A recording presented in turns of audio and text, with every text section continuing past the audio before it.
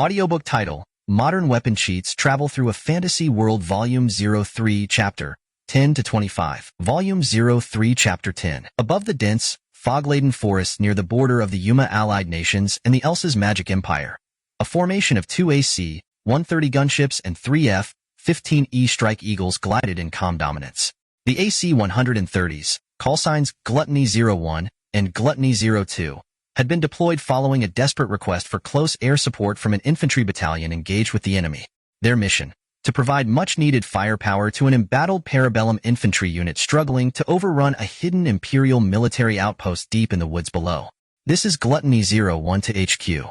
We've arrived at the designated airspace, awaiting further instructions. Over, the lead pilot of Gluttony 01 calmly relayed into his headset, his voice steady despite the intensity of the mission ahead. Beneath the aircraft, the camouflaged Imperial encampment was nearly invisible amidst the trees, providing the perfect cover for enemy forces. But the battlefield below was in chaos. Parabellum's 8th Infantry Battalion was taking heavy casualties, unable to break through the defensive perimeter, and had called in an airstrike as their last hope. HQ copies, Gluttony 01, patching you through to the 8th Infantry Battalion. From now on, you'll follow their guidance until your support mission is complete. Good luck. Over. Gluttony 01 copies. Over. Gluttony 02, roger that. With communications established, the first sounds of battle crackled over the radio. Rifle fire and explosions were punctuated by the voice of Colonel Morrison, the officer in charge of the 8th Infantry Battalion. This is Colonel Morrison of the 8th Battalion. We're taking heavy resistance, numerous casualties. I'm marking enemy positions with smoke. I need you to obliterate them. Gluttony 01 copies all. Beginning close air support. Red, green, and purple smoke rose from the trees, billowing in thick clouds as they signaled the enemy positions. Gluttony 01's pilot scanned the coordinates, a cold precision taking over as the mission entered its critical phase. The massive AC-130s began a slow banking turn, preparing to unleash hell from the skies. This is Gluttony 01. Targets sighted. Commencing close air support. Watch for stray rounds, the pilot warned over the radio. 8th Battalion here. We've cleared the area. Let it rain. With clearance from the ground, the AC-130s opened up with the full might of their armament. The 105mm howitzer roared first, sending an explosive round into the heart of the Imperial position. The round detonated with earth-shattering force, engulfing enemy soldiers in a storm of flames and debris. The once-hidden outpost was ripped asunder, leaving nothing but smoldering wreckage in its wake. Next came the rhythmic thunder of the 40mm Bofors autocannon. 2 well-aimed shots struck a Magitech weapon, setting off a catastrophic explosion that leveled the surrounding fortifications. As the AC-130 circled for a second pass, the distinctive whirring of the 25mm GU-12 equalizer Gatling gun filled the air. It strafed the forest floor, mowing down everything in its path, including the fleeing Imperial soldiers who had been brave enough to resist. By the time Gluttony 01 and 02 completed their third pass, the Imperial outpost was reduced to ashes. What had once been a thick, vibrant forest was now a blackened wasteland, with no sign of life left to defend the enemy's position. This is the 8th Infantry Battalion. Enemy outpost and all hostiles confirmed destroyed. We are grateful for your support. Gluttony 01 and 02. Gluttony 01 copies. Ceasing close air support. Preparing to RTB. As the gunships began their return to Dale's base, the mission appeared complete. But just as the aircraft banked away from the ruined battlefield, a sudden alarm blared through the comms. Whoa, what the hell is that? A panicked voice from the 8th Infantry Battalion cut through the airwaves, catching the attention of Gluttony 01's pilot. Report. What's happening down there? The pilot demanded, his pulse quickening. The reply came not from the ground troops, but from the F-15E escort squadron, callsign Bygas. Gluttony 01, this is Bygas leader. We have 5 Imperial warships and multiple Dragon Knights rising fast from below.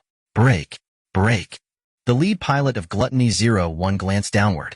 The trees parted as massive Imperial warships, concealed by cunning camouflage, launched skyward, accompanied by a squadron of dragon-riding knights. Their armor gleamed, catching the light as they soared with lethal intent. Damn it, we're at the wrong altitude. Full power. Get us out of here. Gluttony 01's pilot barked as he jammed the throttle forward. Full power. Climbing. The co-pilot echoed, as the AC-130 strained to gain altitude, its engines roaring in protest. Gluttony 01 to HQ. We've engaged enemy warships and Dragon Knights, requesting immediate reinforcements. I repeat, as the radio officer called for help, the AC-130 struggled to outclimb the rapidly approaching enemy. The warships, designed for air superiority, turned sharply and fled toward Imperial territory, but their Dragon Knight escorts had different plans. Unwilling to let the gunships escape, they dove, weapons drawn, in pursuit of Gluttony 01 and 02, intent on avenging their fallen comrades. As the Bygas squadron engaged in battle, the squadron leader's voice boomed across the comms. Bygas squadron, all weapons free. Forget the battleships for now. Prioritize taking down the Dragon Riders. Understood. Bygas 2, engaging. Roger that. Bygas 3, engaging. The Bygas squadron leapt into action, but the airspace above the battlefield was already teeming with chaos. 3 F-15E Strike Eagles, providing cover for an AC-130 gunship, quickly jettisoned their external fuel tanks, shedding weight to boost their agility. Their nose cones snapped toward the approaching Dragon Riders, weapons ready to unleash hell. However, the situation quickly spiraled into a close-quarters dogfight. The unexpected appearance of enemy battleships and Dragon Riders directly below them threw their plans into disarray. The Bygas squadron, though struggling with the sudden shift in engagement dynamics and relative speed differences, fought tooth and nail. Despite the chaotic skirmish, they succeeded in eliminating all the Dragon Riders without a single scratch to the AC-130 gunship they were protecting. Mission complete. Regroup on me. The squadron leader commanded. Roger, came the unified response. With the Dragon Riders eradicated, the Bygas squadron formed a trail formation, making their way to rendezvous with 2 AC-130 gunships, their mission objective in sight. Status on remaining ammo? The squadron leader queried over the comms. Bygas 2 here, cannon round 0, air-to-air missiles 0. Same here, Bygas 3 echoed. Cannon round 0, air-to-air missiles 0.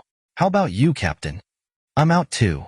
The captain confirmed, though a note of satisfaction colored his voice.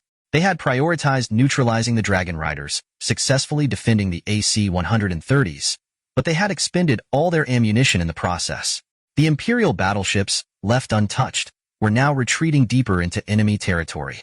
They're making a run for it, one of the pilots muttered.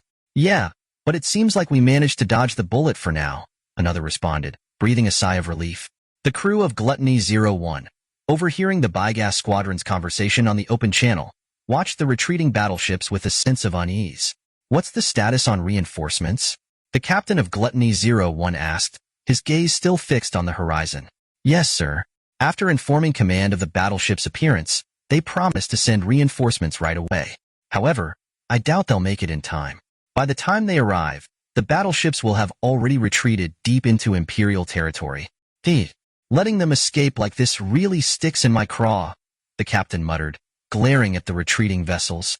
His eyes darkened with an idea, one that glinted dangerously in his mind. Please don't do anything reckless, the co-pilot began, noticing the change in the captain's demeanor, but before he could finish, the captain interrupted. Screw it. Gluttony 01 and 02. Prepare to engage the enemy battleships in a long-range artillery battle. All crew, battle stations? The sudden declaration left the crew dumbfounded. What? We're seriously going to engage in an artillery duel in mid-air? With this bird? As the powerful drone of the engines filled the cabin, the crew couldn't hide their disbelief. Their helmets' comms crackled with astonished protests. Man, our captain's lost it. I guess Gluttony really lives up to its name. Always hungry for more action, one gunner quipped with a sardonic grin. Yeah, but I've never fought an artillery battle in the air before, another replied nervously. Well, congratulations, today's your first time. Not exactly something I wanted to check off my bucket list. Despite the grumbling and complaints, the crew swiftly moved to battle stations, preparing for the captain's daring maneuver. The interior of the AC-130 was a flurry of activity as they prepped their equipment, adrenaline charging the air. The crew knew it was madness, but they also knew they were about to do something unforgettable. The prospect of an aerial artillery battle, the sheer audacity of it, was something they could hardly believe. Yet, the unwavering resolve in their captain's voice left no room for doubt. They were about to face the enemy head-on, in the most unconventional battle they'd ever experienced. As the AC-130s roared forward, weapons primed and ready, the crew braced themselves for the impending clash, fully aware that this would either be their finest hour or their last. "Captain, are we really going to do this?" "We're doing it. No more questions." The captain's voice carried an edge of finality, ignoring his co-pilot's attempt to reason.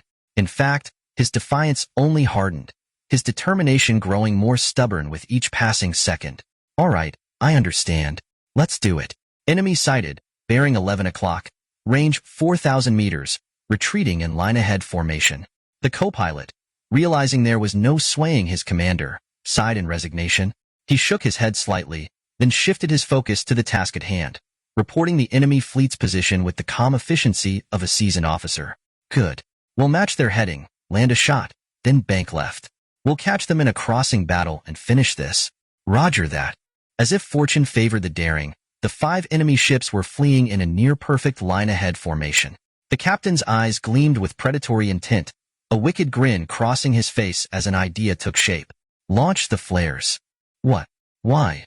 "It's a scare tactic." "Aha. Yeah, that'll work," the co-pilot replied, now seeing the genius behind the simplicity of the move. "Relay the message to Gluttony 02 as well." "Roger." At first, the co-pilot hadn't grasped the captain's plan, but as soon as he heard the response, it clicked. Timing was critical, and as the twin AC-130 gunships, Gluttony 01 and 02, unleashed their flares, the battlefield erupted in an almost divine radiance. The enemy fleet, caught off guard by the sudden brilliance, faltered, their formation wavering. "Knew it. They're rattled," the captain remarked with a smirk. "Enemy at 500 meters and closing. We're about to pass them." "All right, all hands to battle stations. Prepare for engagement. This is it. We're going into a full-on artillery duel. Stay sharp." "Sir, yes, sir." The captain's command jolted the crew into action, their responses sharp, filled with adrenaline and anticipation. Thus began the unprecedented aerial artillery battle with the AC-130 gunships bearing down on the retreating enemy fleet. Port-side guns, ready to fire. Let him have it. Under the captain's orders, the twin AC-130s unloaded their payload. Salvos of 105mm shells screamed toward the enemy battleships. "Missed the damn target." The gunner cursed as the initial volley from the 105mm howitzers flew wide, carried off course by the shifting winds at such altitude. "Adjust for the drift. This is war.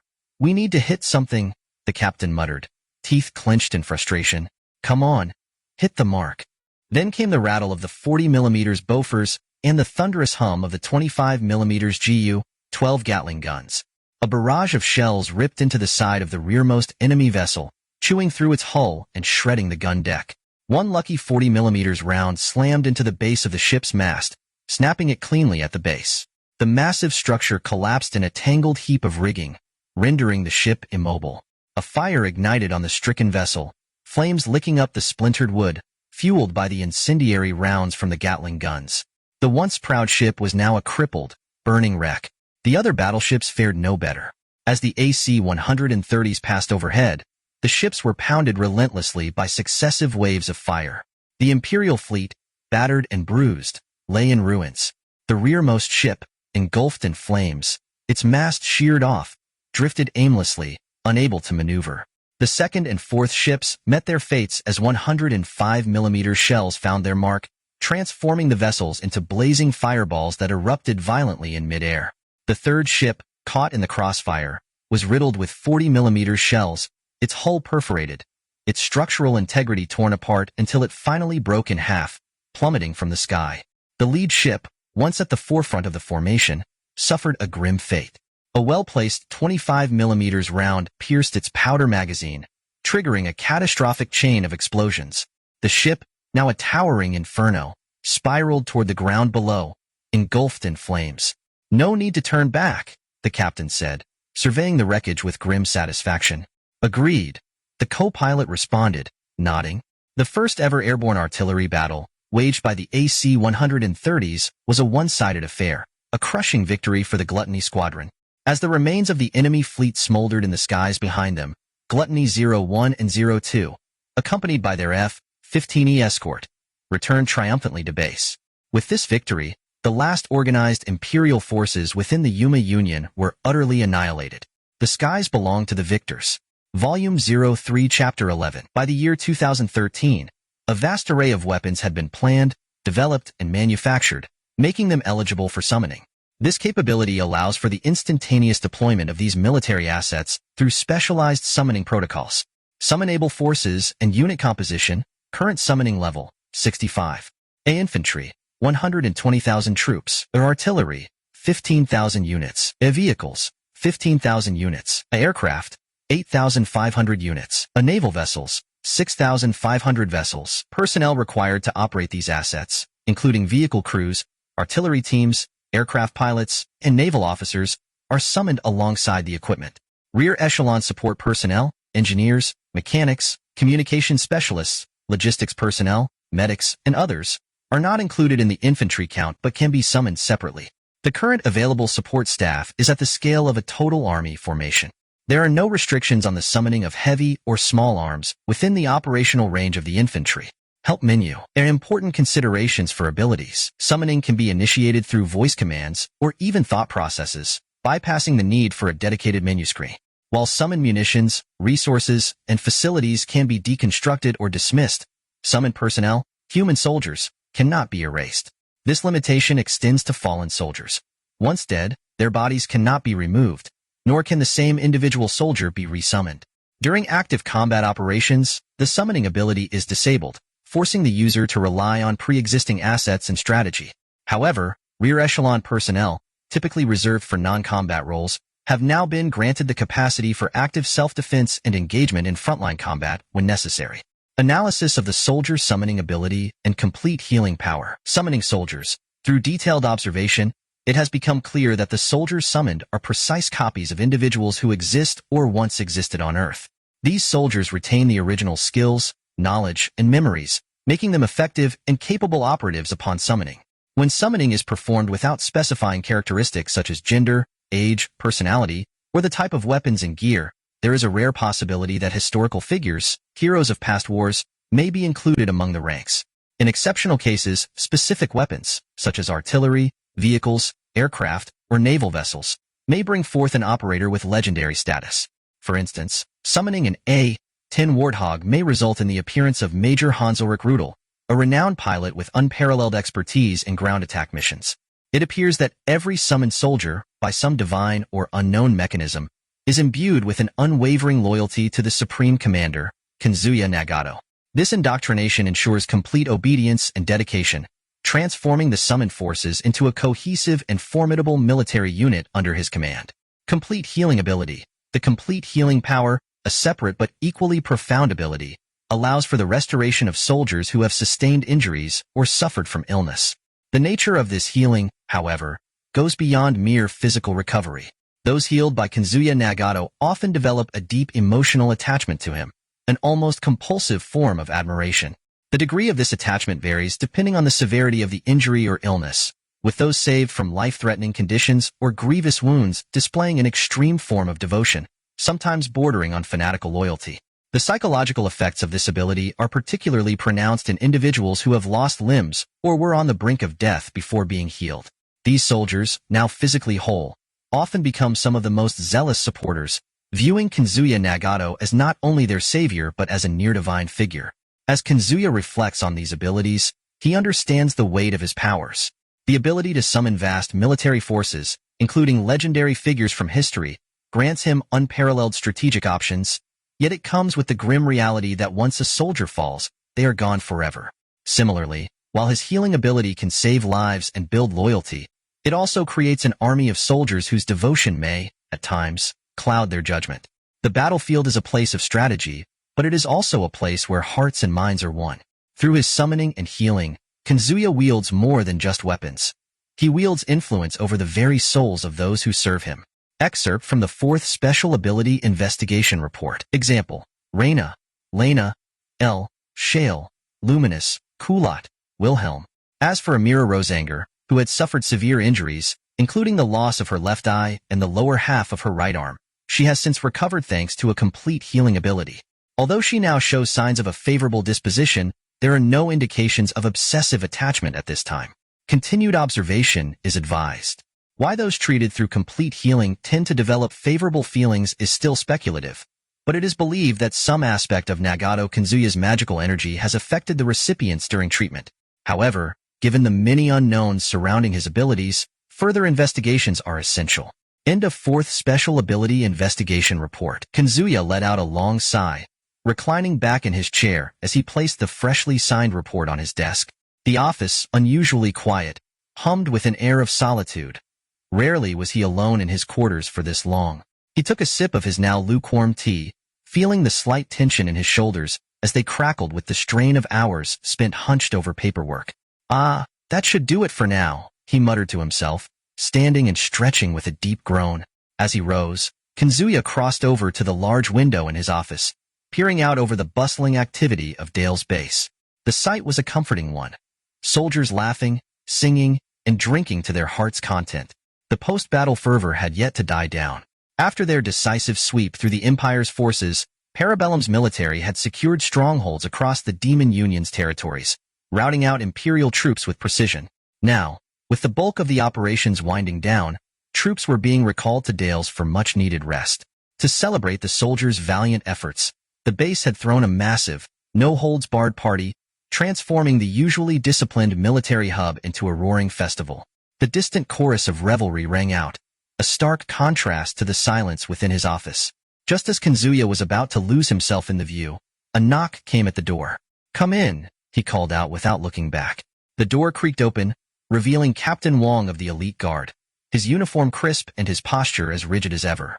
"Apologies for interrupting, sir," Wong began, stepping inside with a stack of documents in hand. "I require your signature on these forms." Kanzuya nodded and quickly scanned the papers, his pen moving swiftly over the lines before handing them back. "Thank you, sir," Wong said, carefully tucking the signed papers under his arm. He hesitated for a moment before asking, "If I may, sir, will you not be attending the party? I think the men would be thrilled to see you." Kanzuya waved him off with a casual smile. "If I show up, everyone's just going to start acting all formal and uptight. I'd rather they let loose and enjoy themselves." Captain Wong frowned slightly, clearly disappointed. "I'm certain they'd be honored by your presence, but I understand, sir." As Wong made to turn on his heel, something flickered in his eyes, and he stopped abruptly. A sly grin spread across his face, as if he had just come up with an idea. "Well, if you're not interested in the party, sir," he began, his tone shifting, "perhaps you'd like me to show you a different kind of establishment? I know of a rather fine place you might enjoy." Kanzuya arched an eyebrow, clearly intrigued. "A fine place, huh?" "Yes, sir. A very fine establishment," Wong replied, his grin widening. "What kind of place are we talking about here?" Kanzuya asked, suspicion creeping into his voice. That, sir," Wong teased, "is something you'll have to see for yourself." Kanzuya squinted, unsure if he should be amused or cautious. Sounds suspicious. But what the hell, I could use a break. Lead the way, Captain." "Very good, sir. I'll have the transport ready immediately," Wong said, snapping to attention before heading out to arrange the car. Despite the nagging feeling that this might not end well, Kanzuya couldn't help but be curious. Plus, it wasn't often he received an invitation like this. With that in mind, he shrugged off his apprehension and followed Wong, leaving the sanctuary of Dale's base behind. Several hours later, Kanzuya found himself regretting his decision. "A fine establishment, huh? You brought me to a damn brothel," he muttered under his breath as the reality of his situation set in. The capital of the Demon Union, Beloge, was known for many things, but its red light district was particularly infamous. And within that district was the establishment Wong had so enthusiastically promised, the House of the Succubi. Standing in front of the brothel's entrance, flanked by a few of his elite guardsmen, Kanzuya pinched the bridge of his nose in frustration. Wong, however, seemed completely unbothered, his smile only widening at the sight of the place. "With all due respect, sir," Wong said with a chuckle, "you seem to need some relief after all those reports. And this, well, this is the best kind of relief you'll find in Beloge." "Yeah, I should have known better than to let you plan the evening," Kanzuya grumbled. But there was no real malice in his voice. He could already sense the impending chaos this night would bring, but it was too late to turn back now. Kanzuya moved cautiously through the military base, his every step calculated to avoid unwanted attention. His behavior was uncharacteristically secretive, drawing curious glances from the few personnel he passed. Little did they know the destination he was heading for, one that few men could resist, the legendary succubus brothel. This is the top-tier establishment in Beluge, Captain Wong explained proudly, his voice tinged with excitement. It's renowned for its exceptional service, and yes, the price is steep, but when you factor in the experience, totally worth it. I guarantee you'll be more than satisfied, Commander. Kazuya, still processing the absurdity of the situation, could only stare incredulously at Wong. You're serious, aren't you? Wong, undeterred by Kazuya's disbelief, continued his enthusiastic sales pitch. Commander, this place is unmatched. You won't find anything like it anywhere else. You won't regret it. Kazuya shook his head, already regretting following Wong. If Chitose finds out about this, she'll kill me, he muttered under his breath, eyes narrowing as he imagined her wrath. But the Deputy Supreme Commander isn't even here. Wong countered, trying to dispel Kazuya's reservations. She's back in the homeland. No one from Dalius Base saw us leave, so you're in the clear, sir. There's no way this will ever get back to her. Kazuya stopped in his tracks, visibly torn. He was about to turn back when Wong hurried to block his path, a mix of desperation and determination in his eyes. Commander, think about it. You'd be passing up on an experience that no human could ever replicate. This is, well, it's the epitome of pleasure, the kind only a succubus can provide. Kazuya remained silent, his mind warring with itself. You may never have this chance again, Commander, Wong added, his voice taking on a sense of urgency. This place is discreet. No one will know. Kazuya remained speechless, his internal conflict intensifying. And, if I may be so bold, Wong said, leaning in conspiratorially, all of us, myself included, have partaken in the services here. It's addictive, but in the best possible way. Kazuya still stood motionless. Commander! Wong and the rest of the squadron practically shouted in unison, urging him to make a decision.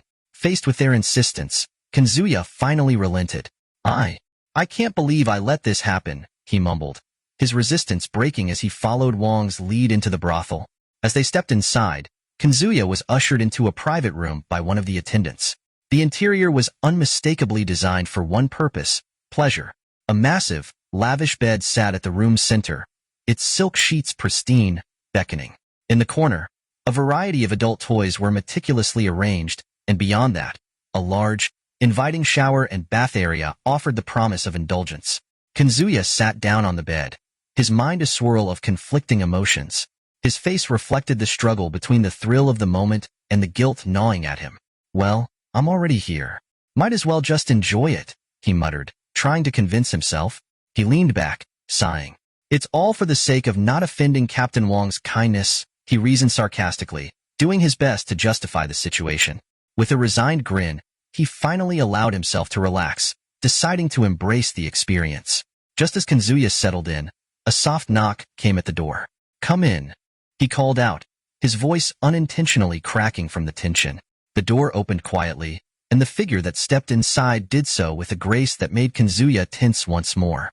There was something unsettlingly familiar about the voice that followed. Good evening, sir. We've prepared everything for your utmost pleasure, said a succubus, her tone polished and professional, yet carrying a sultry undertone. Kazuya froze. Something about her voice made his heart skip a beat. It was a voice he knew. Slowly, he turned his head to face the succubus.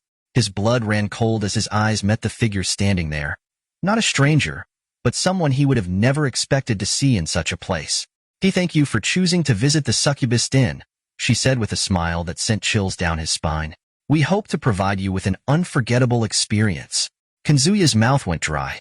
His instincts screamed at him to run, but he was rooted in place, staring at the woman who had just spoken. It wasn't a succubus at all.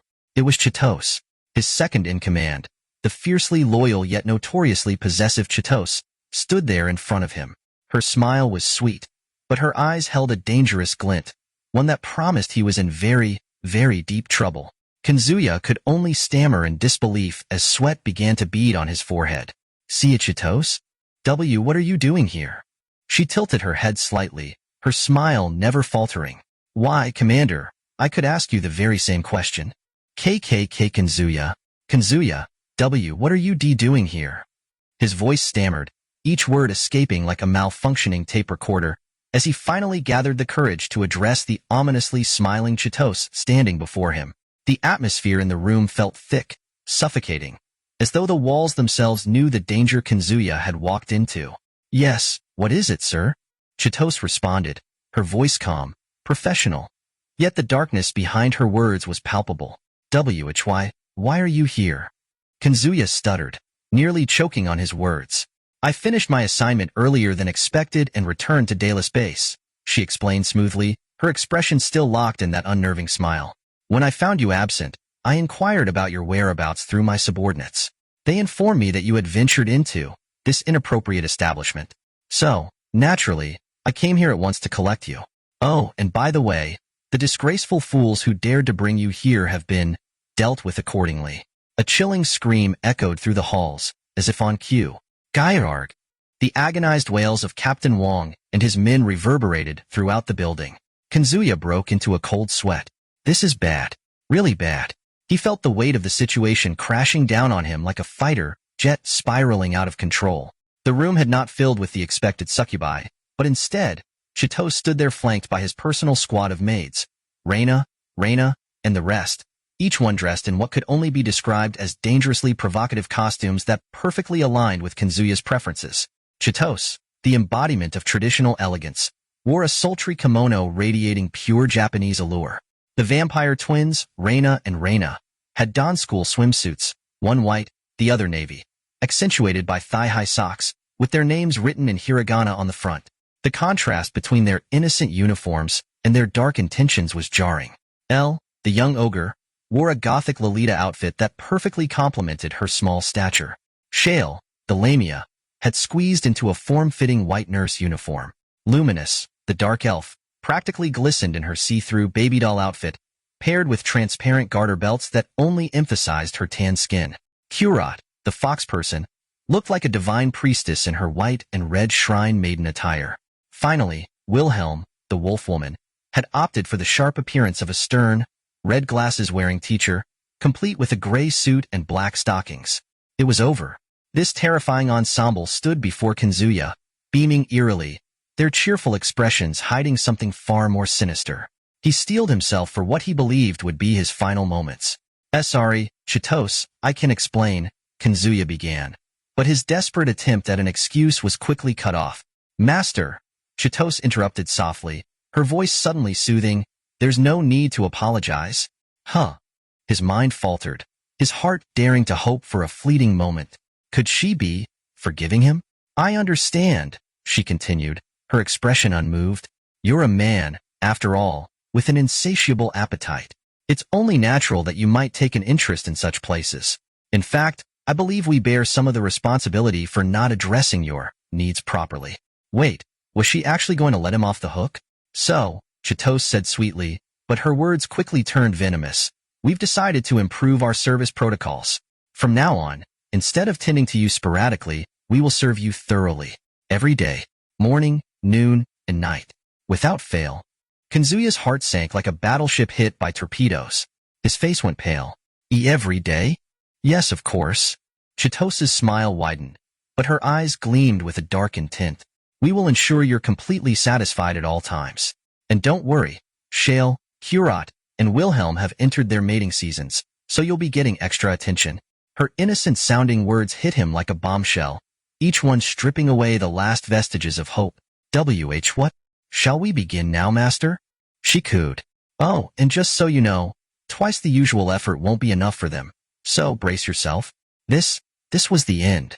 Kanzuya's thoughts raced as he realized there was no escape. His mind, normally sharp, was in chaos, short-circuiting from the sheer dread of what awaited him. Screw it. He clenched his fists, determination surging through his veins. If this was how it ended, he would go down fighting. Summoning every ounce of his courage, he took a deep breath and braced himself for the onslaught.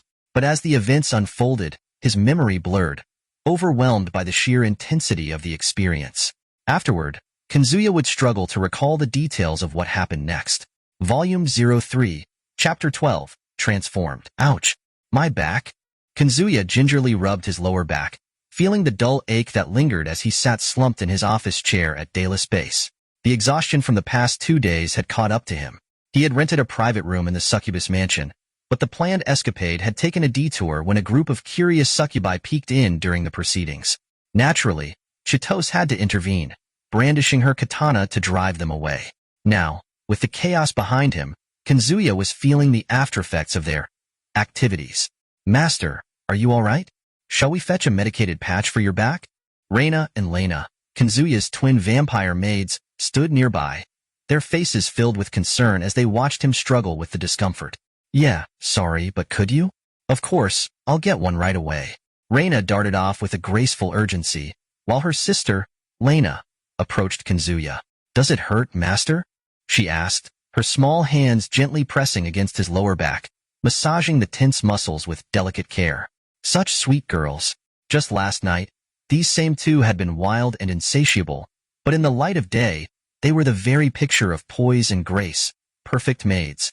The contrast between their daytime elegance and their nighttime passion never ceased to soften Kazuya's heart. A smile tugged at his lips as he allowed their presence to soothe him. Ah, that feels much better. Thanks, Reina, Lena. He, they giggled in unison, glowing with pride at their master's praise. After placing the soothing patch on his back, Kazuya patted each of them on the head, eliciting soft, girlish smiles from the pair. Their youthful joy further lightened his mood, and Kazuya decided a reward was in order. Here, a little something for you. With a mischievous glint in his eye, Kazuya picked up a paper knife from his desk. Using it, he made a small cut on his finger, causing a single drop of crimson blood to well up on his fingertip. He offered it to the two girls. Ah! The moment they saw the blood, the twins' gentle expressions morphed into something far more primal.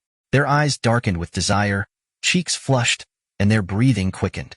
Their innocent demeanor evaporated, replaced by a ravenous hunger that mirrored their nocturnal selves. Without hesitation, both girls dropped to their knees before Kazuya, their eyes locked on his bleeding finger. They moved in unison, competing to lap up the blood, their small tongues flicking against his skin as they tasted the precious liquid. Mmmm, slurp, mmmm, lick, ah, ngh, lick, slurp. Kazuya sat back, watching the two as they tended to him. The wings on their backs, resembling those of a bat, fluttered excitedly, like a pair of eager puppies wagging their tails. The sounds of their licking were intimate, the wet, slurping noises adding to the charged atmosphere. Despite himself, Kazuya could feel his body responding as his blood pumped faster, his heart racing in rhythm with their ministrations. Just as things were about to get interesting, knock, knock. Master, the helicopter is ready. Chitosa's voice cut through the sultry haze of the room, pulling Kazuya back to reality. It was a reminder of his scheduled inspection of the oil fields, a mission that required him to board the VH-60N Presidential Hawk waiting on the helipad. Ah! Kazuya stiffened, abruptly pulling his hand back. Got it. I'll be right there, he called out, forcing his voice to remain steady as he hastily composed himself. All right, you too, he said, addressing Reina and Lena, who were still kneeling, their eyes filled with longing as they watched the last drop of blood disappear. Duty calls. Though visibly disappointed, the twins quickly composed themselves, their wings folding neatly against their backs as they rose gracefully to their feet. As Kazuya straightened his uniform, he couldn't help but glance at the two, thinking about the duality of their nature. He had to admit, they made for excellent companions, poised, deadly, and fiercely loyal. But for now, it was time to put aside pleasure and focus on the mission ahead. Outside, the whir of the VH-60NS rotors filled the air.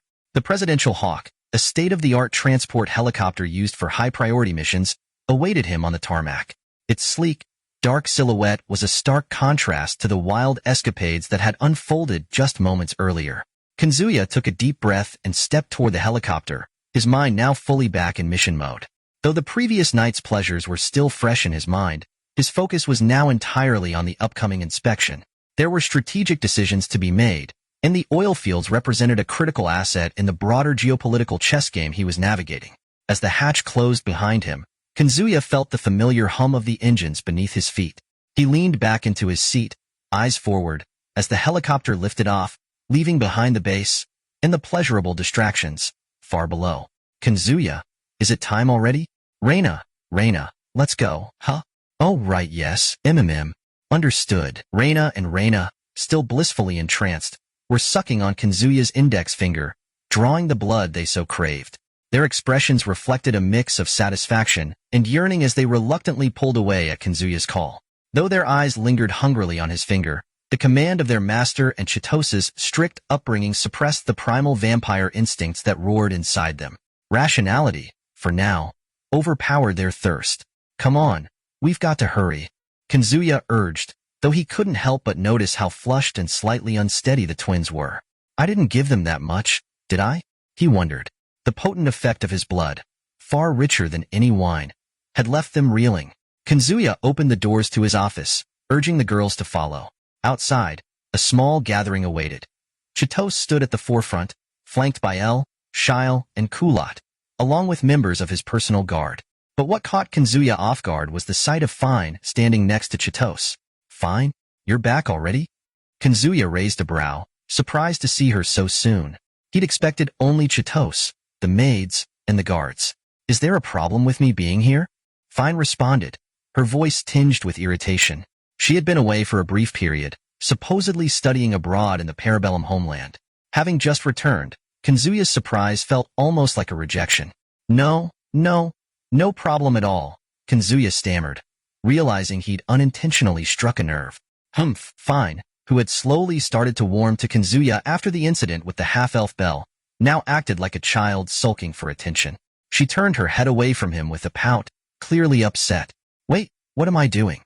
I'm acting like a spoiled child.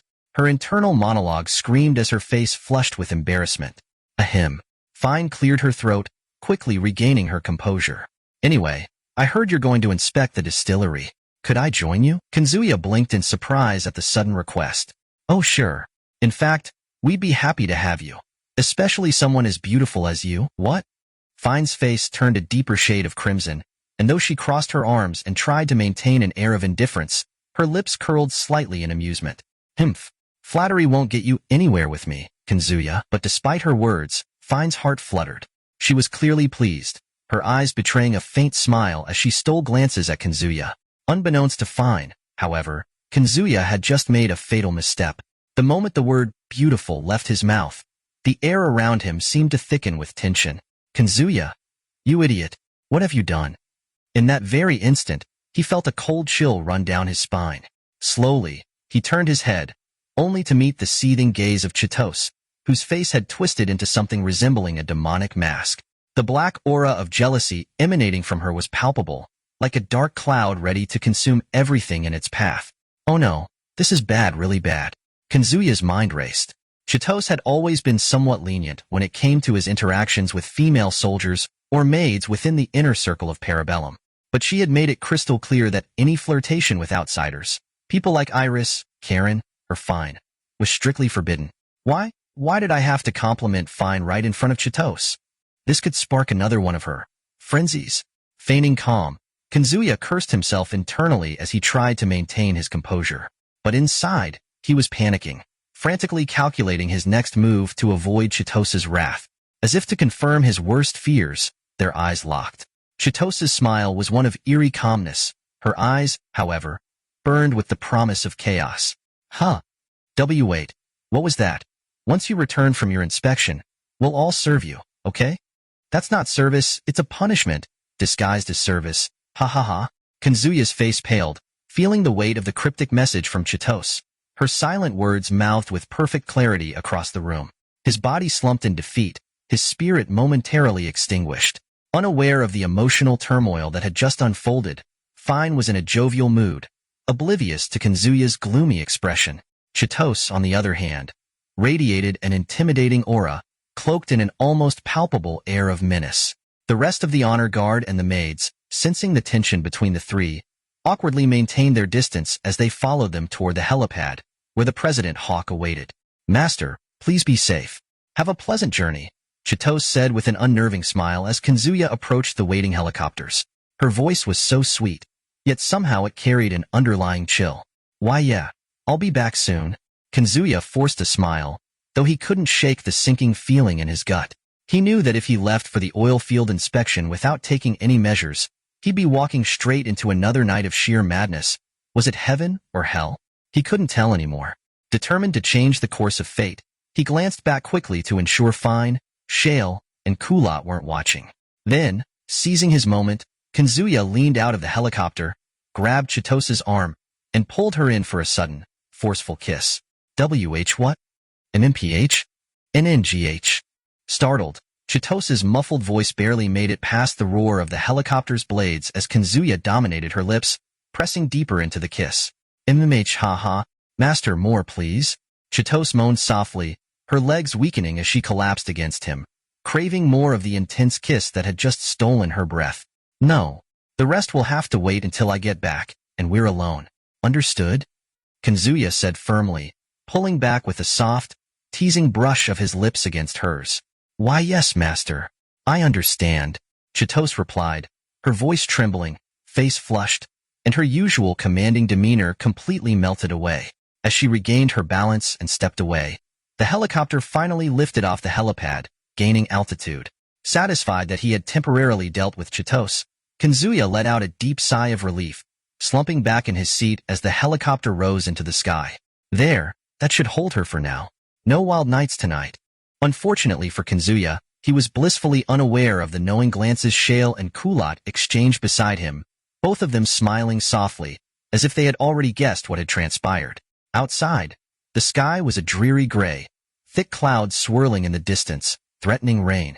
The formation of two VH-60N President Hawks, accompanied by four AH-64D Apache longbows, cut through the turbulent winds as they raced toward the dire space.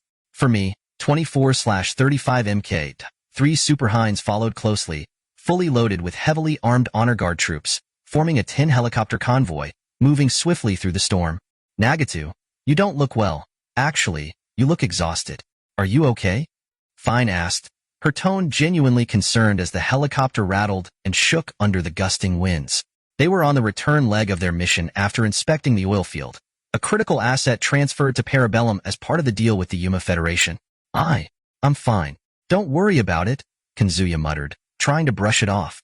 But, Fine glanced at him skeptically, her eyes narrowing as she assessed his pale, worn-out face. Kazuya had separated from her briefly during the inspection, during which he had been relentlessly pursued by the maids.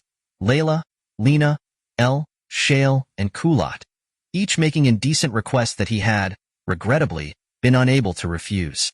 They had quite literally drained him, and now he bore the physical exhaustion of that encounter. Of course, there was no way he could admit such a thing to Fine, so he let the topic drop, forcing an awkward silence between them. Fine tilted her head in confusion. Something was definitely up with Nagatu, but she couldn't quite figure out what. The weather's getting worse. Kazuya diverted the conversation, glancing out the window of the President Hawk to avoid Fine's concern. Yeah, it's pretty bad, Fine replied, noticing Kazuya's attempt to change the subject but tactfully going along with it. This time of year, right before winter, storms often hit this region hard, Fine continued, her tone measured. Is that so? The local demon tribes must have a tough time living here. No, the demon tribes don't live around here. Huh? Why's that? From what I can see, it looks like a simple, lush hill country. It's the monsters. Oh, that makes sense. Kazuya nodded, understanding dawning as Fine explained. This area is technically under the jurisdiction of the elves, but there are so many vicious monsters that even the elves rarely patrol it. It's like the forest of no return. Huh, what a waste, Kazuya mused. Then again, untouched nature does have its charm. Just as he finished speaking, something caught Kazuya's eye. His gaze shifted back to the landscape below, and suddenly, wait, is something moving down there? Kazuya froze, his breath catching in his throat. His eyes locked onto the forest below, where something was stirring. Emergency evasive maneuvers. Bank right now. What? Kaya! Despite the suddenness of Kazuya's shout, the President Hawk's pilot reacted with lightning precision. He yanked the control stick hard to the right, slamming the throttle forward. The aircraft bucked violently, shaking as if it were an unbroken stallion trying to throw its rider. At that very moment, a barrage of magical energy bolts streaked through the space where the President Hawk had just been. Enemy contact. Damn it. Kazuya snarled, gripping the armrest to steady himself as the ship rattled from the evasive action. His eyes narrowed at the sight of the assailants. What the hell are Magitech drones doing in this sector? Their attackers were unmistakably Magitech constructs, machines outfitted with artificial wings, modified for flight. The drones had waited for the perfect moment to strike, launching their assault from the dense forest below as soon as Kazuya's transport passed overhead. When their surprise attack failed, they shot upward, swarming like a pack of predators locking onto their prey. But it wasn't just any prey they were after. The Magitech drones ignored the other President Hawk, the one carrying Reina, Lena, and Elle. Their relentless focus was solely on Kazuya's craft, launching another wave of magical ordnance in pursuit. This is Army 1 to HQ. We're under attack. Ambushed by enemy forces. Silence. HQ respond. Nothing. No response. We're getting nothing from HQ. Damn it. Of all times, the pilot of Army 1 and his counterparts in the other escort craft frantically tried to re-establish communication, but something was interfering with their signals. Perhaps a jamming spell or a localized EMP. Whatever it was, HQ wasn't responding. Realizing reinforcements wouldn't be coming, Kazuya grit his teeth. The escort team, the AH-64D Apache and Me, 24/35 MK.3 Superhind, opened fire in a desperate attempt to thin out the onslaught. Autocannons roared and anti-air missiles streaked toward the Magitech drones. Several drones were torn apart in fiery explosions, but it wasn't enough. The enemy kept coming. Kazuya, what now? Fine shouted over the chaos as the President Hawk shook violently from another near miss. Prepare for close-quarters combat. Kazuya shouted back. Those Magitech drones won't stop until we're downed. The tactical situation was dire. With their communications down and surrounded by swarming enemies, survival would demand every ounce of their skill and ingenuity. As the drones circled in for another attack run, Kazuya's eyes hardened, and he made a silent vow. They would not go down without a fight. The President Hawk, piloted by Kazuya, had narrowly evaded the initial barrage through quick reflexes and instinctive maneuvers. Despite his best efforts, the barrage of magically enhanced artillery from the enemy's ascending magecraft units continued relentlessly. Each evasive maneuver pushed the aircraft's limits, but fate finally dealt a critical blow. The aircraft sustained a direct hit. A high-velocity mana projectile struck the small, vulnerable tail rotor at the rear, shattering it into a burst of fragments. Army 1 has been hit? No way, that can't be. The Supreme Commander is aboard that aircraft. As the President Hawk took damage, frantic cries filled the communication channels of the escort pilots, their voices tinged with disbelief and sheer terror. Damn it! Kazuya cursed under his breath. Mayday, mayday, mayday. This is Army 1. We've been ambushed, tail rotor compromised, taking heavy damage. We are going down. I repeat, Army 1 is hit. We are going down. Inside the cockpit, chaos reigned. The once stable aircraft now spun uncontrollably like a top, spewing black smoke as it descended toward the earth below. Alarms blared, a discordant symphony of doom filling the tight confines of the cockpit. The two pilots, faces pale and drenched in sweat, wrestled desperately with the controls, struggling to stabilize the craft. Their eyes darted between the flickering warning lights and the rapidly failing instruments. Brace for impact! One of the pilots shouted, voice straining against the deafening cacophony of alarms and the violent shudder of the aircraft. The cabin was engulfed in chaos as violent lateral G-forces tossed its occupants like ragdolls. Kazuya, gripping the nearest handrail with white-knuckled intensity, shouted to Fine and the others, his gaze fixed on the rapidly approaching ground through the windshield. If we stay on this course, we'll hit the forest. Hold on. Kazuya's sharp eyes scanned the terrain below, trying to assess the least catastrophic impact point. Just as he identified a potential crash site among the trees, the aircraft was inexplicably wrenched off course. It was as if an unseen hand had forcibly shoved the President Hawk aside, redirecting it toward a gaping, shadowy fissure. A dark, narrow ravine that seemed to descend into the abyss itself. What the hell? The sudden change in trajectory left Kazuya stunned, his mind scrambling to understand how the aircraft's descent had been altered so drastically. It felt as though some unknown force was guiding them, pulling the aircraft inexorably towards the black maw of the ravine. The President Hawk continued its uncontrolled spiral, now plummeting toward the abyss like a cursed marionette cut from its strings. Damn it, not like this. Kazuya spat, his voice thick with fury and frustration. The aircraft's violent descent became a dizzying dance of chaos as it collided repeatedly with the steep, jagged walls of the narrow gorge. The fuselage ricocheted like a pinball, slamming into stone with bone-jarring impacts that sent shockwaves through the entire frame. Inside, there was no up or down, only a nauseating whirl of motion as gravity and momentum vied for dominance.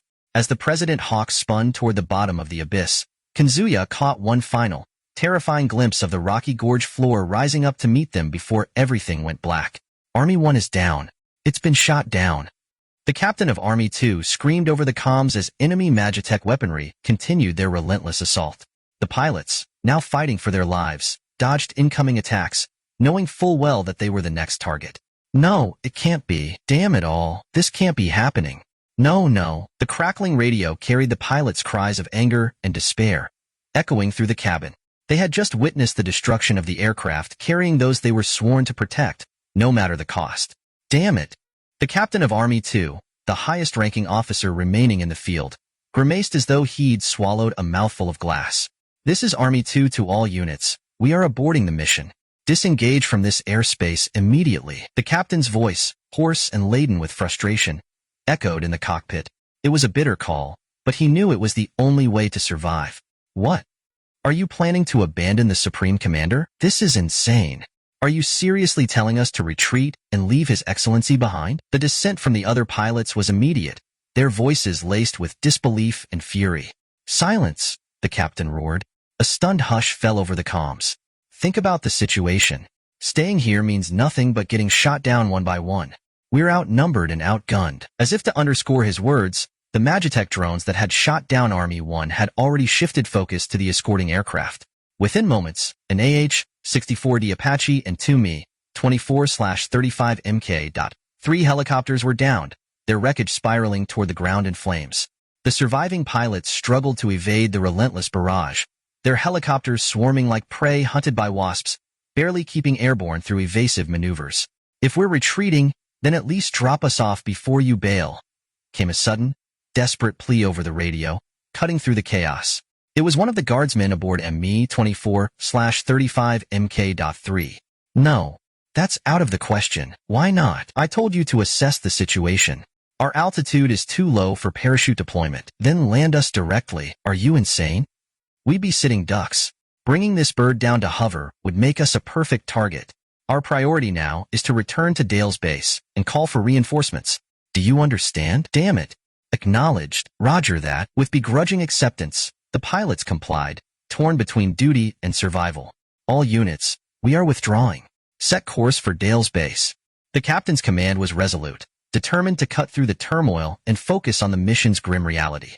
But just as they began the maneuver to break away from the battlefield, a sudden noise ripped through the comms, an echoing clang as if a hatch had violently swung open. The captain's head snapped around. Behind him, three figures, Raina, and Elle, the personal maids of the President Hawk, had thrown open the aircraft door and were leaping out without hesitation. What the? Damn it, this has to be a joke. Someone just jumped from Army 2. What? Are you serious? This is Army 2. The captain shouted into the comms, his voice straining. The Supreme Commander's maids just jumped from the aircraft. Wah. What the hell are they doing? What do we do now? There's nothing we can do. Recovery is impossible. Before anyone could react, the trio disappeared into the swirling maelstrom below. Raina grasped Elle, who was unable to fly on her own, and together, they plummeted toward the ground. Damn it! The captain clenched his teeth, a mix of helpless rage and bitter frustration surging through him. The reality of their situation stung. They could do nothing but flee, abandoning those who had leaped headfirst into danger. All they could do was continue their retreat, racing toward Dale's base to call for the reinforcements that would, hopefully, arrive in time to make a difference. Volume 03, Chapter 13. In one of the command rooms at Dyrus Base, Chitos and Amira were engaged in a discussion about the future cooperation between Parabellum and the Union of Demon Nations. The tension in the air was palpable, even as their conversation unfolded with a deliberate, strategic tone. What is this strange, unsettling feeling? An inexplicable sense of foreboding gripped Chitos's chest, like a heavy pressure squeezing tighter with each breath. Is something wrong? Amira's sharp eyes didn't miss Chitos's sudden glance out the window mid-conversation.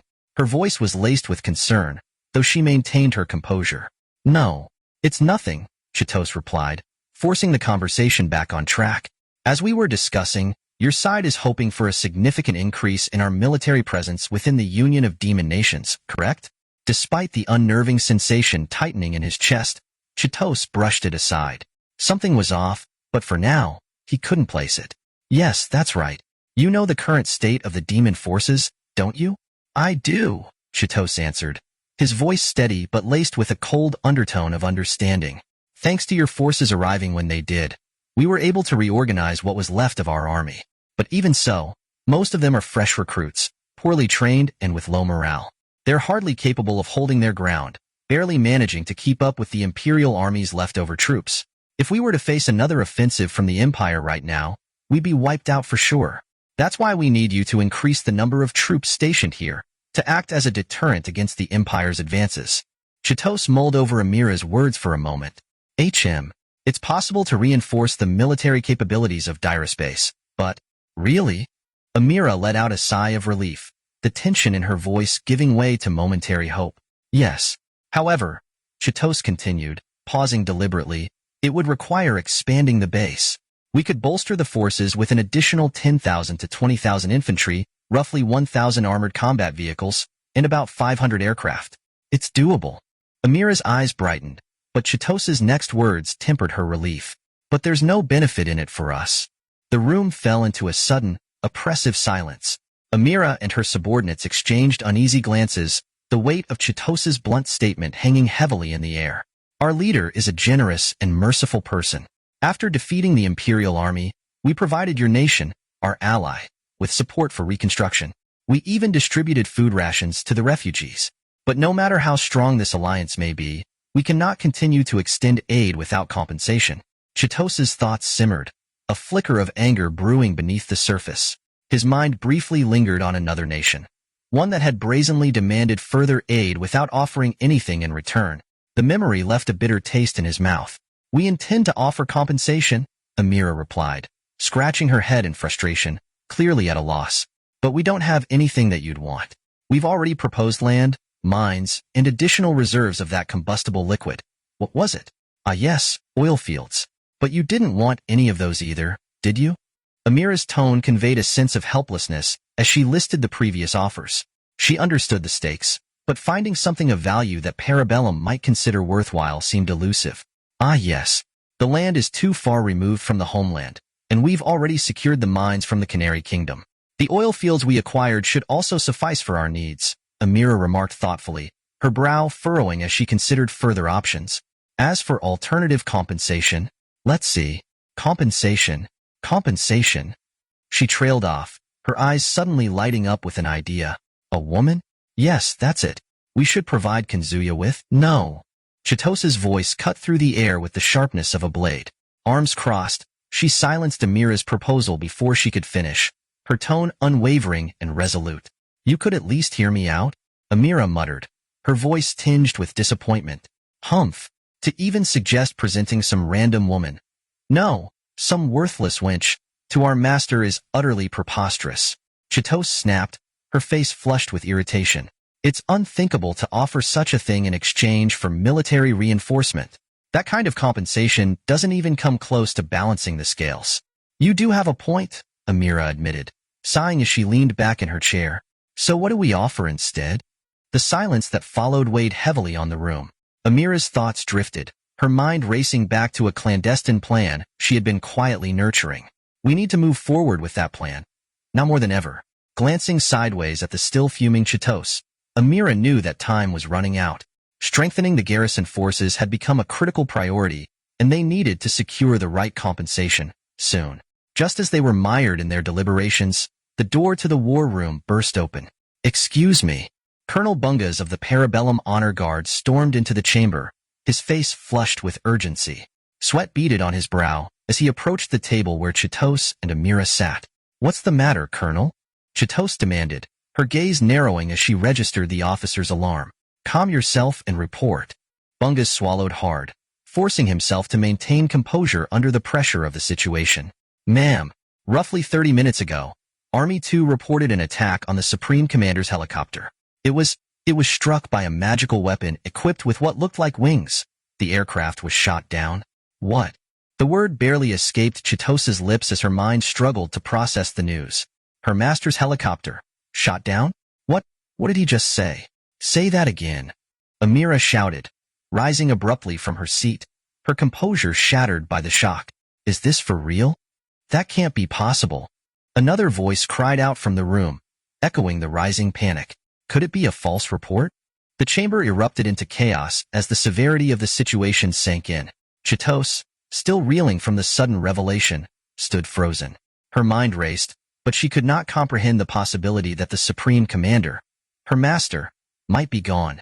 Amira, on the other hand, felt her pulse quicken as she exchanged glances with the others in the room. The members of Parabellum were visibly shaken, their eyes betraying their disbelief and fear. Bungas, still standing at attention, clenched his fists tightly. He had never imagined delivering such devastating news that could throw the entire operation into disarray. But the report was clear, and there was no mistaking it. The Supreme Commander's helicopter had been shot down by an unknown magical weapon. What should have been a routine flight had turned into a catastrophic event. Chitose snapped out of her daze, her voice filled with fury.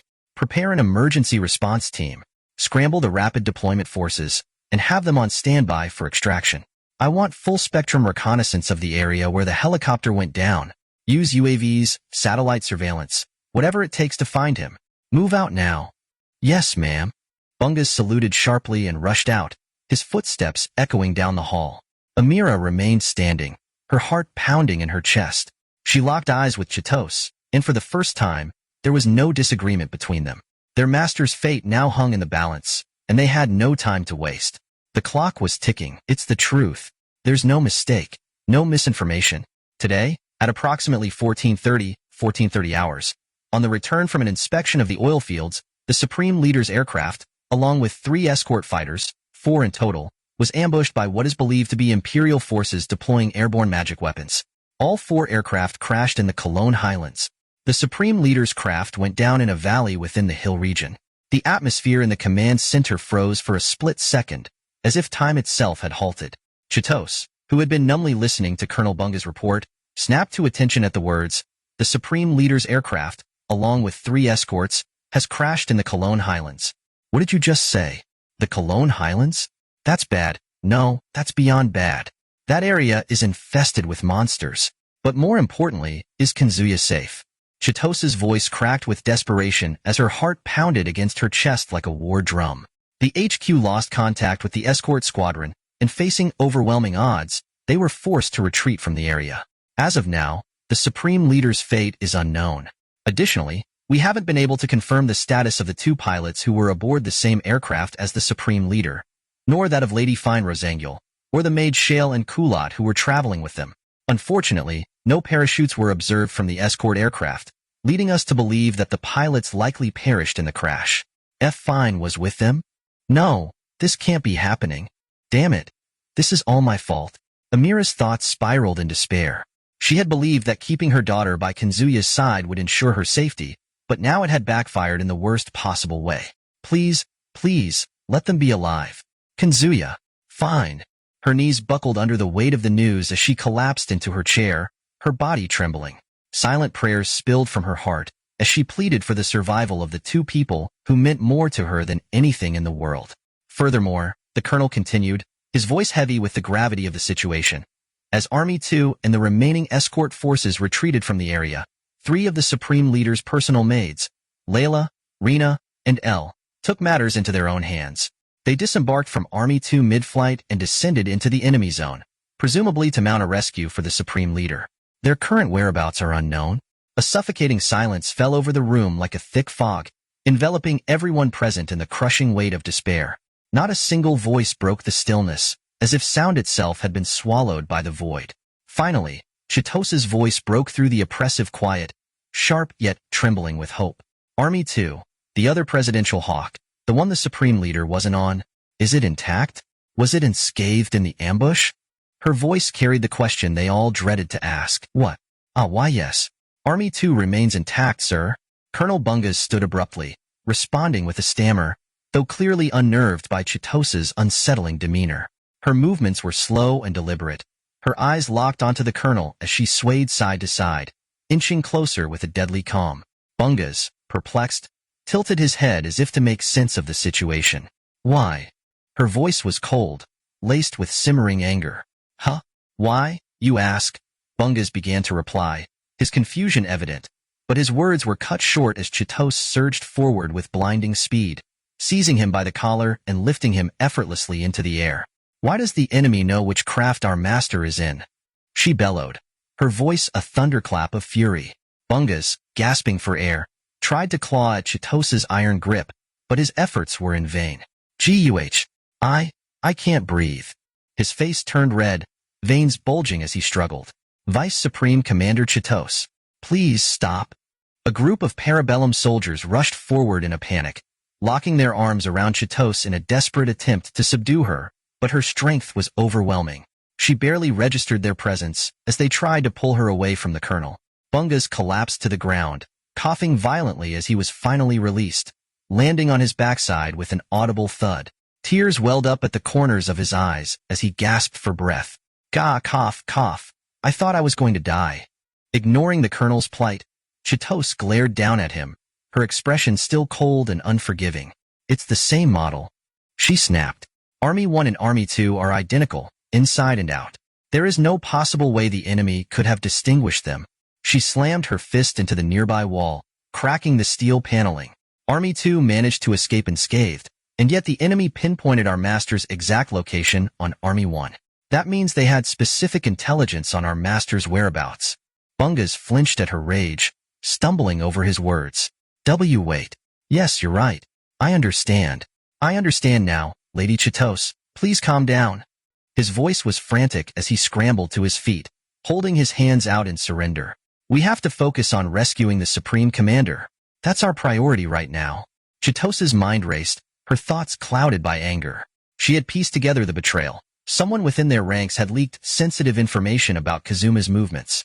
The fact that the enemy knew which aircraft Kazuma was aboard meant they were far more compromised than she had initially suspected. You're right. Chitos barked, her voice cutting through the tension like a whip. Mobilize every available unit at Dale's base. I want every able-bodied soldier in the air, on the ground, and ready for deployment. We're launching an immediate rescue operation for our master. Understood, ma'am. No, you can't. A sharp voice cut through the command. Chitos's eyes narrowed into slits as she turned slowly, her icy gaze locking onto Colonel Bungas, who had dared to interrupt her. His face went pale as her fierce eyes burned into him. What did you say? She growled, her voice dangerously low, her hand twitching as if ready to snap the man's neck where he stood. It's impossible, Vice Supreme Commander. Bungas stammered, his words barely escaping his throat as he forced himself to speak under the pressure of her lethal presence. The area where the Supreme Commander's helicopter went down is currently engulfed in a massive storm. Severe turbulence, visibility near zero. No aircraft can safely approach until the storm clears. Bungas cowered beneath Chitos's unrelenting stare, his body shaking from both fear and adrenaline. Yet, despite the terror, he managed to deliver his report. No one can get through right now. We have no choice but to wait for the storm to pass. Chitos's fists clenched tightly at her sides, her mind whirling with frustration and helplessness. She wanted nothing more than to defy the storm and retrieve her master herself, but the reality of the situation was clear. Sending forces into that storm would be a death sentence. Even the finest pilots in Parabellum's ranks wouldn't survive the hostile conditions. Yet, waiting felt like an unbearable betrayal of her duty. Her teeth ground together audibly as she turned back to the assembled soldiers. Hold the line for now. Prep all units for immediate mobilization as soon as the storm breaks. She snapped, her voice filled with barely contained rage. I want status reports every 5 minutes. The moment there's a break in the weather, we move out. Yes, ma'am. The soldiers saluted, quickly scattering to follow her orders. As the room emptied, Chitos stood alone, her thoughts consumed with dread.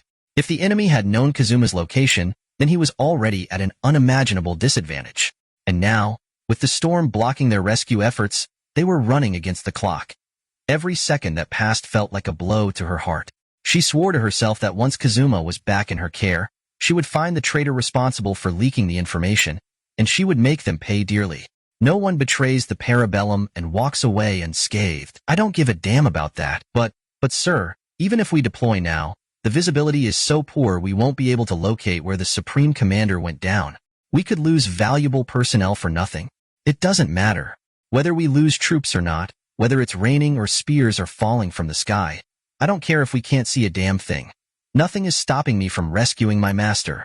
Get the launch preparations ready, now? Roger that. A chorus of voices responded in unison. Without even considering the possibility that Kanzuya might already be dead, Chitose ignored the objections of Colonel Bangus and gave the order for an immediate sortie. Her voice carried an unyielding resolve that left no room for debate. "I'm going with you too," Amira finally spoke, breaking her silence after listening to Chitose's decision. "Yeah, do as you please," Chitose replied tersely. Thus began the massive mobilization of all available forces at Dale's base and, by extension, the entire Parabellum military. Their mission: a high-stakes operation to rescue Kanzuya and his team. "Am I alive?" Kanzuya muttered weakly, lying on his back atop jagged rocks. His consciousness flickered as cold raindrops pelted his face, gradually bringing him back to his senses. What would happen? His vision, initially clouded and blurred as if a thick fog shrouded his surroundings, slowly began to clear. Bit by bit, the world came into focus. Ha ha ha, so that's what happened. You've got to be kidding me. Damn it. He cursed through clenched teeth. Divine Trial, Phase 2, survive and escape from the Abyssal Valley, home to deadly monsters. Note: summoning abilities will be restricted for the duration of this trial, as combat is in progress. Now able to see clearly, Kanzuya read the text displayed on the floating system window that had appeared before his eyes. Realization dawned on him, explaining the sudden shift in the helicopter's descent during the crash. That bastard god. He did this. Kanzuya's jaw tightened as he cursed the divine intervention that had hurled him into the depths of this monster-infested ravine.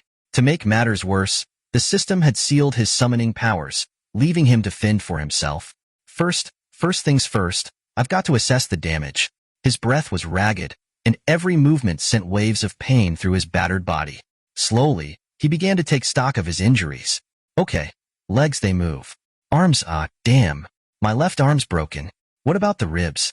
Shit. Several broken, and something sticking out of my side. Probably debris. Damn it. This hurts like hell. He spat, his voice hoarse. With a strained grunt, Kanzuya dismissed the floating window and started examining his condition more closely. He had been flung from the helicopter during the fall, his body slammed against the jagged rocks of the valley floor. His left arm was fractured, and a sharp piece of metal, likely from the President Hawk's wreckage, was lodged deep in his right side, near the ribs.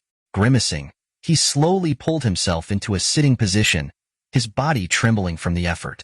How long was I out? No, more importantly, where's everyone else? He muttered under his breath, forcing himself to endure the pain. His surroundings were harsh and unfamiliar. The sharp smell of damp earth and wet stone filled the air as he strained to look around. Shit. About 20 meters away, he spotted the crumpled remains of the President Hawk, the helicopter that had been his team's transport. The once proud aircraft now lay in ruins, barely recognizable as it lay on its side, smoke still rising from the wreckage. Despite his injuries, Kanzuya forced himself to his feet, staggering as he made his way toward the downed chopper. His movements were sluggish, every step sending jolts of agony through his broken ribs and injured arm, but he pressed on. I've got to check on them. I've got to make sure they're alive. The military lingo embedded itself naturally into the tense atmosphere as operations were underway at Dale's base. The situation was critical. Parabellum's leadership had mobilized all forces to enact an urgent combat search and rescue (CSAR) operation. The gravity of the mission was not lost on any of the soldiers. As Chitose and her team prepared for the rescue mission, tactical jargon flew between officers.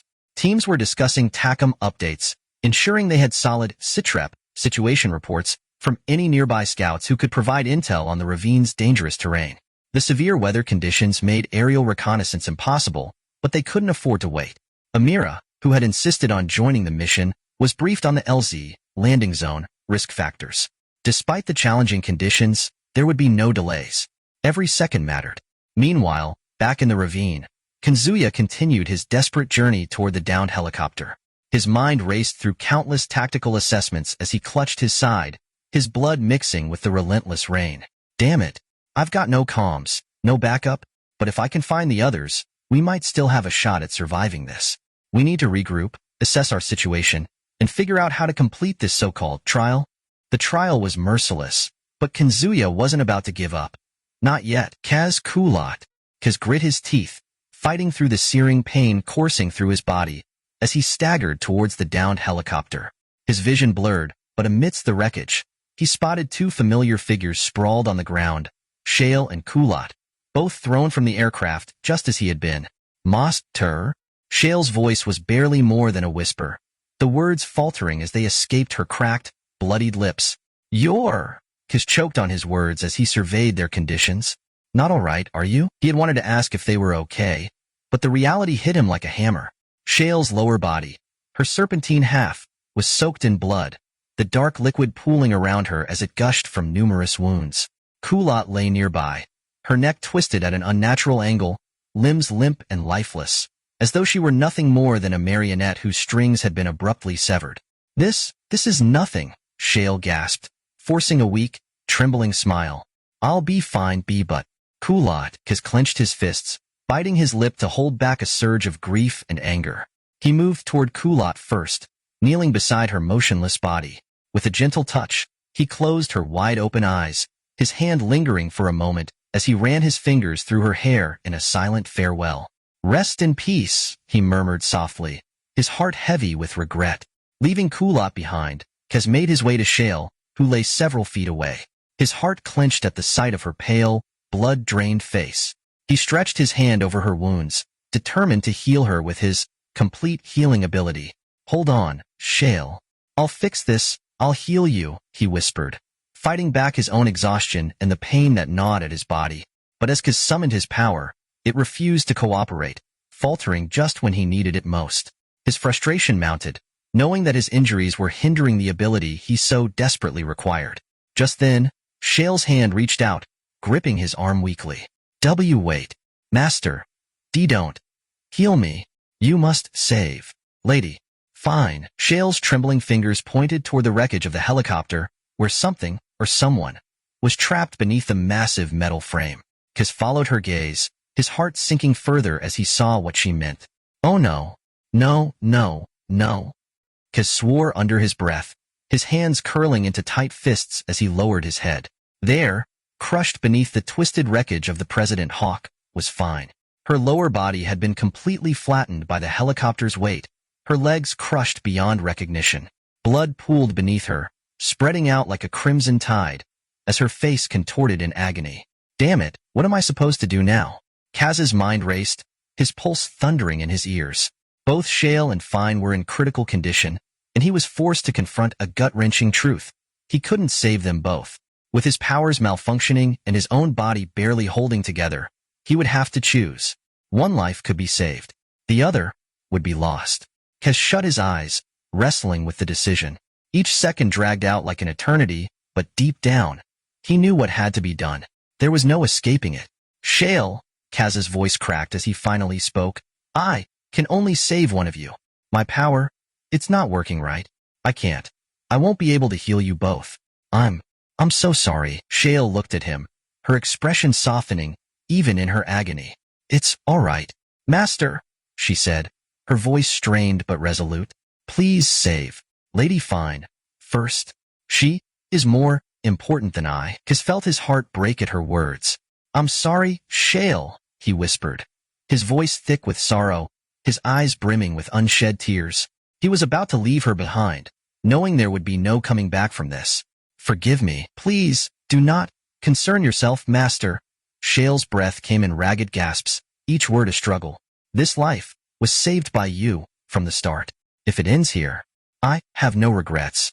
Her voice faltered, labored breaths hitching between words. Even in the throes of agony, there was an unmistakable conviction in her eyes, a soldier's resolve that transcended the fragility of her broken body. Kez swallowed hard, his voice thick with emotion. Is that so? Then, thank you for everything, Shale. Her lips curled into a faint smile, one that seemed to soften the sharpness of her pain.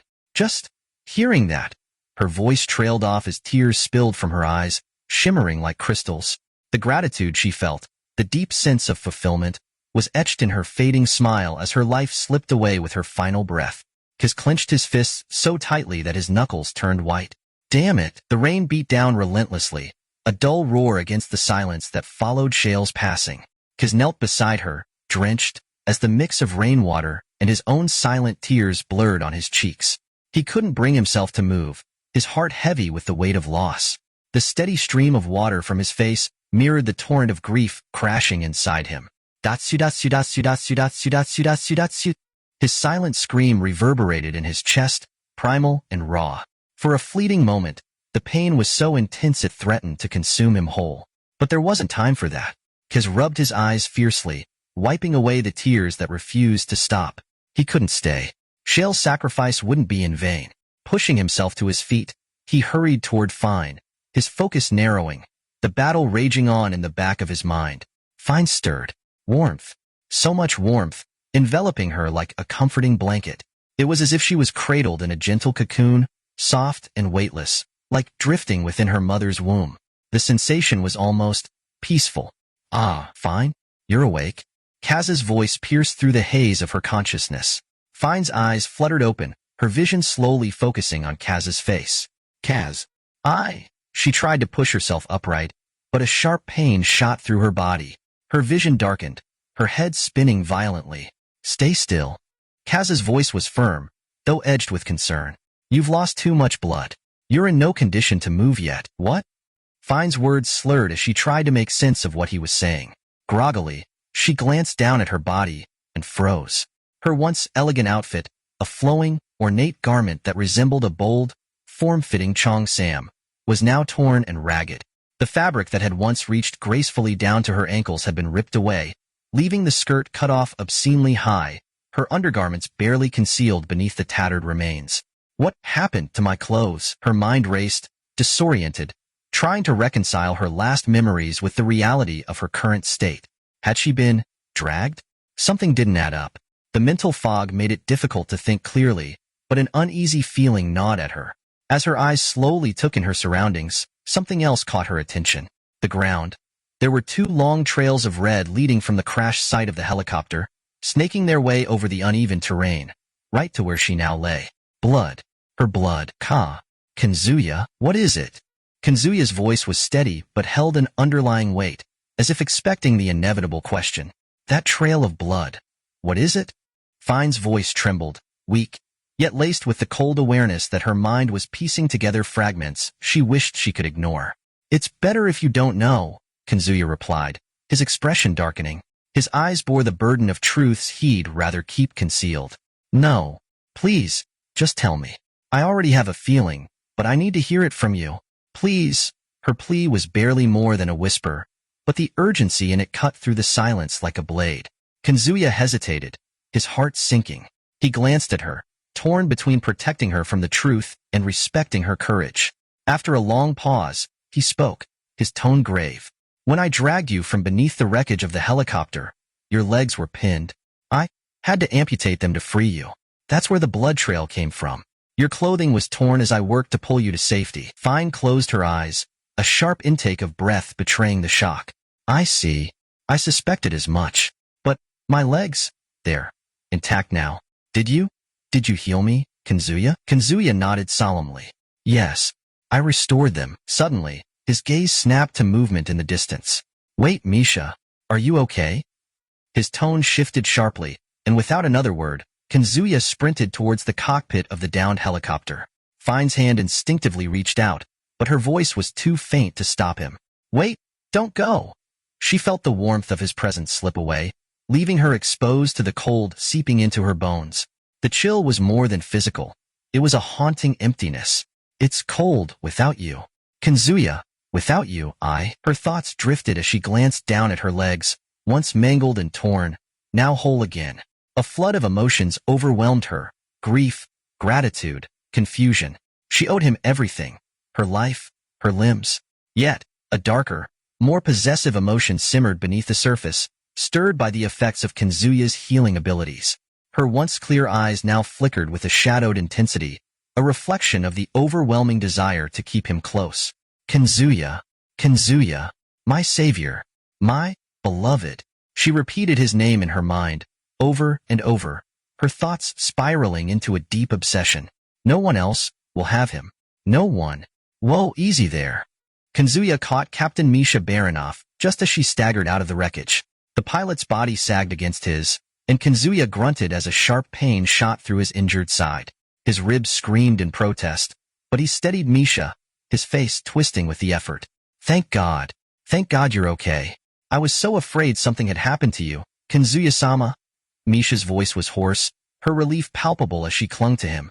Tears of exhaustion and fear spilled down her cheeks, oblivious to Kazuya's own pain. Stay with me, Misha. There's no time to break down now, Kazuya urged, his tone firm but kind. He gently pulled her back, checking her condition. Are you injured? What about Major Takao? Misha sniffled, wiping at her face. My right leg. I think it's broken. As for Major Takao, he didn't make it. Kazuya exhaled a heavy breath, the loss settling in. I see. Let's get you patched up, at least for now. No. Please, don't worry about me, Misha insisted, shaking her head. What about you? Are you hurt? I'm fine. It's just my left arm and a couple of cracked ribs, Kazuya replied, trying to downplay his injuries. He winced but managed to keep his voice steady, hoping to prevent Misha from panicking. What? I'm so sorry. Misha immediately tried to stand on her own, panic flooding her features. I didn't mean to. Hey, it's fine, Kazuya interrupted, gently pulling her back down before she could cause further injury to herself. He managed a tight smile. We're alive. That's what matters. We'll mourn the fallen later, but for now, we've got to stay sharp. Misha's eyes widened in guilt as she realized just how much she had been leaning on him, physically and emotionally. I didn't realize. Stop apologizing, Kazuya said with a strained chuckle. We've still got a job to do. His words carried the weight of command, a soldier's determination to push forward despite the pain. With Misha secure for the moment, Kazuya turned his gaze back to the battlefield, where chaos and fire still raged in the distance. The mission wasn't over, and the fight wasn't finished. They had lost comrades today, but Kazuya knew there would be more decisions, more sacrifices ahead. And fine. She waited for him. The thought of her alone, vulnerable, tugged at his heart. Just shut up and lend me your shoulder. You can't walk on your own, can you? Kaz's voice was sharp, brooking no argument. Misha flinched, her eyes wide with a mix of surprise and fear. Why, yes, I understand. She stammered, her voice almost breaking. Despite her initial hesitation and attempt to step back, Kaz forcefully pulled Misha closer, gripping her arm tightly. Her cheeks flushed crimson, a mixture of embarrassment and something more unspoken. But Kaz barely noticed her reaction, his focus unwavering as he braced her against him, offering his shoulder for support. Together, they trudged forward, their steps synchronized in a silent urgency as they made their way to the shadow of the rocks where Fine lay. Meanwhile, back in the mainland of Parabellum, under the dim lighting of her quarters, Chitose was preparing for battle. She meticulously strapped on her gear, her movements methodical, almost mechanical. The weight of her weaponry was familiar, an extension of her own body at this point. Each piece of equipment clicked into place with a precise efficiency that only years of training and battle experience could cultivate. As she readied herself, her eyes narrowed, her expression cold and lethal. She reached for the secure communication line. Her fingers hovered over the keypad for a brief second before she initiated the call. It's me, she stated flatly as the connection was made. Her voice was ice, cutting through the tension of the moment. You understand the situation, don't you? Good. If you're clear on the details, proceed. Prepare the launch protocols for the ICBMs and SLBMs immediately. Nuclear warheads. Target the entire Elsass magical empire. Authorization code 099-52158. Stand by for launch orders. Without waiting for a response, Chitose slammed the receiver back into place, her hands trembling with barely contained fury.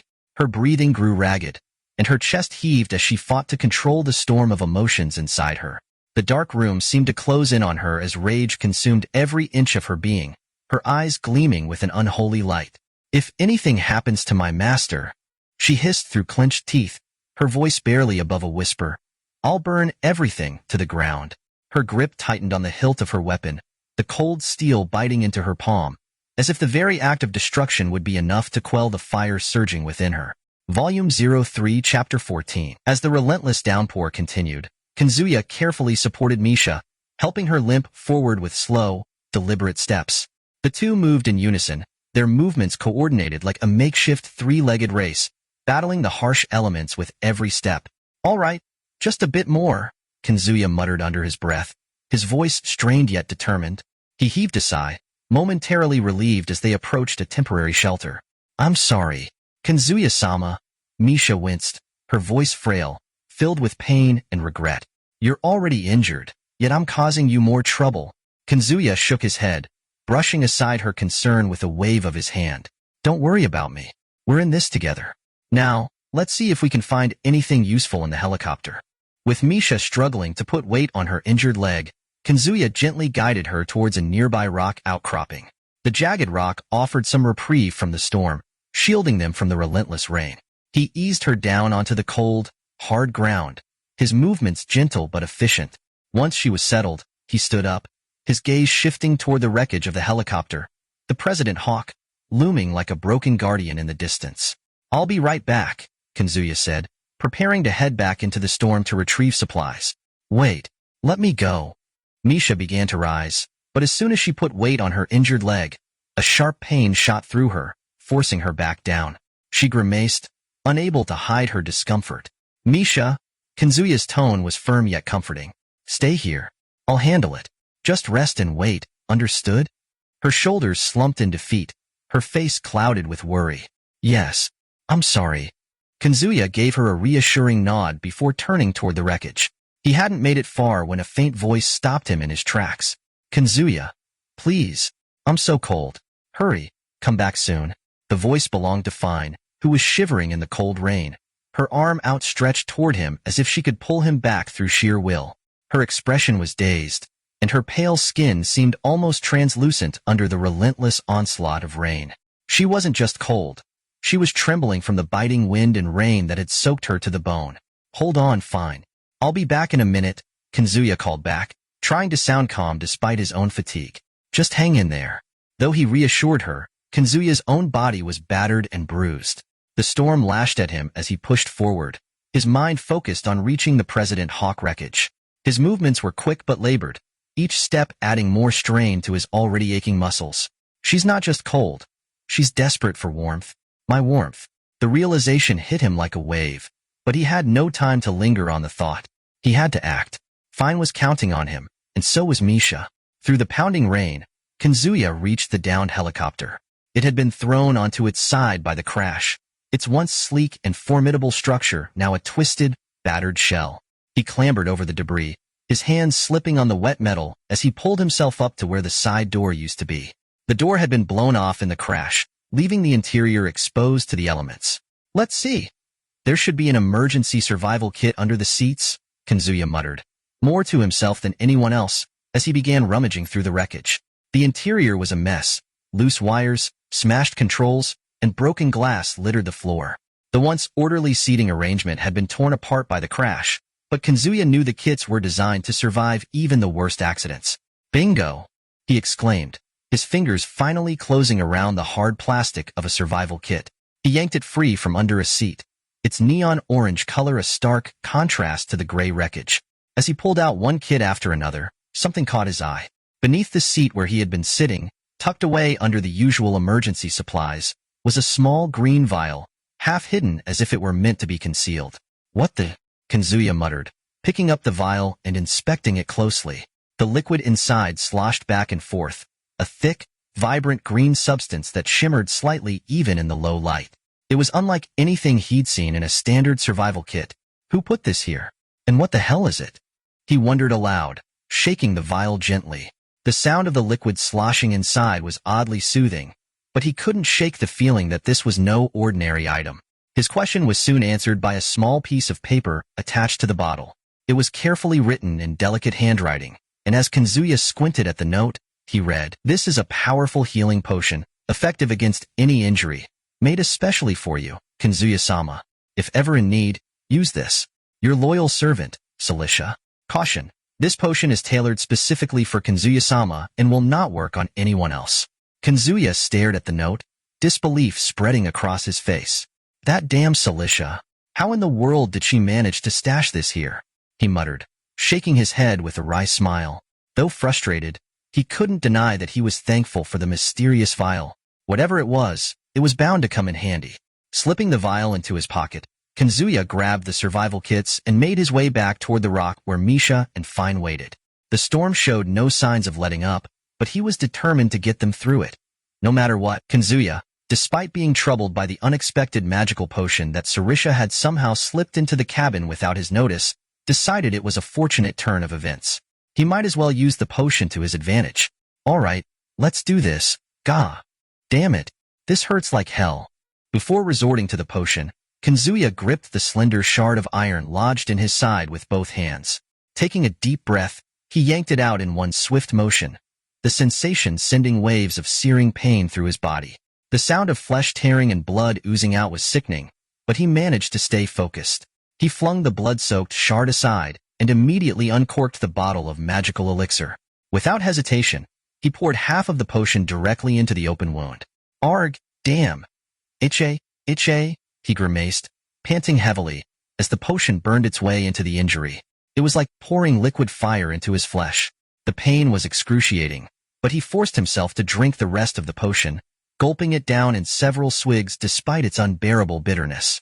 Ugh, disgusting, bitter as hell, Kazuya spat, his face twisting in disgust as the acrid taste lingered on his tongue. After a moment of harsh breathing, he sighed in relief, feeling the potion's numbing effects begin to take hold. God, that hurt like hell. The crude first aid done, Kazuya took a moment to assess his wound. Already, the potion was working its magic.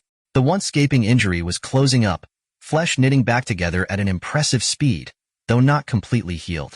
Still, it would hold as long as he didn't make any sudden, violent movements. Looks like it's working well enough. I should be good to go unless I push myself too hard, Kazuya muttered to himself, a slight smirk crossing his lips. The relief was palpable, though his body still throbbed with residual pain. He glanced around the wrecked interior of the aircraft. The survival kit, scattered weapons, and supplies caught his eye. There was no time to waste. Hastily, Kazuya began gathering whatever he could find that might be of use.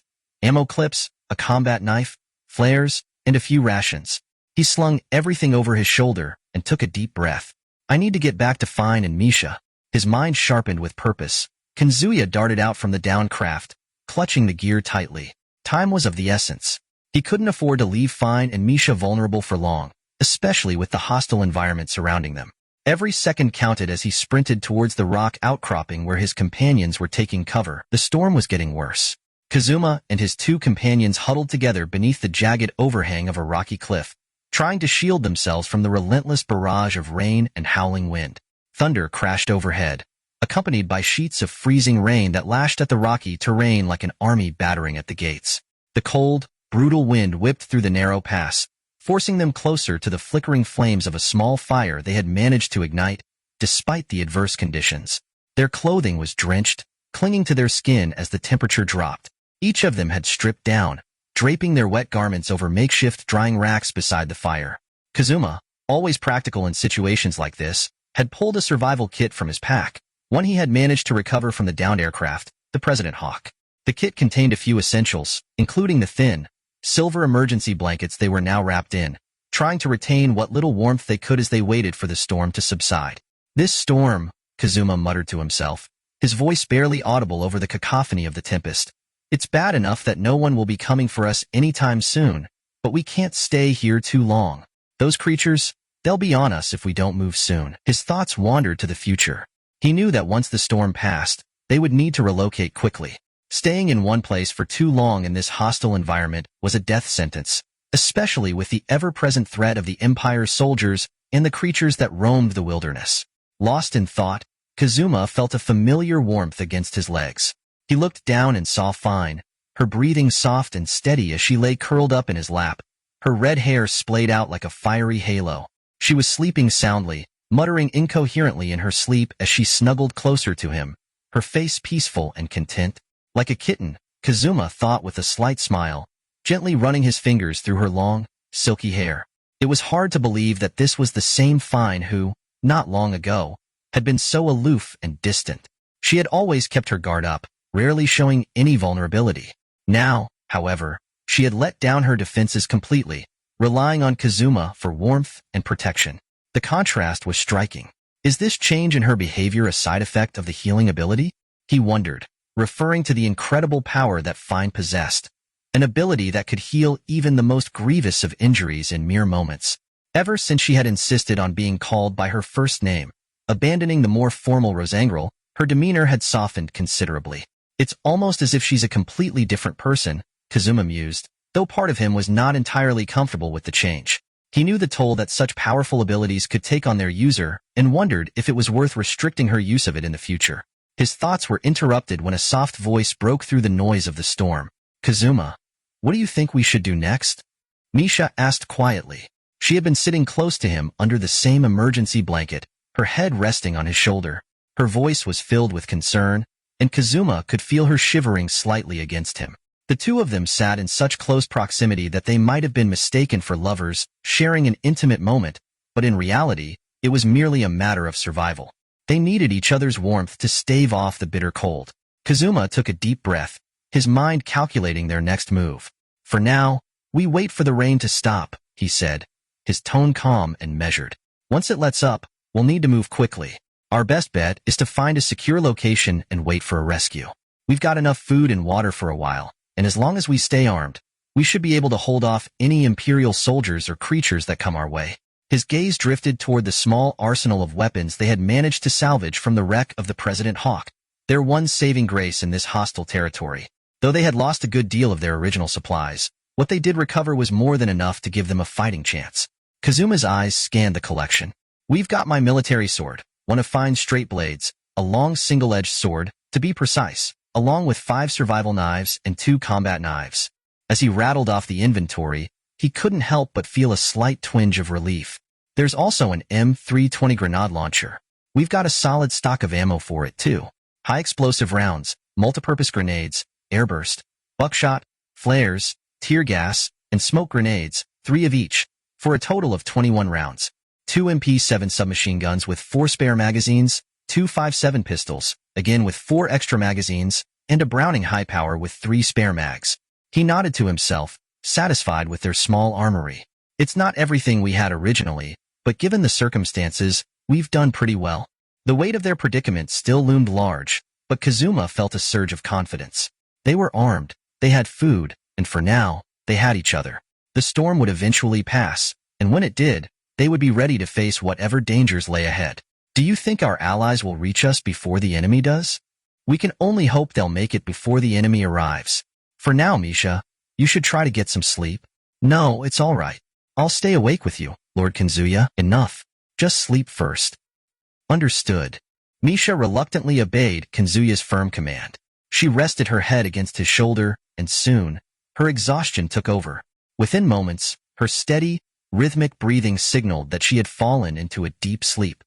Damn it, I can't move. Kanzuya found himself pinned between Misha and Fine. Once Misha drifted off, he realized he was trapped in place, unable to shift his body. Frustrated, he sighed inwardly, resigned to his immobility.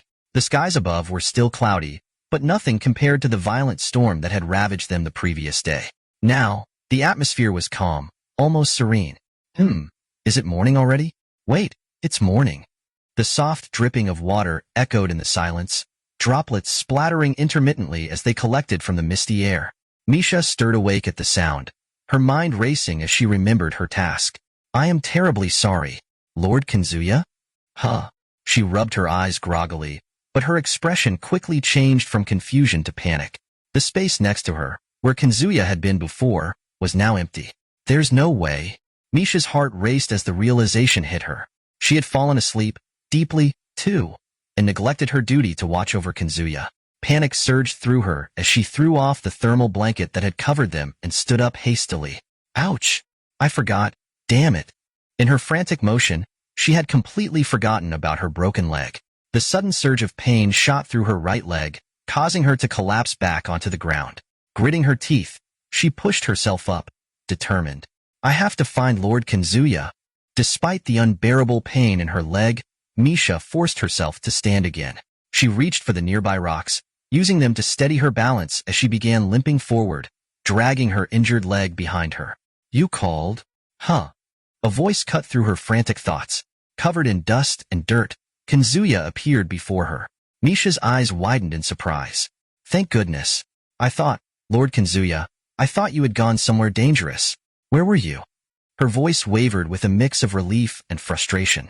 Just handling something. Kanzuya averted his gaze, unable to meet her eyes. He had spent the early morning burying the 3 crew members who had died during the crash, but he didn't want to burden Misha with the details. More importantly, Misha, could you cover yourself, please? Kanzuya cleared his throat awkwardly, scratching his cheek with visible discomfort. What do you, Maya? Oh. Misha finally realized that in her haste to stand, she had tossed aside the thermal blanket. She stood completely naked, her body exposed to the morning air. Instantly, her face turned a deep shade of crimson as she scrambled to cover herself with her hands, instinctively shielding her chest and lower body. "I am so sorry," Misha stammered, her voice barely a whisper as she desperately tried to hide her embarrassment. Kazuya quickly turned his back to her, his own face flushed with a mixture of awkwardness and guilt. He tried to maintain his composure, but it was hard to ignore the sight he had just witnessed. Despite his efforts to keep things professional, his mind betrayed him momentarily, lingering on the image of Misha's figure. Just find something to wear," he muttered, doing his best to push the thoughts aside. Misha, meanwhile, frantically grasped for the thermal blanket, which had fallen to the ground. In her panic, she managed to hide her body, but in her haste, her movements only accentuated the softness of her curves. Her large, voluptuous chest, pressed tightly by her arms, shifted in a way that made Kazuya inwardly curse the awkwardness of the moment. "I'm so sorry, Lord Kazuya," Misha repeated, mortified by her oversight. It's fine. Just focus on getting dressed, all right?" Kazuya said, his voice strained as he turned his eyes toward the horizon, trying to focus on anything but her. Once Misha managed to cover herself, the tension in the air slowly dissipated. She took a deep breath, calming her racing heart. Kazuya, meanwhile, inhaled deeply, trying to regain his composure. The war-torn landscape, the crash site, and the looming threat of their enemies. All these dangers demanded his attention, and yet here he was, distracted by an embarrassing moment of human vulnerability. "Let's get ready. We don't have much time," Kazuya said, his tone returning to the steely resolve of a leader. Misha, still red-faced but more composed, nodded. "Yes, of course, Lord Kazuya." With the awkwardness of the morning behind them, they prepared themselves for whatever lay ahead. The air was thick with tension, not just from the potential arrival of enemies, but also from the unspoken connection that seemed to grow between them, one that neither of them fully understood yet. As Kazuya geared up, his mind wandered back to their current predicament. The soldiers in their squad were dwindling, and they were isolated, with no immediate contact from their allies. They could only hope for reinforcements to arrive before it was too late. Enemy forces or our own? Which will come first? Kazuya muttered under his breath, a hint of concern creeping into his otherwise stoic demeanor. But whatever the outcome, he knew they had to be ready for anything. Misha's embarrassment flared, her face growing even redder as the situation unfolded. What's all this commotion?" Fien, stirred from sleep by Misha's startled cry, rubbed her eyes, groggy and confused. Fien, could you put something on?" Kazuya stammered, his voice laced with hesitation. "Huh? What do you mean, ahhh?" Still half asleep, Fien had forgotten she was stark naked, having tossed aside the thermal sheet she had used for warmth. She stood before Kazuya, her provocatively firm breasts and bare, smooth body fully exposed without any sense of modesty. Forget everything. Erase it from your memory." Realizing her nakedness, Fien's face flushed as red as a boiling kettle. Her fists clenched tightly at her sides, her whole body trembling in a mixture of fury and embarrassment. With a fierce battle cry, she launched herself at Kazuya in a fit of uncontrollable rage. "Ow, ow, ow. Take it easy, will you?" Kazuya protested, his voice tinged with both pain and exasperation. As they prepared to depart, Kazuya hefted as much of their equipment and weapons onto his back as he could manage. His cheek still sported the bright crimson imprint of Fien's fist, a stinging reminder of her earlier outburst. Fien, her own face still glowing scarlet, refused to make eye contact, her arms folded tightly across her chest. You should be thankful I let you off so lightly after seeing me like that," she huffed, her voice sharp and defiant. "I already apologized," Kazuya sighed, his tone weary. "I didn't mean to see anything." Fien remained stubborn, still refusing to look in his direction, her back turned and nose held high. This is going to take a while, Kazuya thought to himself. Her mood wasn't likely to improve anytime soon. In fact, it felt like she had reverted to her previous cold demeanor, completely undoing the sweetness she had shown the day before. Maybe the side effects of the healing ability have worn off? Hard to say. But something's changed. "Kazuya, sir, we should probably get going now," Misha interrupted, her voice gentle but firm. With a sigh, Kazuya relented. "Yeah, you're right. Let's move out." He gave up on trying to smooth things over with Fien for now, resigning himself to her icy attitude. There were more pressing matters at hand. I swear, I'll come back. As they started their march, Kazuya walked beside Fien, who carried the injured Misha on her back. His thoughts drifted to the wreckage of the President Hawk and the graves of the 3 comrades they had buried beside it. He silently vowed to return to this place one day, no matter what it took. The forest around them was eerily silent as they moved through the dense foliage, the remnants of their makeshift camp disappearing behind them. The air was thick with the scent of damp earth, and the distant rustle of leaves hinted at unseen dangers lurking in the shadows. Every step felt like a potential ambush, and Kazuya's hand instinctively hovered near his sidearm, ready to draw at a moment's notice. Misha, despite her injuries, kept her head high as Fien carried her, her eyes scanning the horizon for any signs of movement. She was an invaluable asset to the team, with sharp instincts and a tactical mind that rivaled Kazuya's own. Even now, injured as she was, she still maintained an air of professionalism and focus. Kazuya's thoughts, however, remained fixated on their next steps. They had limited ammunition, rations that wouldn't last more than a few days, and no clear intel on enemy movements. They needed to regroup, resupply, and come up with a new plan of action. Fien, Kazuya called out quietly, trying to break the uncomfortable silence between them. When we get back, we need to hit the armory. Our gear's not going to last much longer out here. Fien didn't respond, her face still set in a cold expression, but she gave a curt nod, acknowledging his words. Her earlier fury seemed to simmer just below the surface, but for now, she was focused on the mission. She'll come around, Kazuya thought. I just need to give her time. As night began to fall, they finally reached the edge of a wide clearing, the last light of the setting sun casting long shadows across the ground. Kazuya signaled for them to halt, raising his hand as he scanned the area with his binoculars. The terrain was rough, with jagged rocks and dense underbrush offering little in the way of cover. We'll set up camp here for the night, Kazuya said after a moment. Misha, I want you on comms. See if you can raise HQ. Fien, you and I will set up a perimeter. Keep an eye out for any patrols or movement. Fien gave another silent nod, her eyes hard and determined. She had always been a skilled fighter, and despite her earlier embarrassment, she never let emotions interfere with the mission. Kazuya respected that about her. As they worked in the fading light, Kazuya's mind raced with possibilities. The enemy could be anywhere, and with their depleted resources, any wrong move could mean disaster. They had to be cautious, precise, and above all, ready for anything. Stay sharp, Kazuya murmured under his breath, more to himself than anyone else. We're not out of the woods yet. Volume 03, Chapter 15, The Descent into Danger. Kazuya and his group, having left the crash site behind, began their search for an exit from the valley. The towering cliffs on either side boxed them in, and they were desperate to find a way back to the surface, moving cautiously as they scouted the area. It's too quiet. 15 minutes passed since they had set out.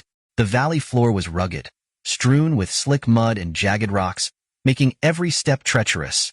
Kazuya, his senses sharpened by years of battle, couldn't shake the feeling that something was amiss. His eyes scanned the surroundings as they trekked through the desolate terrain. Fine, Kazuya asked, his voice low and measured. Are you sure this area is crawling with monsters? That's what I've heard. Fine replied, her voice tinged with uncertainty. Despite the ominous rumors, the group had yet to encounter a single creature. Not a single monster stirred in the eerie silence, which only amplified their anxiety. Just as they entered a circular clearing, a space where the valley walls opened up wider, the very air seemed to change.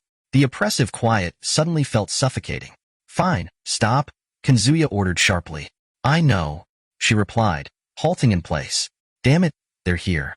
It was as if the monsters had been waiting for this moment, biding their time, watching from the shadows.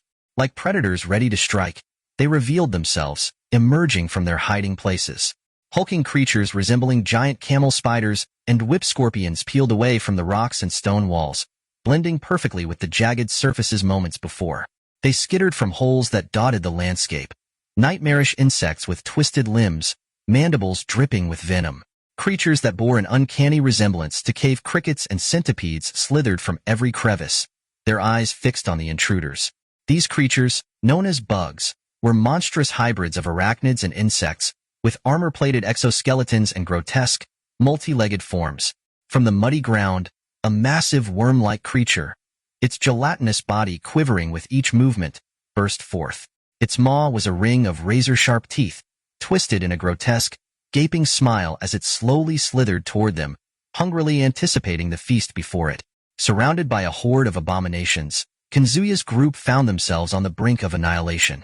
"Disgusting," Kanzuya muttered, his eyes narrowing at the writhing swarm of grotesque creatures that encircled them. "This is bad," Fine whispered, her voice trembling. "Help, Kanzuya-sama. We're in serious trouble?" Misha's voice cracked, barely concealing her terror. The monstrous insects had crawled out of the woodwork, or in this case, the rocks, and Kanzuya's group each reacted in their own way. But one thing was clear. The numbers were overwhelming. There was no escape. Kanzuya quickly shifted into a defensive position, moving back-to-back with Fine, who was carrying Misha on her shoulders. It was a tactical move designed to cover each other's blind spots in case of a full-scale attack. "Fine? Are you all right?" Kanzuya asked, noticing her strange silence. She remained frozen, her gaze locked on the swarm advancing on them. He could feel the tension radiating off her. "Fine, what's wrong?" He pressed. No response. Her face had gone pale as if she had seen her worst nightmare. "No way." "Fine. Don't tell me." He spun around, and the sight confirmed his suspicion. Fine was utterly paralyzed with fear, her usual fierce composure shattered. I can't stand bugs," she stammered, her voice barely a whisper. Kanzuya stared at her, realizing the gravity of the situation. Fine, their steadfast fighter, was utterly incapacitated by a primal fear. "Great," he muttered, trying to keep his own composure. "Kanzuya-sama." Misha chimed in. I'm the same. I can't handle them either." Her voice trembled, and Kanzuya could tell they were both at their limit. "There's no choice. We fight." Kanzuya clenched his fists, steeling himself for the inevitable. They couldn't afford to go back to the crash site. It was too dangerous. Their only option was to push through the horde and escape this nightmare. "All right," Kanzuya said firmly, his mind racing. "We've got no time to waste." "Fine, you're going to run straight ahead. Don't stop, don't look back. I'll provide cover. Misha, take out anything that gets through with your MP7. Understood?" "Why, yes." Fine nodded, her voice regaining some semblance of resolve. "Got it, Kanzuya-sama." Misha echoed, clutching her submachine gun. Kanzuya didn't waste a moment. He loaded a high-explosive round into his M320 grenade launcher and aimed at the advancing swarm. Boom! With a muffled thud, the grenade launched through the air and struck the center of the horde. The explosion tore through the creatures, sending limbs and chitin flying in every direction. The smell of burning flesh and chemicals filled the air. "Go!" Kanzuya roared, the echo of the explosion still ringing in their ears. The three of them bolted forward, Kanzuya taking the rear. But the swarm reacted in kind, surging toward them with a renewed frenzy, as if unwilling to let their prey escape. The ground beneath them trembled with the approach of more creatures, their claws and pincers clicking menacingly against the rocks as they closed in. Kanzuya gritted his teeth, firing off another round from the grenade launcher, followed by rapid shots from his sidearm. The creatures shrieked in pain, but there were too many. They kept coming, relentless tide of writhing legs and snapping mandibles. "Don't stop," Kanzuya yelled as they sprinted through the valley, fighting with every ounce of strength to break free from the swarm that sought to devour them. "Fina, whatever happens, don't stop running." Kanzuya's voice cut through the chaos, urgent and commanding.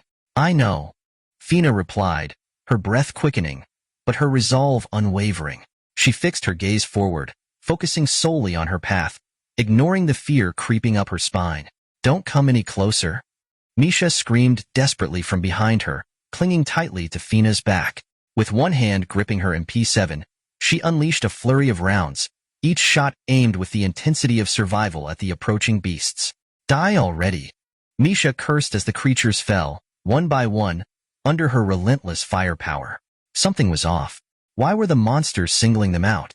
What was drawing them so persistently towards Fina and Misha, as though nothing else in their vicinity mattered? Running behind the two, Kanzuya's eyes narrowed in suspicion. His instincts honed from years in the field told him that this wasn't just a random attack. The creatures seemed to be targeting them with eerie precision, ignoring everything else in their path, including him. Still, there was no time to ponder further. As he continued to provide cover fire, Kanzuya swapped out the spent magazine of his M320 grenade launcher, efficiently loading high-explosive rounds, multi-purpose grenades, and airburst projectiles into the chamber. The sleek military-grade weapon responded with deadly efficiency as he fired, each shot taking down the relentless waves of creatures closing in on them.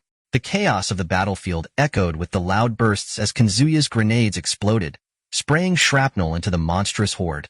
Despite the onslaught, Fina and Misha pressed on, pushing through the tightening circle of beasts, heading toward the exit that loomed ahead. Just a little more, Kazuya thought, his breathing labored as adrenaline coursed through his veins. We're almost there. Suddenly, out of nowhere, a massive, insect-like creature, its body resembling a grotesque hybrid of a mantis and a scorpion, emerged from the shadows, landing squarely in Fina's path. Its hulking form towered over them, and its metallic exoskeleton gleamed menacingly under the dim light. Ah! Fina gasped, her heart pounding in terror as she stumbled to a halt. The creature's enormous mandibles snapped together with a sickening click as it hissed, threatening to tear through them.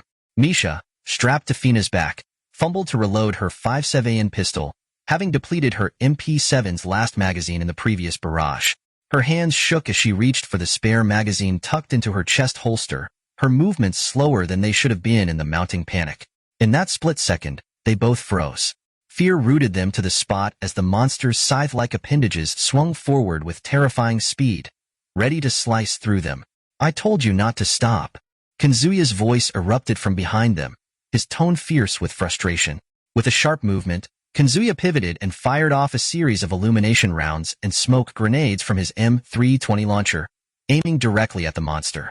The battlefield was briefly lit up in a ghostly white glow as the flares soared through the air, casting flickering shadows across the terrain. A second later, the space around the beast filled with thick smoke and choking gas, causing it to rear back, disoriented. Without missing a beat, Kazuya switched his M320 to high-explosive rounds, his fingers moving with practiced ease as he reloaded. He aimed carefully, adjusting for the monster's towering height, and fired. Boom! The explosion rocked the air as the grenade made contact, sending the creature staggering backward, its armored hide cracking under the force of the blast. The momentary distraction was all they needed. Move! Now! Kazuya barked, running up to them. Fina, snapping out of her fear-induced paralysis, lunged forward, her legs propelling her faster than before as she raced past the now-wounded creature. Behind her, Misha managed to steady herself, just enough to fire her 5.7 at any stray beasts that tried to flank them. But the fight was far from over. Even with Kazuya's expert cover fire, the monsters were relentless. They seemed to multiply, filling the narrow corridors with their grotesque forms, lunging at the trio from every angle. Kazuya, there's too many, Misha shouted, her voice barely audible over the deafening sound of gunfire. I'm aware. Kazuya growled, sweat beading on his brow as he fired off another grenade, watching as it exploded in a hail of debris. Just keep moving toward the exit. The creatures weren't just persistent, they were calculating, anticipating their movements, forcing them into tighter and tighter spaces. Kazuya knew they were running out of options. They had to escape, and soon. Just as the exit finally came into sight, another wave of beasts appeared, blocking their path. But this time, Kazuya was prepared. Pulling out his last resort, he retrieved a thermobaric grenade from his vest, a weapon designed for maximum destruction. Fina, Misha, get behind cover, Kazuya yelled as he armed the grenade. He hurled it toward the creatures, and in a split second, the air was ripped apart by a fiery explosion that incinerated everything in its radius. As the smoke cleared, the exit stood before them, unobstructed. Go! Now! Kazuya shouted, ushering them through the narrow doorway just as the last remnants of the horde began to regroup. They made it, just barely, their bodies battered, their breathing ragged, but they were alive. For now, as Kazuya tucked away the M320 grenade launcher, he quickly unsheathed his military saber.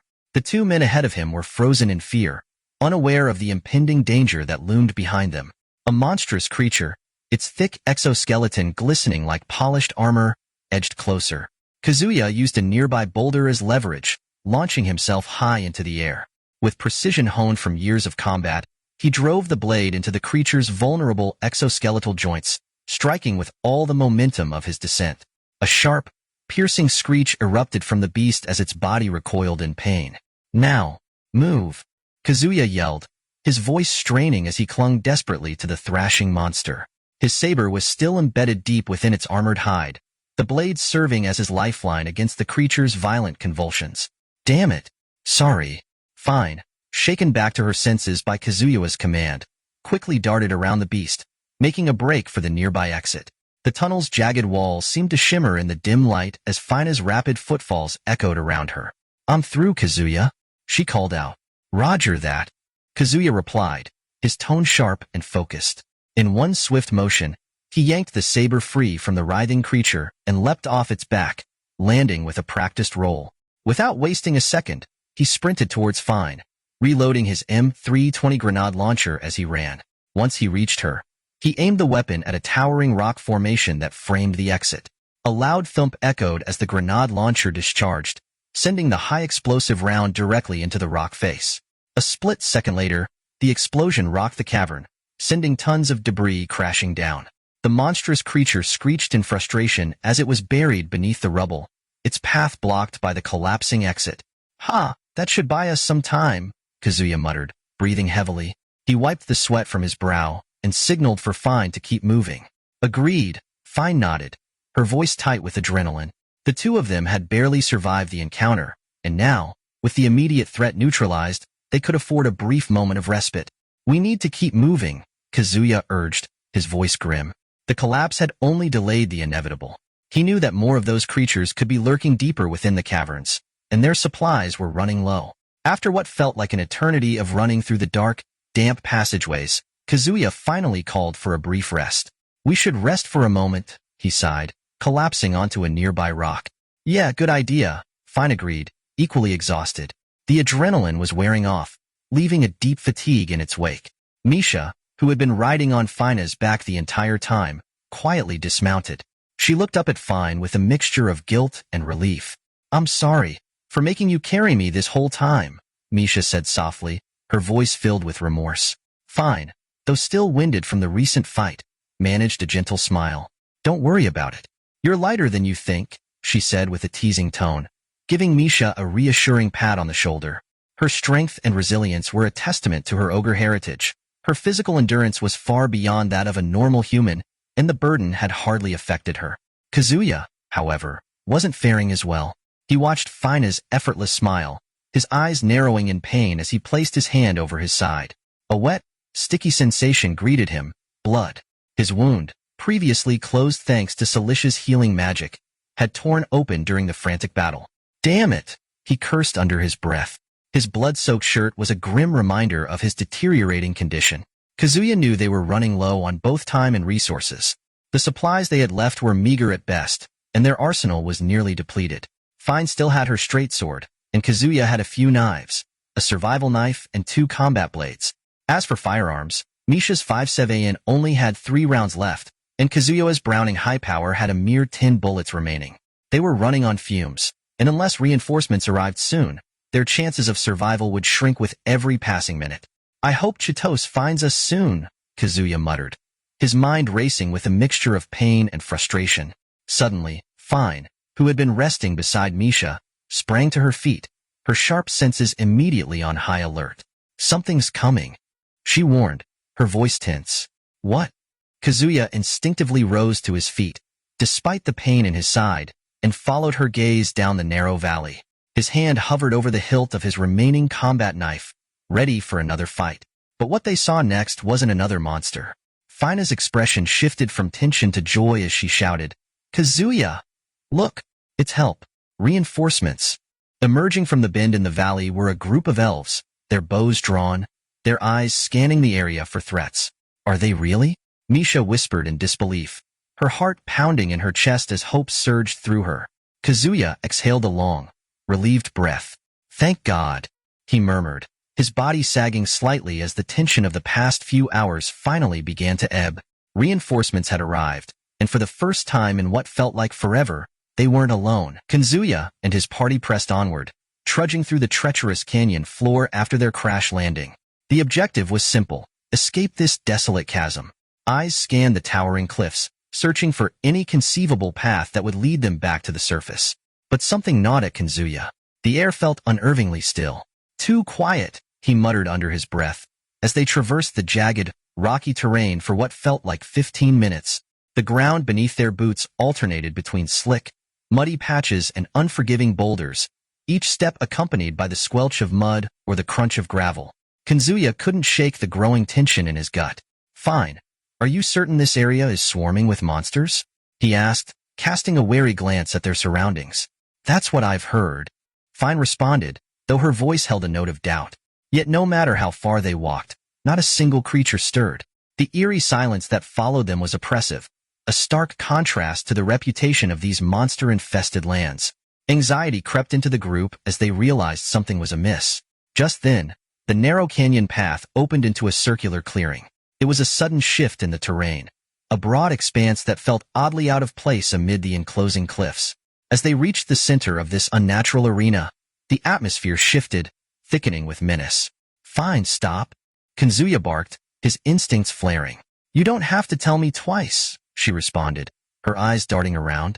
"Kuso, they're coming." The ground trembled subtly beneath them. From the crevices in the surrounding rock, insect-like monstrosities began to emerge, their grotesque forms camouflaged against the canyon walls.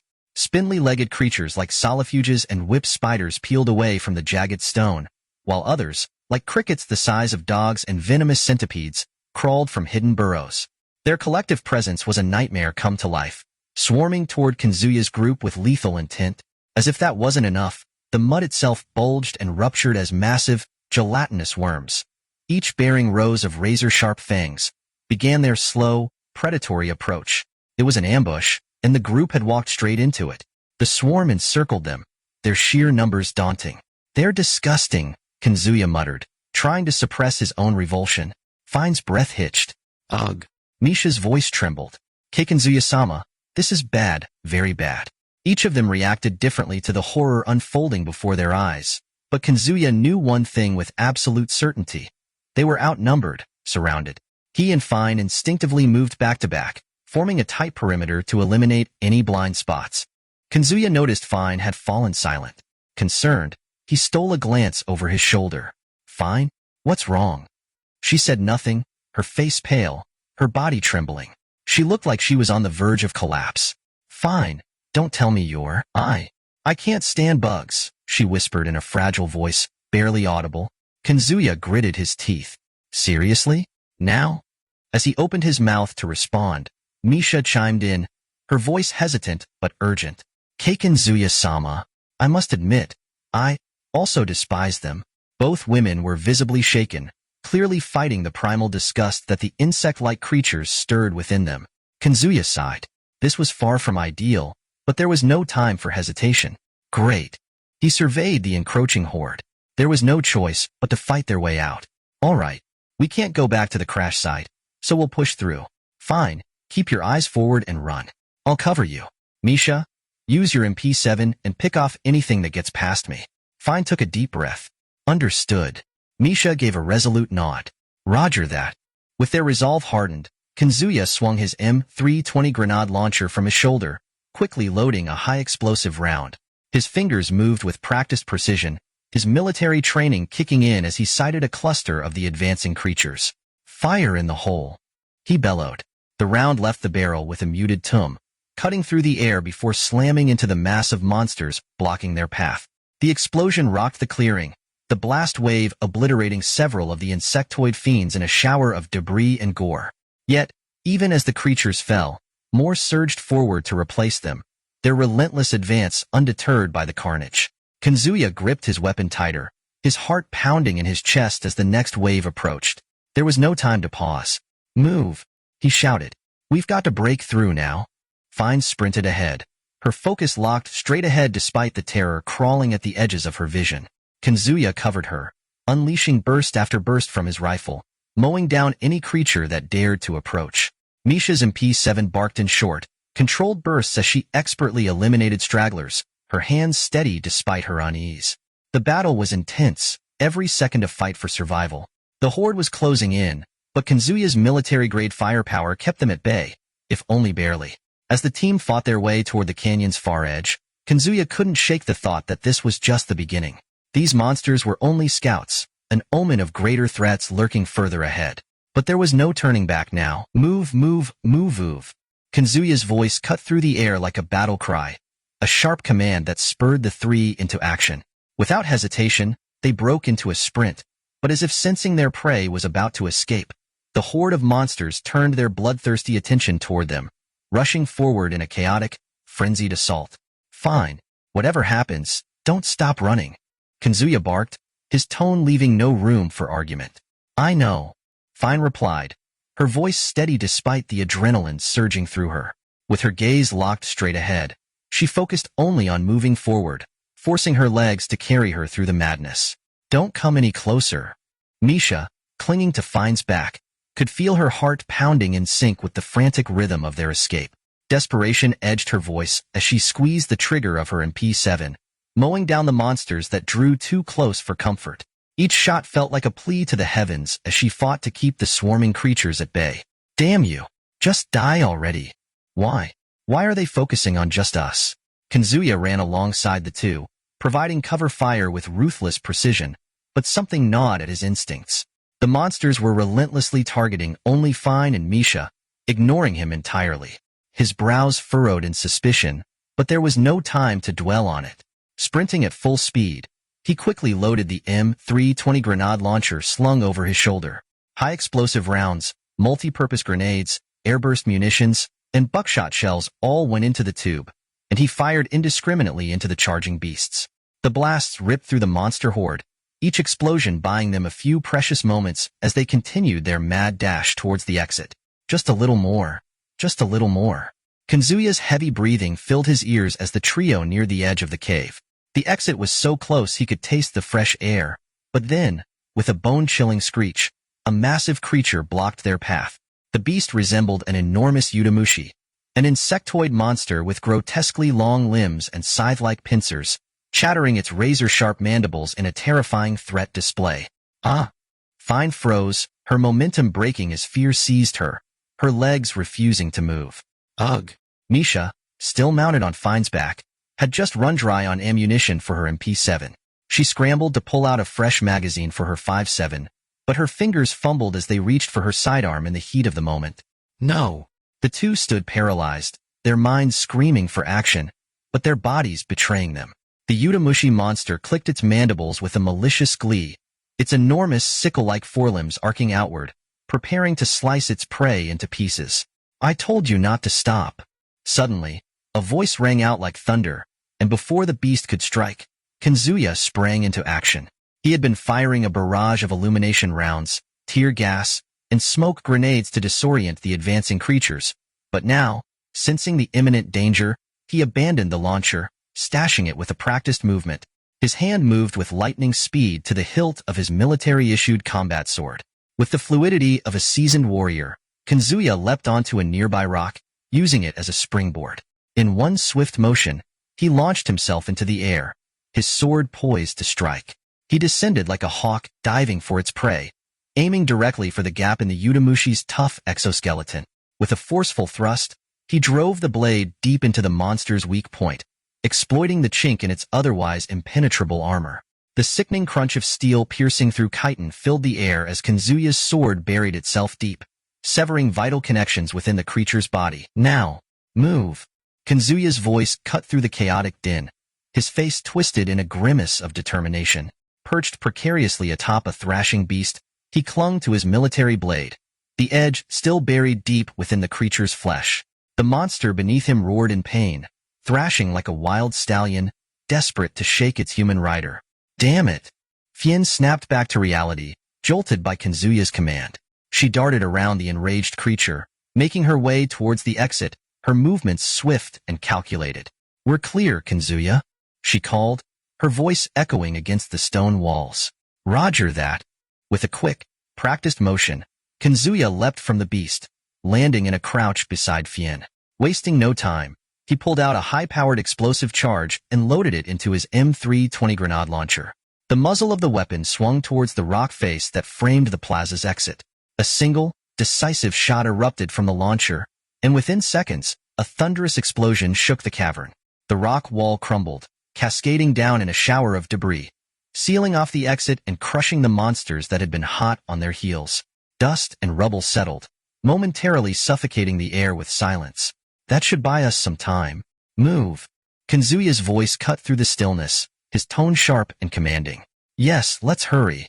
Fien agreed, the urgency clear in her voice. Despite their exhaustion, both warriors pressed on, their bodies aching but driven by sheer will. There was no respite, no room for hesitation. Behind them, the muffled sounds of more creatures could be heard through the barricade, their relentless pursuit evident. Kazuya, glancing over his shoulder, could feel the pressure mounting. He loaded illumination rounds, tear gas, and smoke grenades into the M320, launching them in quick succession to disorient the advancing beasts. But even that wasn't enough to keep them at bay for long. Suddenly, he sensed danger, his instinct screaming at him to act. He holstered the grenade launcher and drew his military sword once more. In an instant, he dashed towards Fien and the other soldier, who had frozen in terror, their backs exposed to a rapidly approaching monster. With fluid grace, Kazuya used a nearby boulder as a makeshift platform, launching himself into the air. Gravity pulled him downward, and with a well-timed strike, he drove his blade into a vulnerable gap between the creature's hardened exoskeleton. The force of the plunge, combined with his momentum, drove the blade deep, ending the beast's life in a single blow. Move. He barked once more, his breathing heavy but steady, eyes scanning the path ahead. There would be more of them. There always were. But for now, they had to keep going. Kazuma exhaled slowly, his breath ragged from the continuous strain. Let's take a break, he suggested, his voice heavy with exhaustion. Yes, we should, Fine responded, her tone mirroring his weariness. Ever since they had narrowly escaped the monster-infested cavern, their journey had been fraught with danger. Ambush after ambush from the creatures lurking in the shadows had whittled down both their physical endurance and the durability of their weapons. Kazuma could feel his own energy ebbing away with each step, and the weight of their precarious situation was beginning to press on him. He cast a glance at Fine. She had been carrying Misha for quite some time now, her strong shoulders burdened by the petite form of the cat-like girl. Misha, ever the considerate one, spoke up. I'm sorry for making you carry me for so long. Fine, her towering frame almost unaffected by the weight, chuckled softly. Don't worry about it. You're light as a feather. She smiled, her voice filled with reassurance as if carrying the smaller girl posed no challenge at all. Kazuma, observing the exchange, couldn't help but marvel at Fine's resilience. As an ogre, her kind were known for their formidable physical strength and endurance, traits that were clearly serving her well in this harsh environment. He watched her for a moment longer, then quietly pressed a hand to his side, feeling a wet stickiness seeping through his fingers. Damn it, it opened up again. The injury to his side, a wound that had only barely been sealed by Celicia's healing potion, had reopened during the earlier skirmish. The movement required to defend Fine and Misha from the relentless monsters had aggravated it. His fingers came away stained with dark crimson, and Kazuma bit his lip, trying to suppress a curse. This isn't good. Blood was beginning to soak into his shirt, a slow but steady trickle. He glanced down, grimacing at the spreading stain. His mind raced through their remaining resources. Their supplies were dwindling, and the situation was growing direr by the minute. They were down to just a few weapons. Fine had her straight sword, while Kazuma carried a survival knife and 2 combat knives. Firearms-wise, Misha only had 3 rounds left in her FN-57AN, and Kazuma's Browning High Power was loaded with just 10 bullets. It was a far cry from what they needed to fend off another attack, should one arise. If only Chitos could find them soon. The pain from his wound throbbed in sync with his heartbeat, making it harder to focus. His thoughts spiraled into doubt as the oppressive weight of their dwindling odds bore down on him. Something's coming. Fine's sharp voice snapped him back to the present. She sprang to her feet, her senses alert. What? Kazuma followed suit, forcing his aching body to stand as he trained his eyes in the direction Fine was looking. There, emerging from the bend of the canyon, a small group of figures came into view. At first, they were little more than shadows, but soon their forms became clearer. Elves, wielding bows, stepping cautiously from the cover of the rocks. Kazuma, help has arrived. Fine's face lit up with hope, her voice breaking the silence with unrestrained joy. Misha, too, let out a sigh of relief. Thank goodness. But Kazuma didn't share their optimism. His expression remained tense, his eyes narrowing at the approaching figures. Something's off. It didn't make sense. They had only crash-landed a few hours ago in a remote area that rarely saw traffic from outsiders. Even if Chitos and her team were out searching for them, There was no way anyone could have found them this quickly, let alone a group of elves, a race known for their reclusive nature, especially in this region. How did they find us so fast? Kazuma, what's wrong? You look worried, Fine asked, her eyes searching his face. She had been waving her arms enthusiastically at the elves, trying to get their attention, but now her expression grew concerned as she noticed his unease. The others might have been quick to assume these elves were friendly, but Kazuma's instincts were screaming at him to be cautious. He couldn't shake the feeling that this was too convenient, far too timely to be a coincidence. His grip tightened on the hilt of his knife as he continued to watch the group approach. Something was definitely wrong. It felt as though they knew exactly where we were. Damn it. Horror. Kanzuya's thoughts abruptly cut off as he noticed the elves, bows drawn, taking aim at Fine's exposed back. Without hesitation, he sprinted toward her, abandoning all caution. Arrows, several of them, arced through the air in graceful but deadly trajectories, each one aimed precisely at Fine. Please, let me make it in time. Kaya. Kazue, what are you? Kanzuya slammed into Fine with force, knocking her to the ground. She let out a sharp cry of surprise as she landed on her rear, hitting a rock hard enough to bruise. Pain flashed through her, but just as she began to protest his seemingly reckless actions, her breath caught in her throat. Ugh. Damn it. I knew it. 2 arrows had buried themselves deep into Kanzuya's left arm, their tips protruding menacingly. Blood dripped slowly from the wounds, pooling on the ground beneath him. Kanzuya-sama? No, this can't be. I'll kill those bastards. Misha, face flushed with rage, snarled at the elves who had dared to attack. Her fingers gripped the trigger of her 5.7, the hammer falling as she let loose 3 sharp reports, sending rounds hurtling toward the hostile archers. Damn it, this hurts like hell. While Misha fired in retaliation, Kanzuya dragged himself behind the cover of a nearby boulder. The excruciating pain in his left arm made every movement agonizing, but he clenched his teeth and endured it. Why? Why are they doing this to us?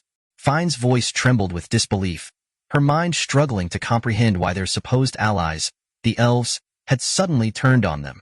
Nearby, Misha joined her after emptying the last of her magazine into the treeline. Each shot a futile effort against the betrayal they were enduring. Kanzuya-sama, your arm. Oh no, Ignoring Fine's panic, Misha knelt beside Kanzuya, her hands working quickly to assess the damage. His arm was a mess, blood flowing freely where the arrows had pierced and fractured. Yet despite the injury, Kanzuya's expression remained grim, focused. Why? Why are they attacking us? Fine repeated the question, her voice hollow, as if caught in an endless loop. The shock had numbed her, turning her into a broken record. Kanzuya, wincing under Misha's rough attempts to stabilize the injury, spoke in a low, exhausted tone. They've betrayed us. Damn it, Misha. Be gentler when pulling that out. Sorry, Kanzuya-sama. Misha apologized, her tone unusually flustered as she did her best to remove the arrow with care. Yet her hands trembled, the tension of battle and her concern for Kanzuya making it hard to maintain her composure. Fine, still unable to process what was happening, kept murmuring to herself. Kanzuya glanced her way, his patience thinning. Snap out of it, Fine. We're in the middle of a fight. Damn it. This is the worst. Fine, take a look at this. Kazuyama, after having Misha pull the arrow from his shoulder and providing him with makeshift first aid, peeked cautiously from behind the rocky outcrop. His sharp gaze locked onto the battlefield as he called out to Fine, his voice strained with frustration. Wah, what the hell is that? Fine gasped in disbelief as she stumbled to her feet. Why are the Imperial forces and the elves fighting together? Following Kazuyama's urgent words, Fine's eyes widened in shock as she witnessed a seemingly impossible sight. From around the bend, a formation of Imperial soldiers emerged, led by none other than the elves themselves. The 2 forces, historically enemies, now marched side by side, a grotesque alliance advancing directly toward their position. The enemy numbers swelled to approximately 200 soldiers. Their ranks were evenly split between magicians and riflemen. Adding to the threat, there were 10 heavy, land-based magical war machines, devoid of wings but still formidable in their ground assault capabilities. Hundreds of clockwork automatons followed, their clanking, mechanical movements filling the narrow canyon as they marched forward, an unstoppable tide. Are the elves and the Empire seriously working together? Fine muttered in disbelief, her voice barely a whisper. We won't know for sure unless we ask them ourselves, Kazuyama responded, his tone casual, though his eyes remained fixed on the approaching army. Suddenly, his expression hardened. Wait, they've stopped. Amidst the halted ranks of the enemy, a figure stepped forward. Clad in gleaming silver armor, this individual carried a simple longsword at his side. His youthful face, androgynous yet strikingly handsome, showed no signs of the harshness of battle. With deliberate steps, he approached the front of the army before raising his voice, addressing Kazuyama by name. Nagato Kazuyama, I know you're there. Show yourself. Kazuyama felt a strange jolt of surprise ripple through him. Why would the enemy commander call him out specifically? His instincts told him this was no ordinary encounter. They're calling for me by name? Kazuyama muttered under his breath, eyes narrowing with suspicion. Well, seems I've been summoned. Guess I'll go see what they want. No, Kazuyama-sama, you mustn't. Misha's voice was sharp as she reached out, her fingers wrapping tightly around Kazuyama's arm to hold him back. If I stay hidden, they'll just launch an all-out attack, he explained, his voice calm but firm. Look, they've already given us a time limit. As if to confirm Kazuyama's statement, the enemy commander's voice boomed through the canyon. If you do not come forward within 5 minutes, we will commence a full-scale assault. Still, Misha protested, desperation in her voice. They went through the trouble of calling me out. They're not going to kill me the moment I step out. At least, not right away, Kazuyama replied, attempting to ease her worry. But, Kazuyama-sama? Misha's voice faltered as she tightened her grip, but Kazuyama was already slipping free. With a swift motion, he pulled his arm from her grasp, stepping away from the safety of the rocks. Before she could react further, Kazuyama had already begun to emerge from their hiding spot, moving toward the inevitable confrontation. Fien's voice cut through the tension as she called out to Kazuya, signaling her intent to accompany him. What for? They're asking for me, not you, Kazuya replied, his tone laced with confusion and mild frustration. I have questions that need answering, questions only they can provide. Kazuya sighed, running a hand through his hair. All right then, we'll go together. Good. Before moving forward, Kazuya turned to Misha, who had been standing behind them, anxiously watching the exchange. Misha, stay here and keep out of sight. But if anything happens, I need you to cover us. He tossed a Browning high-power handgun toward her, the cold weight of the steel catching her off guard. Wait, Kazuya-sama, please, hold on. Misha stammered as she fumbled, barely managing to catch the firearm. Without a second glance, Kazuya and Fien stepped forward, advancing toward the enemy that awaited them in the shadows. Misha's voice faded behind them, ignored in the urgency of the moment. They moved in silence, their steps calculated, their senses heightened. Kazuya's mind raced through the possibilities. Every muscle in his body was primed for action, the rhythmic thud of his boots on the ground syncing with the pounding of his heart. He could feel the weight of the situation settling over him like a thick fog. Fien's presence beside him was a silent reassurance, though her motives remained a mystery. She was always enigmatic, but now wasn't the time to unravel her secrets. He had his own mission to focus on, and the stakes were higher than ever. Approaching the enemy's location, Kazuya's mind flicked back to his training. The endless drills, the simulations, the cold efficiency of CQB, close quarters battle, tactics. His breathing slowed, becoming shallow, controlled. In moments like this, everything became second nature.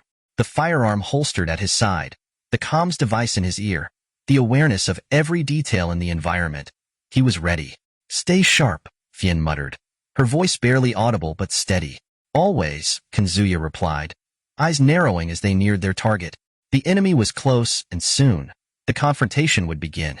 The silence before the storm hung heavy in the air. There would be no turning back now. Volume 03, Chapter 16. The moment has arrived, hasn't it? The man stood tall, arms crossed, as if he had been expecting Kazuya. His confident posture suggested he had all the time in the world, yet his smirk, a sharp, predatory smile, betrayed his anticipation as Kazuya finally emerged. Well now, I've come out, just like you wanted, Kazuya said as he closed the distance between them, stopping roughly 5 meters away. His stance was coiled and ready, like a seasoned combatant awaiting the slightest provocation. His voice remained steady but edged with wariness. But who the hell are you? Relax, no need to rush things. You'll know soon enough. The man uncrossed his arms and spread them in a mocking gesture of hospitality. The name's Adele Saxon. I'm the hero sent to this world for one purpose, to vanquish the evil demon lord. His tone dripped with pride, the self-assured confidence of a man certain of his own importance. So this is the so-called hero of this world. Kazuya's mind raced, piecing the puzzle together. Ah, so he's the one who pummeled Amira. I figured he'd retreated to the Empire after disappearing from the Demon Coalition's intel, but it looks like he's been hiding out here all along. His eyes narrowed, evaluating the man before him. But still, something about this doesn't add up. Suddenly, Kazuya's thoughts were interrupted by a sharp outburst from beside him. Mother? Evil? How dare you? Fien's voice, trembling with rage, pierced the air. She was shaking, her entire body consumed by fury at Adele's blasphemous words. Adele, who had been so fixated on Kazuya, turned his gaze slowly toward her, as if only now realizing her presence. And who are you supposed to be? Appearing like that, half-dressed, he paused mid-sentence, the confusion in his eyes giving way to recognition. Wait, mother? Don't tell me. You're the Demon Lord's daughter. Fien stood next to Kazuya, her tattered, revealing dress still managing to exude an odd allure despite its torn, provocative state. It was clear that Adele had overlooked her initially, but now, his attention locked onto her with cold clarity. His eyebrows furrowed as he scrutinized her appearance, then turned his gaze to the figure standing quietly behind him, seeking confirmation. Yes, Adele-sama, the man behind him replied. This woman is indeed Fien Rosengard, the daughter of the Demon Lord. What? Fien's voice faltered, her eyes widening in shock. The anger that had blazed within her was momentarily snuffed out, replaced by disbelief. Her focus shifted to the familiar figure who had just spoken, someone she hadn't expected to see. Nelson? Her voice wavered, barely audible. Why are you with them? Why are you standing behind him? The man who had just emerged from the shadows, Nelson, had once been someone Fien trusted, perhaps even admired. His striking appearance was as arresting as ever. His androgynous features rivaled even Adele's in their near-perfect beauty. The sharp lines of his face, combined with the almost ethereal grace typical of his race, made him seem like a figure carved from marble, an otherworldly being. But now, as he gazed back at her with a cryptic smile, there was no warmth, no explanation, just a quiet, unsettling silence. An acquaintance of yours? Huh, this is getting complicated. Kazuya silently sighed, observing the tense atmosphere between Fine and Nelson. He could already sense the brewing trouble. Nelson, why? Why are you standing there? Did you betray us? Fine's voice trembled with desperation, her words laden with the hope that Nelson would deny the truth she refused to accept. She looked at him, pleading for an explanation, for reassurance that this wasn't happening. Yeah, I did. How? Why? You're the next chief of the elves. How could someone in your position do something like this? But Nelson's blunt admission shattered her hopes, leaving Fine to grapple with the bitter reality. Why? The reason's simple. If someone as stunning as I am were to die, it would be an irreplaceable loss for this world. I couldn't allow that. So, I took preemptive action. The Demon Alliance is on the brink of collapse, so I switched sides to the Empire before it all went under. What? Fine stood dumbfounded, unable to process the sheer narcissism in Nelson's reasoning. The room grew deathly silent as everyone, even Kazuya, struggled to comprehend the audacity of his words. And luckily for me, we elves, aside from these pointed ears, don't look that different from humans. Blending in with the Empire wasn't much of a challenge, Nelson added with a smug grin. Fine, still frozen like a statue, couldn't wrap her mind around the absurdity of his betrayal. It felt as though the floor had dropped beneath her. But of course, Nelson continued, his voice now dripping with cruel amusement, to prove my loyalty to the Empire, I needed to accomplish something noteworthy. That's where you came in handy, Fine. What do you mean? The bracelet. Remember? The one I gave you? The moment you started staying close to Nagato, I knew it would serve its purpose. Nelson's words cut through the air like a blade. He took a twisted pleasure in revealing the truth. You see, that bracelet is enchanted. It lets me track the wearer's location, and since you were by Nagato's side, I could use it to figure out where he was. That's how I was able to set up this ambush, and why I'm standing here now. Oh, and by the way, the bracelet also carries a special scent that lures monsters. Horrified, Fine ripped the bracelet from her wrist the moment she heard Nelson's confession, her face contorting with disgust. She hurled it to the ground, the delicate trinket shattering as it struck the stone floor. I was being used, because of me, by a monster like this? Fien's voice trembled with the weight of her realization. Her face fell as the truth washed over her, and in a surge of despair, her hands clenched tightly into fists, fingernails biting deep into her flesh. The pain of betrayal mirrored the physical agony, and blood seeped from her palms, staining the ground. Nelson, watching the scene unfold, couldn't help but mutter under his breath with a cruel, almost mocking tone, his words intended to twist the knife even deeper. "Wow, that's some strength you've got there. Too bad I didn't manage to wound you more during that last attack. Would have made capturing you more enjoyable. But now, there's no fun to be had with a broken enemy, is there?" Nelson's words landed like venom, seeing Fien not as a human being, but merely as an opponent, a captured prize. And even as his mutterings hung in the air, they seemed to echo louder in Fien's heart. Her body shuddered violently, and in that moment, tears began to fall, dropping silently onto the cold earth. It all made sense now. The ambush, the reason the creatures had targeted her. It had all become clear to Kazuya. Holding her trembling form close to him, Kazuya stifled his own voice, forcing back his emotions as he consoled her.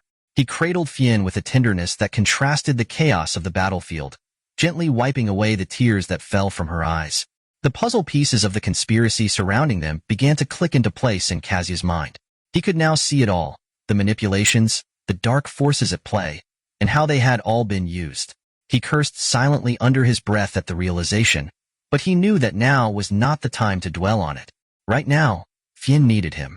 Inside Fien, however, the battle was far from over. The deep emotional wound left by the betrayal of the man she had once trusted so dearly had shattered her spirit, leaving her heart cold and fragile. Yet, Kazuya's warmth and tenderness now seeped into the cracks of that frozen heart like a potent, addictive poison, saturating her with his presence. Moreover, there was another element at play, a far more dangerous one. Kazuya's healing ability, the potent magic he had used to save her from the brink of death, had left traces of his own mana within her body. His energy now pulsed through her, reacting to her emotions, deepening her attachment to him in ways neither of them could foresee. Slowly, that lingering power was creeping through her, reaching deeper, spreading wider, binding her soul to his. A fusion of emotions and arcane forces swirled inside her, too complex and too powerful to resist. Her affection for Kazuya grew darker, evolving from mere gratitude into something obsessive, something primal. The more his presence infiltrated her soul, the more she became consumed by her feelings for him. Her love had morphed into something dangerous, something beyond the bounds of reason. A twisted adoration, a fervor that could only be described as maddening. And it was already too late to turn back. The warmth enveloped her, so comforting, so inviting. Ah, this warmth. If only Kazuya stays by my side, nothing else matters. Not anymore. Fien's heart and soul, though she hadn't yet realized it, were now irrevocably bound to Kazuya. He had become the center of her universe, though it would take her some time to fully grasp this truth. Nelson's obnoxious voice shattered the fleeting moment of peace. Honestly, it's quite rude to throw away such a beautiful gift, one bestowed by none other than me. Shut up, you narcissist. No one cares about your nonsense. Kazuya cut him off sharply, his words biting with a cold finality. Nelson cocked his head in confusion. Narcissist? He echoed the unfamiliar term, which didn't exist in this world. Kazuya ignored his bewilderment, turning his attention to the more pressing matter. I have 2 questions for you, and I expect answers. What is your objective? And, you mentioned someone named Adele. Do you know about Earth? Nelson's irrelevant musings faded into the background as Kazuya fixed his gaze on Adele, his tone demanding but measured. Our objective? Adele's voice was calm, but laced with a subtle edge. Isn't it obvious? We're here for one thing, your life. As for Earth, no, I've never been there, but I've heard of it. Renya and Shoichi, was it? They claim to have come from Earth. Adele's frank response, despite the scorn he secretly felt for Nelson's arrogance, allowed the conversation to shift to a more serious note. At least now Kazuya had confirmation. 3 wanderers were aligned with the Empire. Renya, Shoichi, and Adele. But something else troubled him. His worst fear had just been confirmed. Adele wasn't just any ordinary threat, some self-styled hero with delusions of grandeur. No, this one was the real deal. A bona fide hero from a world that wasn't Earth. Kazuya felt a bead of sweat run down his temple as the weight of the revelation settled in. The man standing before him wasn't afflicted with mere delusions of grandeur. No, Adele was a genuine warrior from another dimension, and his power was real. Enough talk. It's time you let me fulfill my objective. Adele's voice came with a sharp edge, a trace of impatience seeping through as he addressed Kazuya. The unusually lengthy preamble seemed to have frayed Adele's nerves. Your objective? Kazuya asked, his eyes narrowing. That's right. Why do you think I came all the way here? Adele's tone was drenched in bitter determination. Isn't it obvious? You're here to kill me, Kazuya thought. You've said as much. And those elves? They're just after my head so they can curry favor with the Empire. His thoughts ran rapid as he tried to make sense of Adele's cryptic words. That's when it hit him, like a cold wind slicing through his spine. A sudden chill shot down Kazuya's back. What the hell? Instinctively, his eyes darted toward Adele. The once composed man now stood rigid, his finely sculpted face contorted with pure, unbridled hatred. His gaze was locked onto Kazuya, as though he wanted to burn a hole through him. Our mission is to kill you, Adele said, voice low and venomous. But my mission is to take your life with my own hands and avenge Sarisha. Sarisha? The name echoed in Kazuya's mind. A flicker of recognition passed through him, causing a moment of hesitation. But Adele didn't wait. With a swift motion, he unsheathed his long sword, the holy sword. The metallic ring of the blade reverberated through the tense atmosphere, sending a wave of pressure across the room. The weight of the moment was palpable. Fight me, Nagato Kazuya? Adele roared, his voice erupting like a primal beast, charged with intense bloodlust. Wait, hold on, Kazuya shouted, his thoughts racing as he tried to piece together what Adele had just said. Sarisha, who the hell is? Shut up and answer me. Adele cut him off, his fury swelling beyond reason. Will you fight me or not? Kazuya's mind raced. The name Sarisha had triggered something, a distant memory perhaps, but it was buried under layers of confusion. He needed time to think, but Adele was beyond reason now. His mind had been consumed by revenge, leaving no room for anything else. Let me. Enough. If you refuse to fight, then I'll make sure you have to. Adele barked, his voice a maelstrom of rage. Nelson, bring those three here. Understood, sir, Nelson replied, his obedience swift and unquestioning. Adele, now seething with revenge-fueled madness, was hell-bent on forcing Kazuya's hand.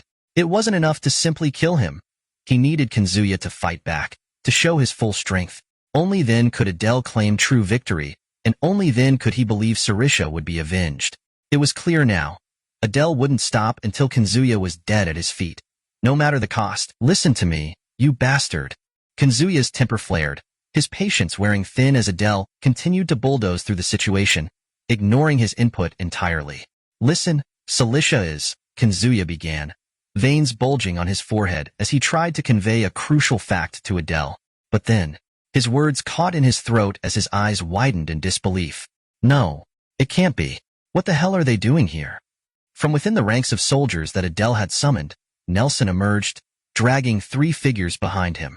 Kazuya's blood ran cold as he recognized the trio. Reina, L. Kazuya's voice cracked with despair as he saw the three women, bound by ropes and limp, showing no signs of movement. Judging by your reaction, these must be your subordinates, Adele remarked coolly, her voice betraying no emotion. I figured as much.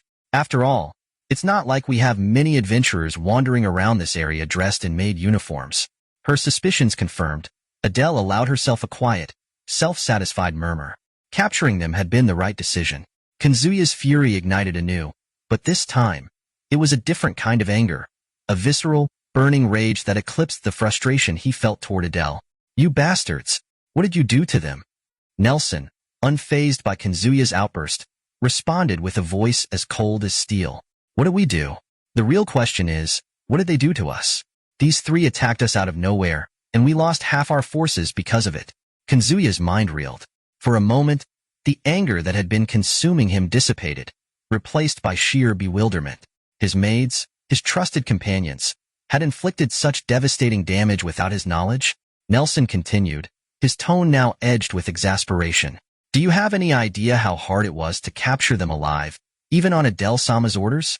We had to fight tooth and nail to subdue them.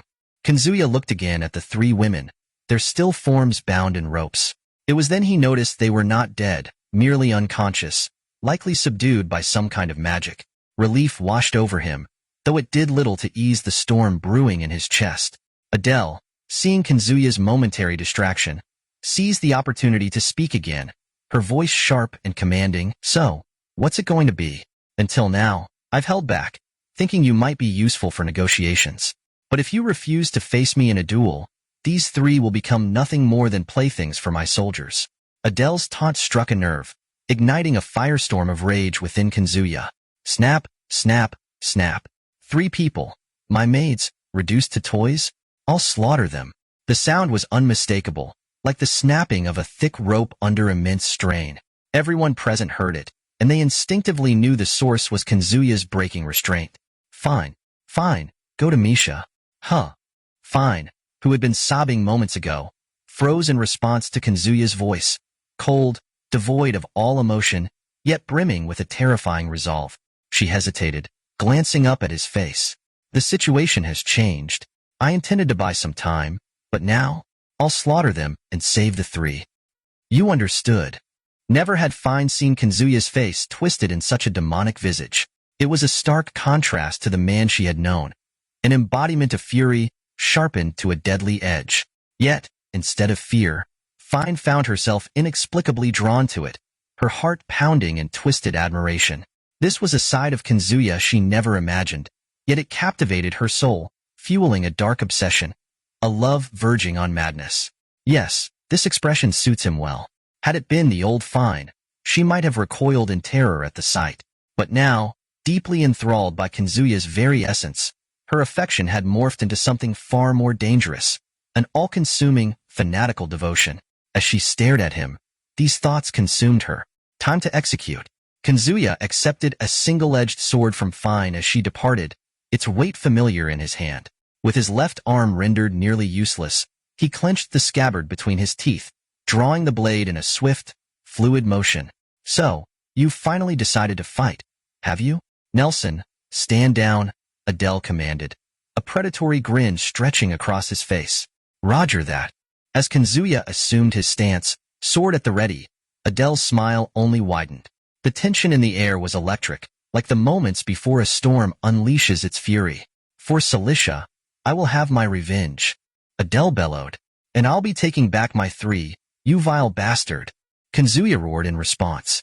With their battle cries echoing through the air, the duel began. A clash that would decide the fate of all involved. Ha ha ha. What's wrong? Slowing down already? Damn it.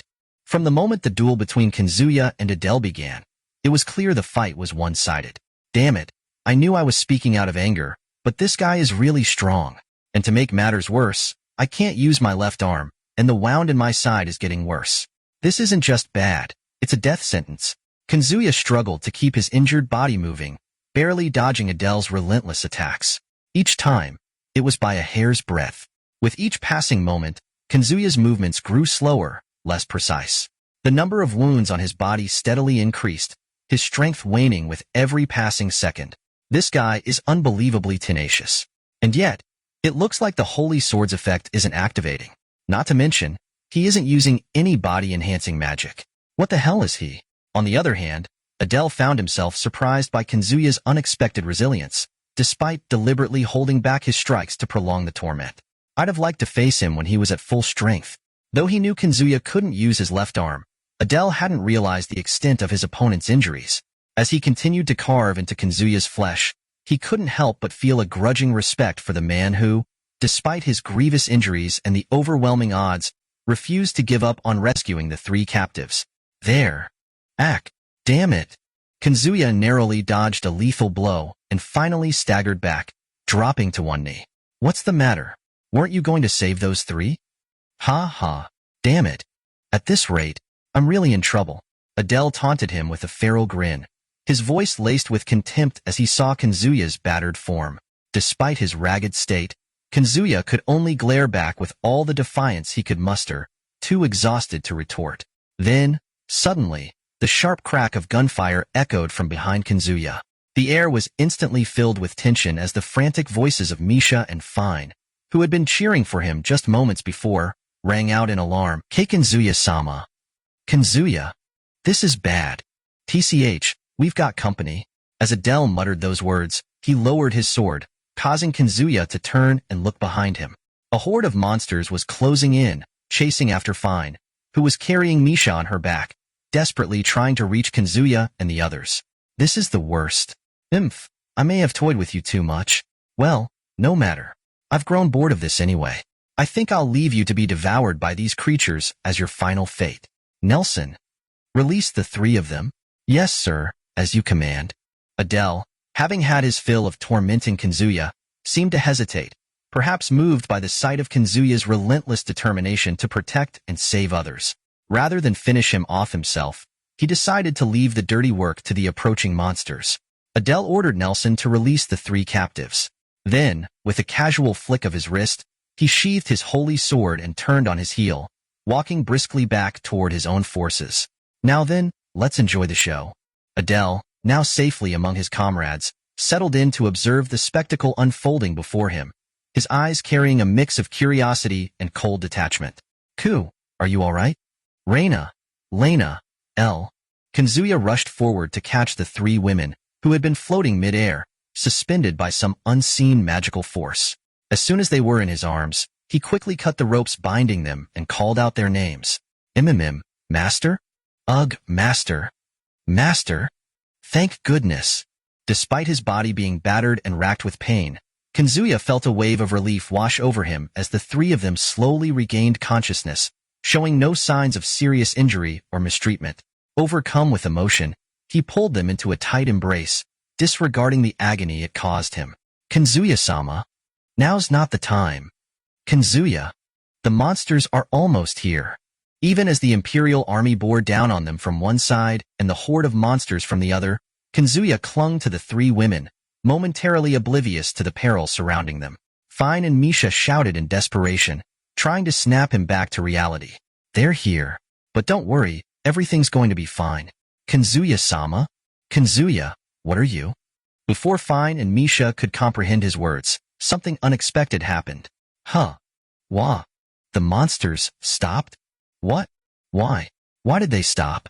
The monsters, which had been charging toward them with deadly intent, suddenly halted in their tracks. Even Adele, along with his Imperial soldiers and the elves under Nelson's command, could not hide their bewilderment at the inexplicable behavior of the creatures. The reason for their confusion was clear.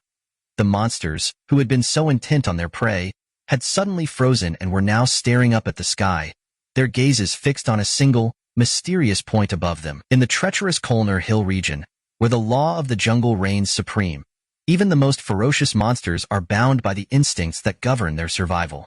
So when these creatures, poised for the kill, inexplicably halted in their tracks, it wasn't due to hesitation or confusion. It was a primal reaction to the ominous presence that was slowly drawing nearer.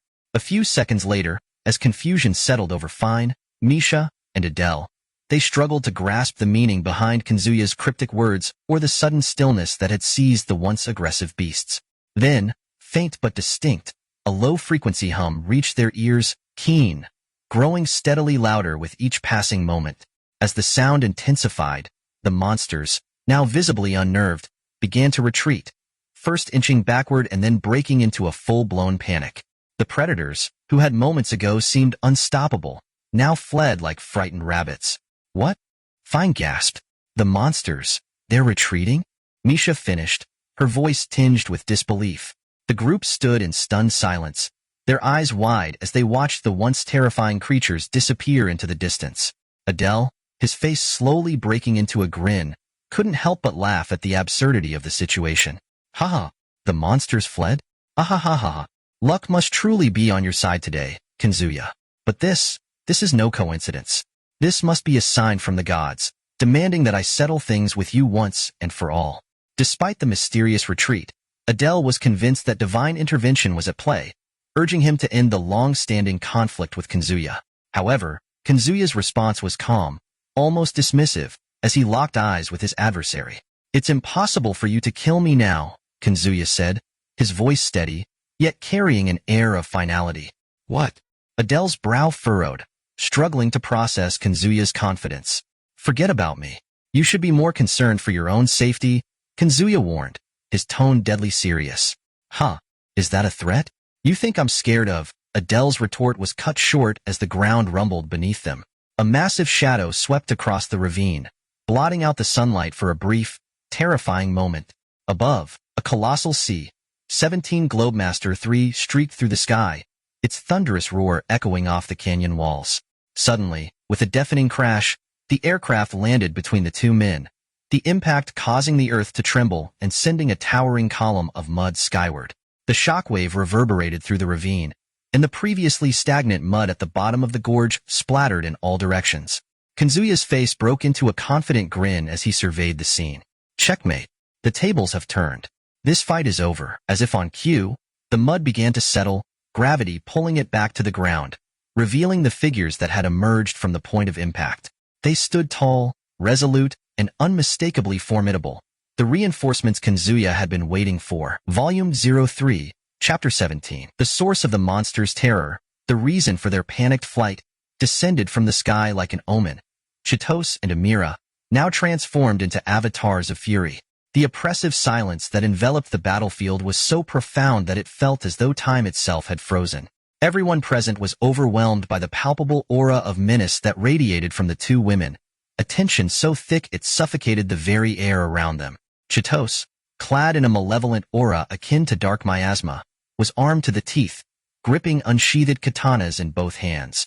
Beside her stood Amira, donned in battle gear, effortlessly shouldering a massive greatsword that seemed more like a hulking slab of iron than a weapon.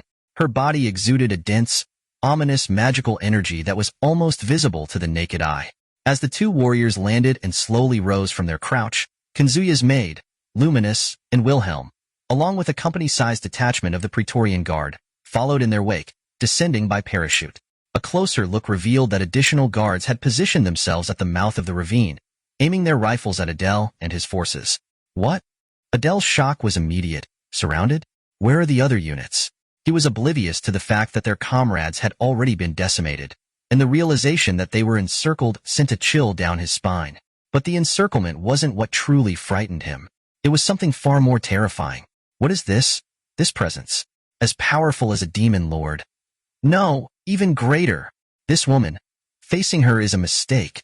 A grave mistake. Adele's initial shock at being surrounded quickly gave way to a much deeper dread.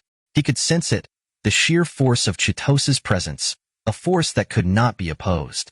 Cursed bloodlust, he thought, as the malevolent energy emanating from Chitose and Amira, particularly Chitose, washed over him, igniting every instinct to flee. Yet, he could not move. His pride as a warrior, as a hero, was the only thing keeping him rooted to the spot, barely holding his ground against these two fearsome foes. Fien, are you safe? Adele shouted, his voice tinged with desperation. My lord, please, just a little longer, and I will deal with them. Chitose growled, her gaze never leaving the enemy as she glanced back at Adele with eyes burning with murderous intent. Mother, I am safe, but Kazuya. Fien's voice cracked with emotion as she responded. But before she could finish, Kazuya, struggling under the weight of his injuries and supported by Luminous and Wilhelm, interrupted. Ugh, understood. Adele, the traveler before you. Take him alive if possible. I'm counting on you. Chitose. His voice was strained as he was tended to by medics applying healing magic and emergency first aid. Understood, sir, Chitose replied, her tone resolute. All units, hold fire until ordered. I repeat, hold fire until ordered. The sight of Kazuya, battered and bloodied, filled Chitose with a fury, so intense it was as though her very soul was ablaze. After issuing her orders, she turned back to face the enemy, her voice cold and cutting as she addressed Amira. These scum are all mine. Don't even think about getting in my way, Chitose growled, her voice brimming with icy resolve. Well, no need to be so harsh, Amira replied, a dark chuckle escaping her lips. I'd love to leave it all to you, but that's not an option. My patience has run thin, especially after what they did to my daughter. I won't stand by and watch. Let me have a piece of the action too. Amira's eyes locked onto the figures of Nelson and his underlings, the very ones who had dared to use her daughter as a pawn in their treachery. The fury that welled up inside her mirrored Chitose's own wrath. With a battle-hardened grace, she raised her massive sword, the blade glinting in the light, her anger giving her strength. Do as you please, Chitose said, her gaze never leaving the enemy. Just don't take too long. We've got trash to clean up. I know, Amira nodded, her voice low and tense. With a final nod, Chitose turned to face the enemies that had cowered before them. The deadly gleam of her katana cut through the air as she raised its tip toward the foe. Nearby, Nelson and his men, their attention momentarily averted by the conversation, finally managed to break free from their paralysis. The sight of the two women, radiating murderous intent, filled them with dread. "Why is the Demon King here?" Nelson stammered, his voice quaking. "And who's that woman next to her?" Another elf muttered. "She's no ordinary soldier. There's no way we can beat those monsters," one soldier whispered as panic began to ripple through the ranks. "We have to run. If we stay here, we're dead." The fear was palpable as Nelson, his elves, and the Imperial soldiers instinctively began to step back, realizing they were facing beings far beyond their understanding. Just then, Adele's sharp voice echoed through the valley like a warning bell. "Steady yourselves. They're coming." As if on cue, hell itself broke loose. "They're here. Stop them. Somebody stop them. Prepare to fire. On my mark." The order rang out as the ground shuddered beneath the heavy footsteps of Chitose and Amira, who surged forward with terrifying speed. In a panicked frenzy, the soldiers unleashed a barrage of spells, bullets, and arrows. But Chitose and Amira were untouchable, weaving through the rain of attacks with ease. Their reflexes were so sharp, it was as though they could predict every incoming strike. They can't be hit? Aim better." A soldier yelled in desperation. "Deploy the Magitech weapons and the automatons. Use our numbers to overwhelm them." In a desperate attempt to halt the relentless onslaught, the soldiers brought forth their most advanced weaponry, magical constructs and combat automatons designed for war. But even these, towering over the battlefield, were nothing more than fodder for the wrath of Chitose and Amira. With a battle cry that shook the heavens, Amira swung her massive sword in a wide arc, cleaving through 3 Magitech soldiers that had dared to approach her. They were shattered in a single blow, their metal frames crumpling like paper. Meanwhile, Chitose moved like a shadow, her katana a blur as she danced through the throng of automatons. Heads rolled and sparks flew as each machine was dismantled with surgical precision, rendered useless in an instant. "Focus the automatons on stalling them." Adele's voice boomed once again, trying to rally her faltering forces. "Hold them in place so the Magitech weapons can land a hit." Panting heavily, Adele realized that brute force wasn't going to stop these two. She shifted her strategy, ordering the automatons to prioritize slowing them down. But even as they shifted tactics, it was clear that the tide of battle was overwhelmingly in Chitose and Amira's favor. "These pests swarm like roaches," Chitose muttered through gritted teeth, her frustration barely contained. "You're telling me?" Amira snapped back, her blade slicing through another automaton. Just as they were dealing with the relentless swarm, the automatons began repositioning themselves, forming defensive ranks meant to hold them at bay. The sight only served to fuel Chitose's anger, her eyes narrowing as she prepared to unleash her full fury. "Then we shall take the lead. We will carve a path through." From the shadows behind Chitose and Amira, 2 figures emerged, black silhouettes slicing through the swarm of automaton soldiers with precision and deadly force. Their assault drove a wedge deep into the enemy's ranks. Captain Funisaka and Major Jack Churchill, always meddling, Chitose muttered under her breath, glancing back. "Well, it works out for us." "Oh, not bad at all," Amira said with a grin, acknowledging their efforts. Wielding a military saber, Captain Funisaka moved with disciplined efficiency, while Major Jack Churchill, with a longbow slung over his back and a quiver of arrows, charged forward carrying a hefty claymore. Across his shoulders hung a set of bagpipes, a symbol of his defiance in the chaos of battle. Together, they slashed through the automaton horde, cutting a clear path toward the heart of the enemy lines. "Yoo-hoo! Heya! Out of our way!" With their target, Kanzuya's enemy, finally within sight, Captain Funisaka and Major Churchill roared with battle fury. The path they carved allowed Chitose and Amira to sprint forward like arrows loosed from a bow, their focus sharpened on avenging the injury done to Kanzuya. "Well done. You saved us back there." As they darted past the 2 warriors, Chitose and Amira briefly acknowledged their efforts, their words filled with genuine gratitude. "Think nothing of it." Funisaka and Churchill answered in unison, grinning through the blood and sweat.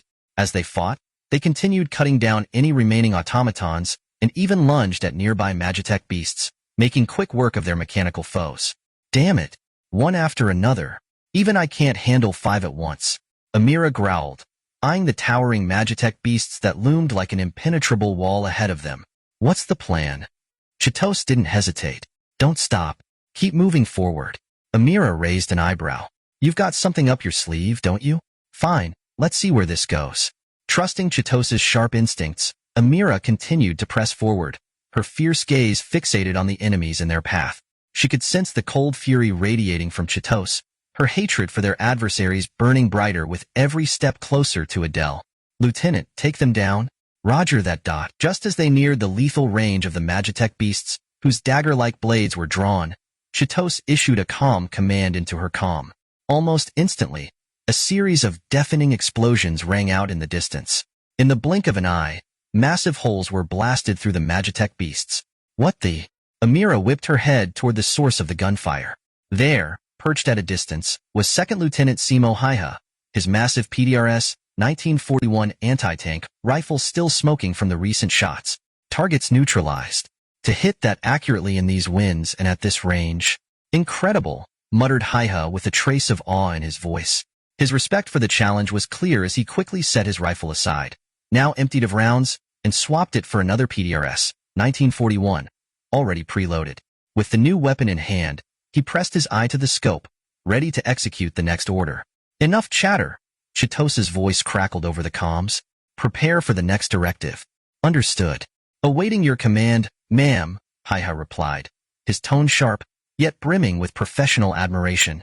As Haiha's sniper team provided overwatch from the ridge, Chitos, Amira, and their allied soldiers continued their advance, unwavering in their resolve. Each step forward brought them closer to the heart of the enemy. A merciless, calculated march toward vengeance. All that remains is the trash in that bastard, Chitos muttered, her voice cold and deliberate. Looks like it, Amira replied with a sly grin. Well then, I'll take care of this garbage. Having torn through the last of the automated puppets and magical weapons that had stood in their way, Chitos finally halted her sprint.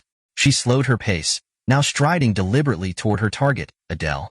At the same time, Amira broke away from Chitos, heading towards Nelson, her own target. Adele, watching the inevitable approach of his foe, could feel the weight of the moment pressing down on him. He muttered to himself, his voice barely audible. No more holding back now. Chitos's presence was suffocating, her steps heavy as if each one shook the ground. As she drew nearer, Adele steeled himself. He turned slightly, casting a glance towards his loyal subordinates, his voice low but resolute. I need your help. His men straightened, the air around them tense. One of them stepped forward. What are your orders, sir? In order to defeat her, Adele continued, keeping his voice low enough to avoid Chitos's sharp hearing, I need time to summon my trump card. But to do so, I must gather enough magical power, which leaves me vulnerable. I need you all to hold her off, just long enough. The soldiers, though already battle-worn and scared, felt a spark of hope flare within them. The confidence in Adele's voice stirred something deep in their hearts. Understood. The commander barked. Everyone, protect Lord Adele. Don't let her get close to him. Yes, sir. The soldiers roared in unison, their resolve hardening. Driven by their unwavering loyalty to Adele and the faint hope of victory, they pushed aside the fear gnawing at their hearts. They formed a protective ring around Adele, the magic casters raising a shimmering magical barrier while the riflemen unsheathed their longswords and charged headlong at Chitos. Rureawa! The soldiers bellowed their battle cry, determined to keep Chitos at bay. Chitos, unfazed by the sudden surge of opposition, continued her slow march toward Adele. Her gaze was ice-cold, focused solely on her prey, even as the soldiers threw themselves at her, swords gleaming in the dim light. You won't reach Lord Adele. One of them screamed as he swung his sword. Another leaped at her, shouting, Feel my blade. A third howled, This is where you die. The soldiers attacked in a frenzy, their long swords slicing through the air toward Chitos. They thought they had her, believed victory was within their grasp as their blades were mere inches from her flesh. But Chitos hadn't even raised her sword. She continued walking, unfazed, as if they were nothing but an inconvenience. Get out of my way, she said, her voice as cold as death itself.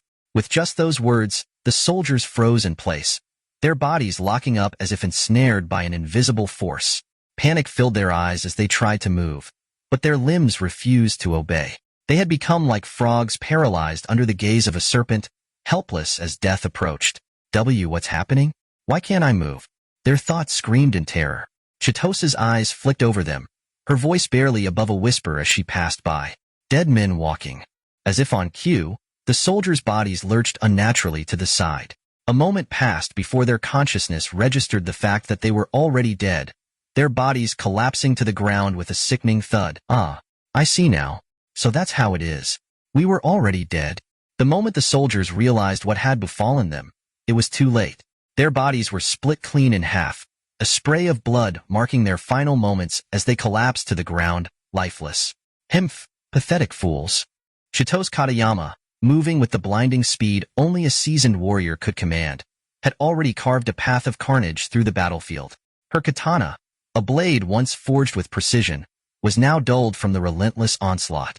Still, she cut through the waves of soldiers with precision, leaving a trail of corpses in her wake, her expression calm, as if this massacre were nothing more than routine. Say! Her battle cry cut through the chaos as she dodged a heavy longsword, sweeping low to thrust her katana upward. With a single, decisive motion, she impaled the soldier from jaw to skull. The man's eyes rolled back as his body convulsed, collapsing into a heap at her feet. Without hesitation, Chitos discarded the bloodied blade still embedded in the body, its edge now too dull for further use. She drew another katana, its sharpness yet untested, and secured it in her sheath. For the next assault, she chose to engage barehanded, her combat instincts sharpening as more soldiers rushed forward, undeterred by the fate of their fallen comrades. Wa? Yu-Rea. Two soldiers, thinking they had found an opening as she appeared unarmed, charged at her with reckless abandon. Now's our chance, one shouted from the rear. While Grands and Bakra have her distracted, reload your weapons. We'll unload at point-blank range. Roger that, came the response from the rifleman, hastily preparing for a lethal volley. As the two men closed in, roaring their battle cries, Chitos remained undaunted.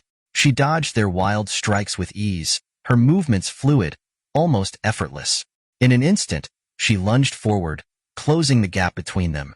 Her hands shot out, seizing both soldiers by the neck with an iron grip. Guh? Ag? Ghrk? Ugh. Their long swords clattered to the ground as the soldiers struggled against her crushing hold, their faces contorting in agony. They clawed at her wrists, desperately trying to break free, but her grasp was unyielding, like a vice crushing the life from them. Chitos's eyes, cold and detached, studied them with the same disinterest one might have for insects. With a grim expression, she lifted both men off the ground, their feet dangling as they choked and gasped for breath. Without a word, Chitos tightened her grip even further, her strength beyond human comprehension. The soldiers' thrashing grew weaker as the air was squeezed from their lungs, and in a few short moments, their bodies went limp, their necks snapping under the pressure. With a casual toss, she flung their lifeless bodies aside, her attention now shifting to the rifleman who had finished reloading. The battlefield was littered with the dead, but Chitos's presence seemed to warp the reality around her. Her movements were swift and precise, and each step she took was imbued with lethal intent. She was an embodiment of death, an unstoppable force on the war-torn field. Take aim. Fire! One of the commanders shouted. A volley of bullets roared toward her, but Chitos darted through the gunfire with superhuman agility.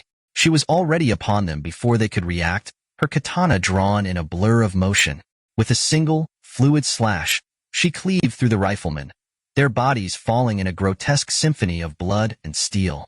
As the last soldier fell, silence descended on the battlefield, save for the soft wind rustling through the carnage. Chitos stood amidst the ruins of her enemies, her katana dripping with the blood of those foolish enough to stand against her.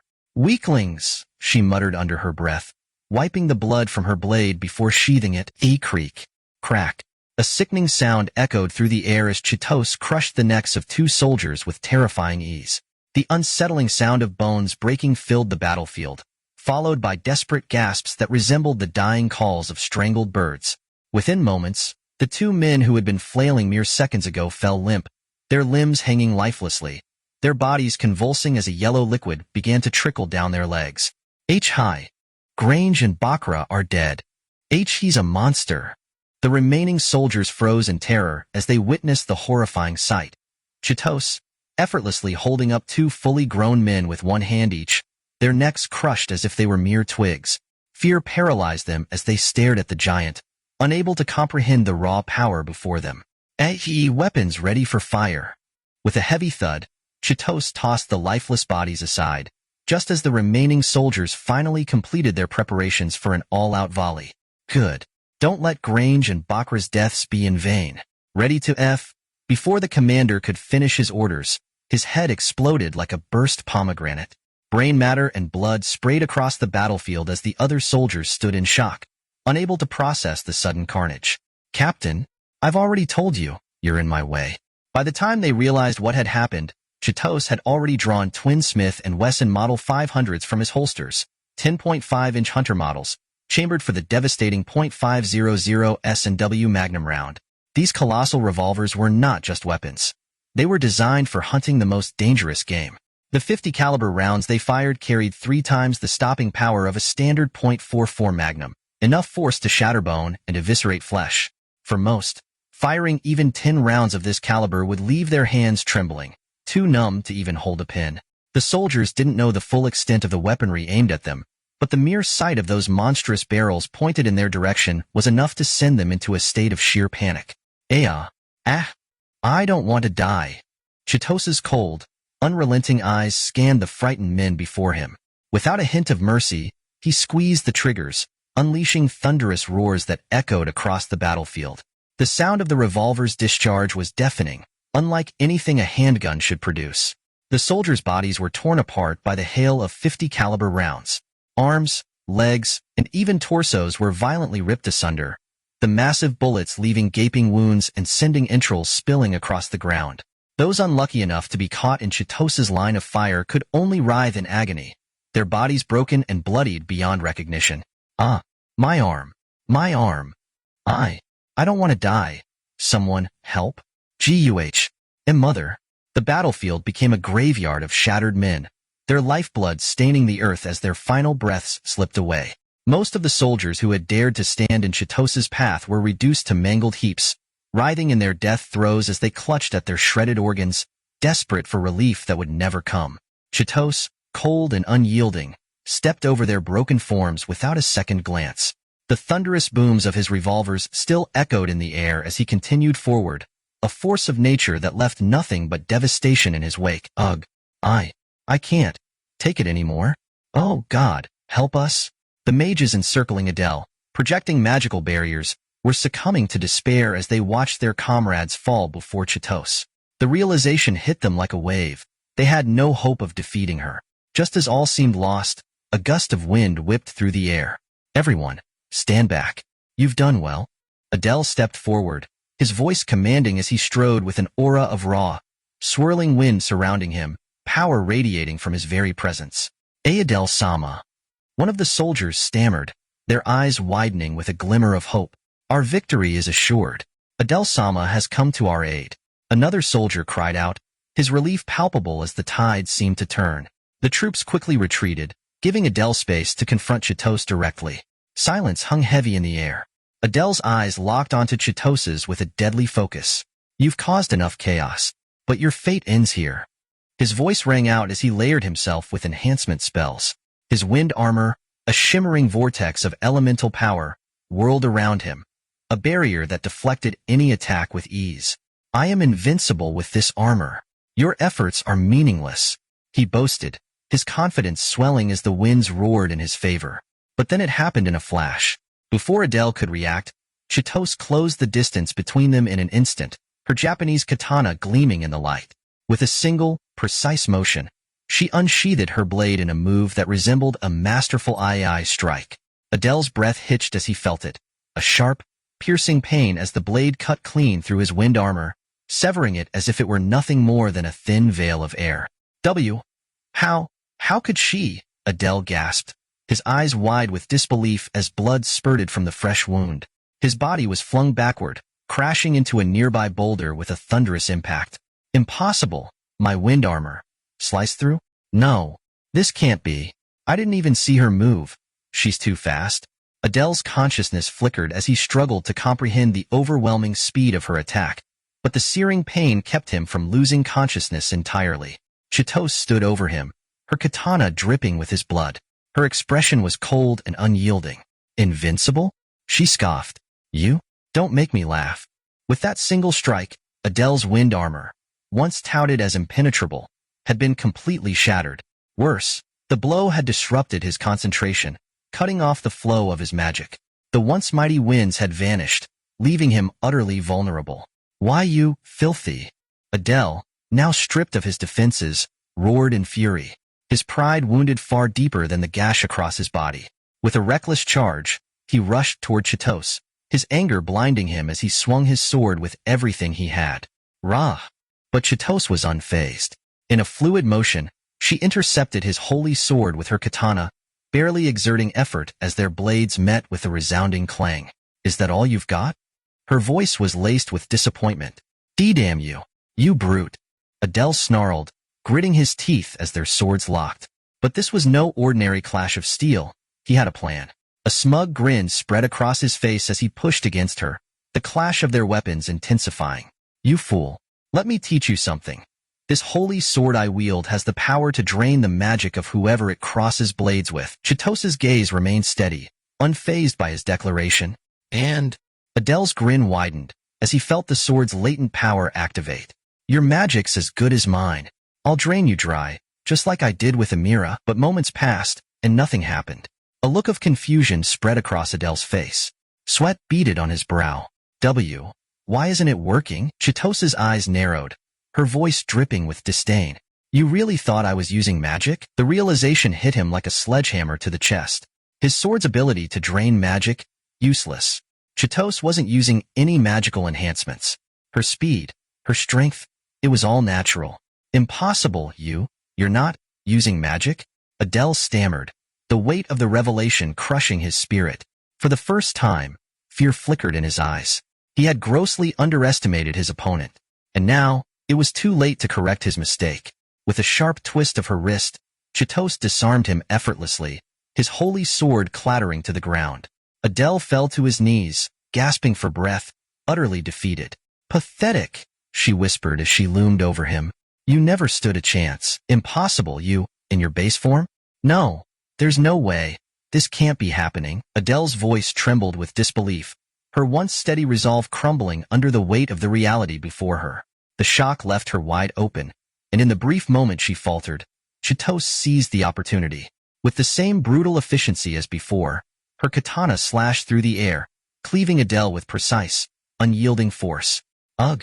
This cannot be. Adele's pristine, silver armor, a symbol of her invincibility, was reduced to tatters.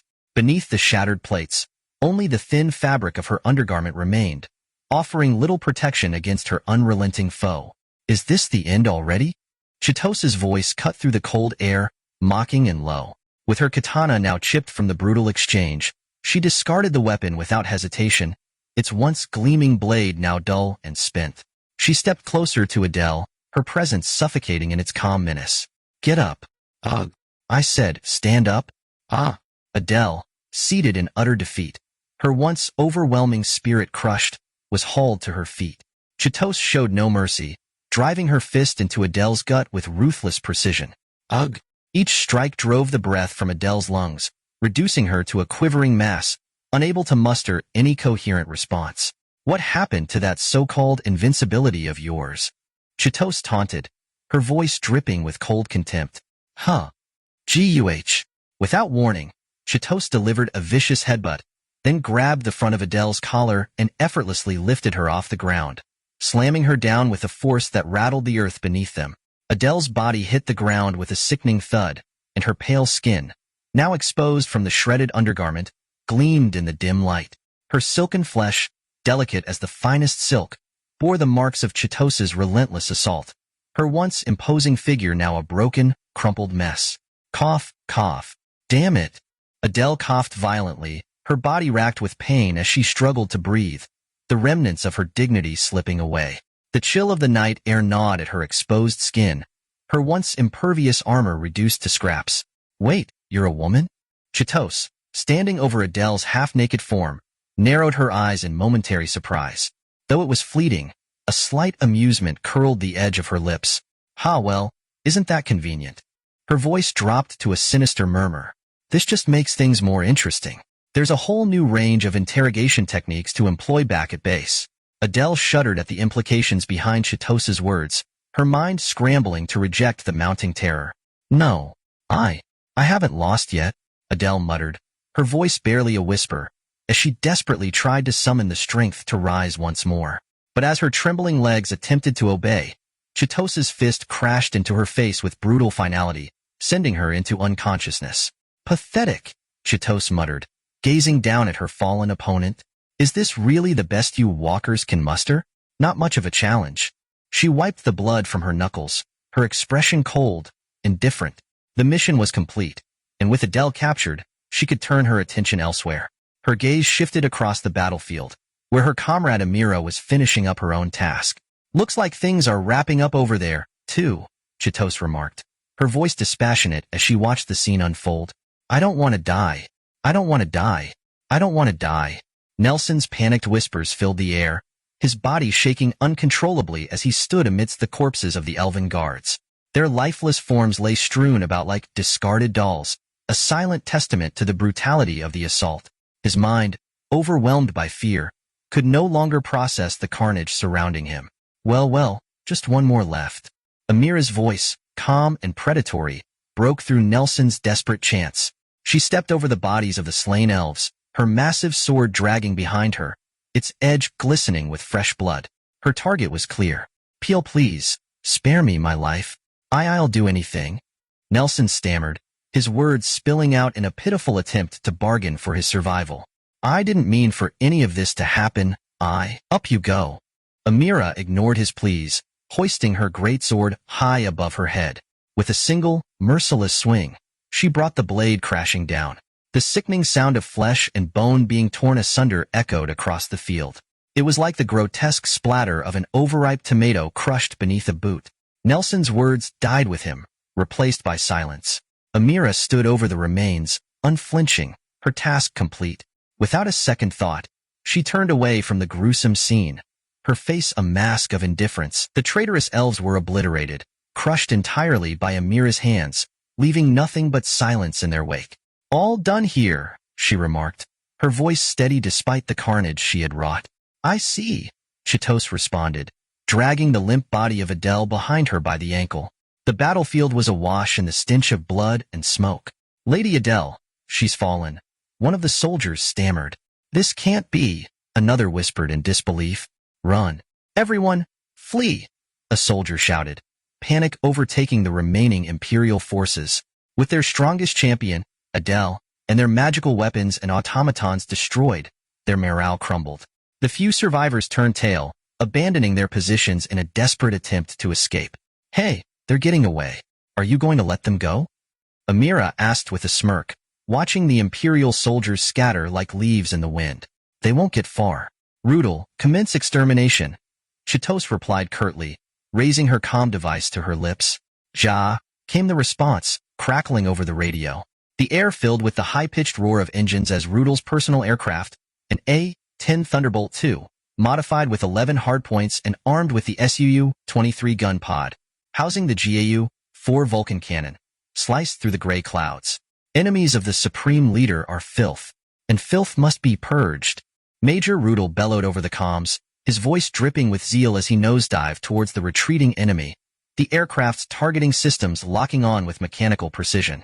He pulled the trigger, unleashing a storm of firepower from the A-10's 20mm and 30mm Gatling guns. The air thundered as rounds rained down like a torrential downpour, obliterating the fleeing soldiers with ruthless efficiency. Whoa, no mercy, huh? Amira chuckled, casting a backward glance at the explosion behind her. Her grin widened as she watched the rounds decimate the enemy ranks with pinpoint accuracy, Rudel threading his barrage through the narrow canyon like threading a needle, the soldiers reduced to little more than red mist and scattered debris. In seconds, the Imperial forces were no more, their bodies crushed into the dirt, staining the canyon's floor a deep, gruesome crimson. Begin the extraction, Chitos ordered, her voice commanding as she surveyed the aftermath. With Adele captured and the enemy annihilated, the operation was nearing its conclusion. The troops began preparations to withdraw.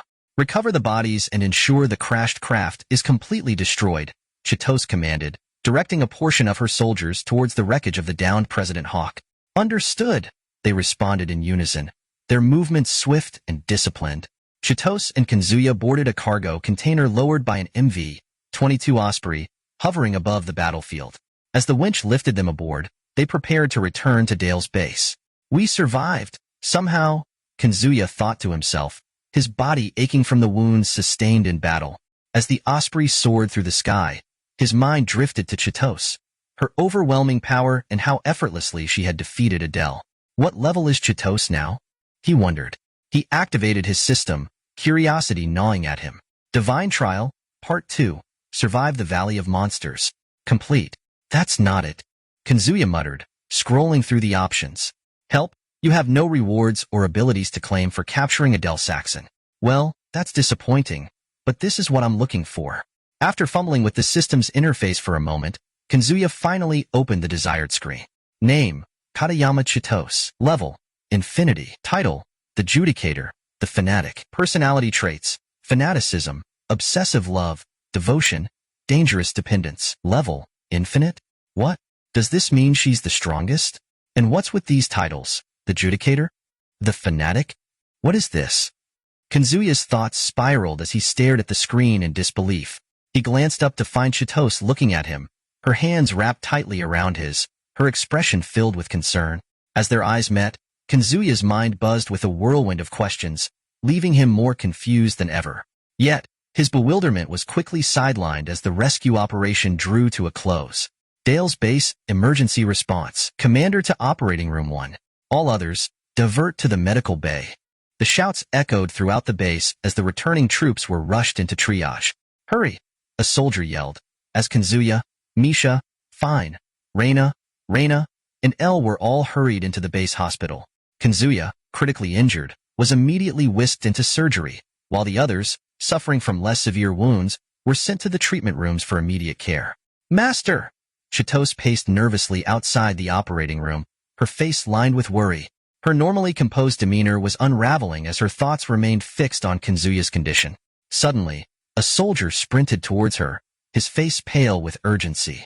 Vice Supreme Commander Chitose. We have an emergency. What now? An enemy incursion? She snapped, turning sharply to face the soldier. Yes, ma'am. The enemy has launched a simultaneous two-pronged assault. The alarm blared throughout the base, underscoring the gravity of the situation. 2 fronts? Now of all times. Chitose's voice was hard, but her eyes blazed with cold fury as she headed swiftly towards the command center, the soldier struggling to keep pace. Report the enemy forces and current status. At points 2 to 3 and 4 to 5, we've confirmed enemy incursions. A large force has appeared at 2 to 3, led by a super-heavy magical weapon, and they've breached our border fortresses. They are advancing towards the capital and are expected to engage the 1st and 2nd Armored Battalions in the Yarl Plains within 30 minutes. At points 4 to 5, a mid-sized enemy force, centered around land and aerial magical units, has amassed near the Il River. They are advancing through the Duchy of Album and the German-equipped Foreign Legion, along with a combat engineering company and patrol squad that happen to be stationed nearby, are preparing to intercept at Binderg. Damn it! Chitose muttered under her breath, realizing the magnitude of the situation. The enemy was moving faster than she had anticipated.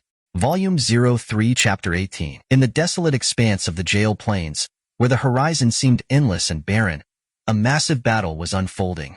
Thousands of land-based magical war machines, resembling an unrelenting horde of rats swarming across the earth, clashed with an aerial swarm of flying magical units that buzzed through the sky like a cloud of flies. Towering above them all was a colossal, 50-meter-long war machine, an ultra-heavy magical weapon clad in full-plate armor, resembling a gargantuan medieval knight. Its presence alone exuded dominance, protected by a powerful magical barrier as it advanced relentlessly. To halt this juggernaut's progress, the 1st and 2nd Armored Battalions, along with the scrambled air support from Dale's base, had been thrown into the fray. The battlefield was a cacophony of explosions, steel, and magical energy as both ground and air forces fought desperately to stop the enemy's advance. Target: the ultra-heavy magical war machine. Fire! Captain Whitman's voice echoed through the comms, his command laced with urgency and resolve. In response, the thunderous roar of an M1A2 Abrams 120mm smoothbore cannon shattered the air, unleashing a high-explosive anti-tank heat round toward the massive target. Simultaneously, the other M1A2s from the 1st Armored Battalion fired in unison, their heat rounds streaking toward the behemoth like a pack of hunting hounds locking onto their prey. The rounds struck with a deafening explosion, accompanied by blinding flashes of light as dozens of shells impacted the war machine's magical barrier. However, just before the projectiles could hit the target itself, they detonated prematurely, blocked by the invisible wall of force. The magical shield held firm, absorbing the full brunt of the attack without so much as a crack. From within the dissipating smoke, the ultra-heavy magical weapon emerged unscathed, its armored form continuing its unstoppable march forward. Target still intact. No effect on the enemy, reported Sergeant Volume 50, the tank's gunner, frustration lacing his voice. Damn it, it's no good after all. Captain Whitman snarled, his brow furrowing as he glared at the seemingly invincible war machine. No matter how many times they fired, the thing just wouldn't go down. Hammerhead 1 to HQ. The aerial units are pulling out. What the hell is going on up there? Whitman barked into his radio, noticing with dismay that the 20-strong flight of F-22 Raptors and F-2 fighter jets, which had been engaging the flying magical weapons, had flipped their wings and were retreating. This is HQ. All aircraft in the area have expended their ammunition. Then send reinforcements. Now. Whitman demanded, his frustration boiling over. Negative, we can't do that. What? What do you mean can't? There are still nearly 100 reserve aircraft back at base, aren't there? Those aircraft were the reserve units, including the direct air cover for Dale's base. Nearly all of the air assets from Dale's are currently engaged in the Supreme Leader's extraction operation. They can't sortie at the moment. We're prepping for redeployment, but it'll take time. Damn it. Understood. Just make it quick. Over, Whitman growled, his heart sinking. The sky was lost. They've taken air superiority. This is bad. As his tank maneuvered backward, maintaining distance from the advancing magical weapons while continuously firing, Whitman cursed under his breath. Without control of the skies, their chances of holding this position were slipping away rapidly. If that giant breaks through, it's game over. Captain Whitman felt a bead of sweat trickle down his brow. His air cover had been eliminated, leaving his forces dangerously exposed, stripped of any defense against the aerial threat looming above. The situation had escalated into one of near hopelessness. Amidst the tension, his loader, Ron, let out a sharp cry, his voice edged with panic.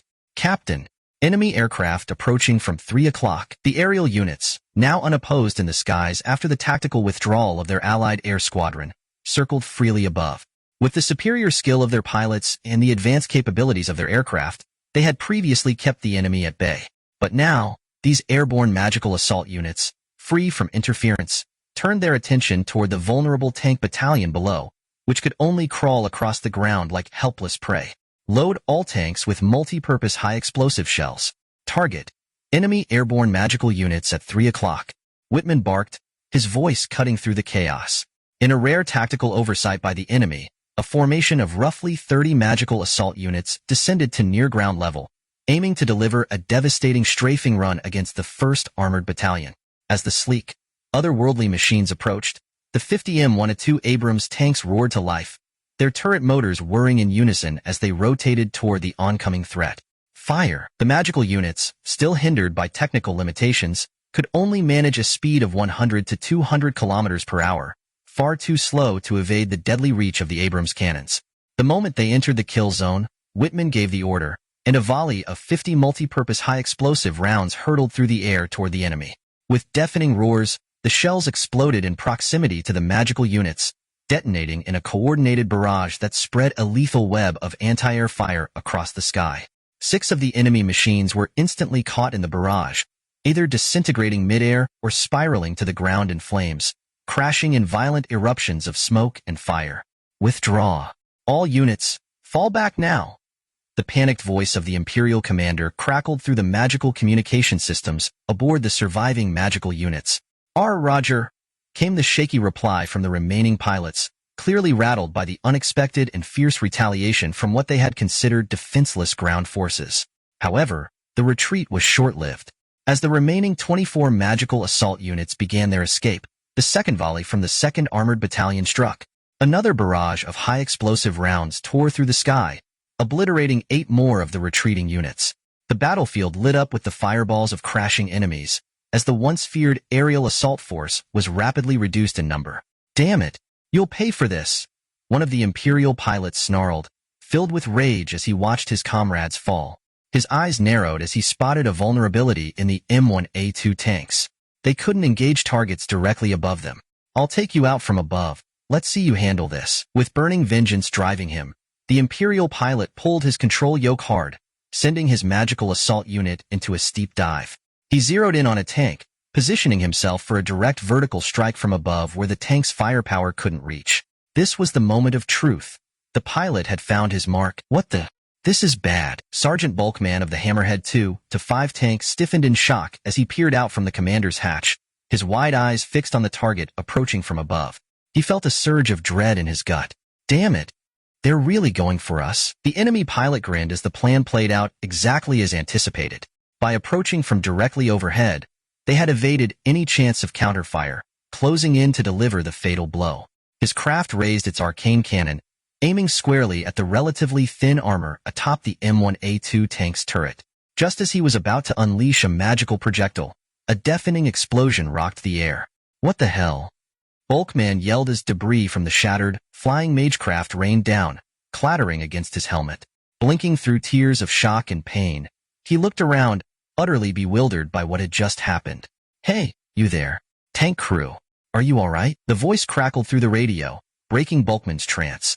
It belonged to a member of the anti-aircraft unit from Alger's Defense Force, a group they had previously fought alongside. "Did you guys just save us?" Bulkman asked, directing his gaze towards the 87 type self-propelled anti-aircraft guns and M998 Humvees equipped with Avenger systems. They had recently joined forces with the 1st and 2nd Armored Battalions to fend off the wave of enemy flying magecraft. "Nope, that wasn't us. Look up." What in the world is that?" Following the instruction, Bulkman looked skyward, his expression shifting from fear to astonished amusement. Something unexpected, something exhilarating, was unfolding high above. At Dale's base, the situation had escalated into controlled chaos. Alarms blared, and the entire installation hummed with urgent activity as reports of the approaching enemy units flooded in. "All personnel, battle stations. This is not a drill. I repeat, all personnel, battle stations." The command rang out repeatedly over the loudspeakers, triggering a wave of action as soldiers sprinted across the base, gearing up for the inevitable clash. 3rd Infantry Platoon. Reinforce the southern perimeter. Bring every weapon you've got. Deploy anti-tank weaponry here and here. Do not leave those positions undefended. All air squadrons, scramble immediately. We're short on sidewinders. Get those missiles out of the ammo depot now. Every unit stationed at Dale's was in full combat readiness, primed for engagement with the advancing enemy. Meanwhile, the runway buzzed with activity as aircraft that had returned from Kazuya's extraction mission were hastily refueled and rearmed for another sortie. Conventional weapons are ineffective against the colossal magic constructs. All aircraft in the Jarl Plains engagement have exhausted their ammo. They're pulling out of the combat zone. Air cover for the 1st and 2nd Armored Battalions is gone. They're completely exposed. Incoming message from Binderguard. The Imperial forces have begun crossing the IL River, initiating combat operations. Fuel and ammo resupply for Dale's base air units will be complete in 15 minutes. In the Operations Command Center, the tactical command room buzzed with a constant stream of reports, each one read aloud by control officers. The massive screens displayed live feeds from the battle raging in the Jarl Plains, broadcasted from the vehicle-mounted cameras of the engaged units. How dare they? To think they would harm my master, and then attempt to finish the job with this assault? Do those Imperial fools have a death wish? So be it. So be it. If they long for death, then I shall grant it by fire. They'll be incinerated, starting with that wretched automaton. Chitos's voice trembled with rage, barely able to contain her fury. It was unforgivable that Kazuya had been wounded, but now the Imperial forces had escalated their assault after Adele and Nelson's ambush failed. Their determination to take Kazuya's head had ignited a seething fury within her, and she was ready to answer that desire for death with nuclear fire. "Why you can't? Vice Commander." A crackling voice, laden with tension, echoed through the room as Major General Mireille attempted to restrain the escalating situation. Yet, her words barely masked the fear trembling beneath her calm exterior. Before her stood Chitos, a figure shrouded in darkness, muttering to herself in a haunting cadence. Kill them all. Women, children, it makes no difference. They'll all die. A suffocating aura of malice radiated from Chitose, her presence oppressive. She seemed barely human now, consumed by the thirst for destruction. Despite her growing terror, Mireille steeled herself, her voice quivering as she raised a hand in protest. Vice Commander, perhaps I didn't make myself clear. Chitose's voice cut through the air, colder than steel. Her gaze, sharp as a blade, snapped toward Mireille, the weight of her ire palpable. Mireille shrank under the intensity, her eyes wide with terror. Eek! No, I didn't mean it like that. She stammered, her pulse racing. But using a nuclear strike within Allied territory, surely, you must reconsider. Look at this. With shaking hands, she quickly activated the massive 3D tabletop display, the holographic map of the Allied Demon Federation's territory springing to life before them. It was marked with both enemy and friendly positions, the enemy denoted by glaring red markers, and the Allied forces by calming blue. In the center, a bright, deadly sphere highlighted the estimated impact zone of the nuclear detonation. If you deploy now, the 1st and 2nd Armored Battalions, along with other supporting units, will be caught in the blast. The collateral damage would be— Mireille's voice broke off as Chitose's eyes, devoid of light, turned toward her, dark and unforgiving like a bottomless abyss. Mireille's breath hitched in her throat as if all warmth had fled the room. The evacuation orders will be issued, Chitose said, her tone final and dismissive. She was resolute. The devastation she sought to unleash was no longer a matter of tactical debate. It was a personal vendetta. The rationale behind Mireille's argument, her logical projections, all fell silent before Chitose's overwhelming will to annihilate the enemy. "Es ist still," Mireille faltered. Chitose's cold, unwavering stare bore into her, snuffing out her last attempt at protest. Silence followed, heavy and suffocating, as the grim reality settled over the command room. It seemed inevitable now. There would be no stopping the vice commander from releasing nuclear hellfire upon the battlefield. At that moment, a soft hiss broke through the tension, the automatic doors at the back of the room sliding open with a mechanical sigh. Heads turned in unison, shock rippling through the gathered officers. Even Chitose's darkened expression faltered as she spun around, eyes wide with disbelief. "Wah, Master," Mireille gasped, eyes darting toward the new arrival. "Why are you here? Shouldn't you be resting? Is your condition?" "Keikanzuya-sama?" Another voice echoed in astonishment. "S Supreme Commander?" Several others chimed in, their voices a chorus of surprise. Stepping into the room was none other than Kanzuya, their leader, flanked by a retinue of maidens and personal guards. Alongside him stood a figure shrouded in black robes, a towering staff in hand. Cilicia, the mysterious mage, whose mere presence set the room on edge. At Kanzuya's side was a bookie, a figure who should have been far from this conflict, still stationed in the heart of Parabellum territory. And yet, here they all were.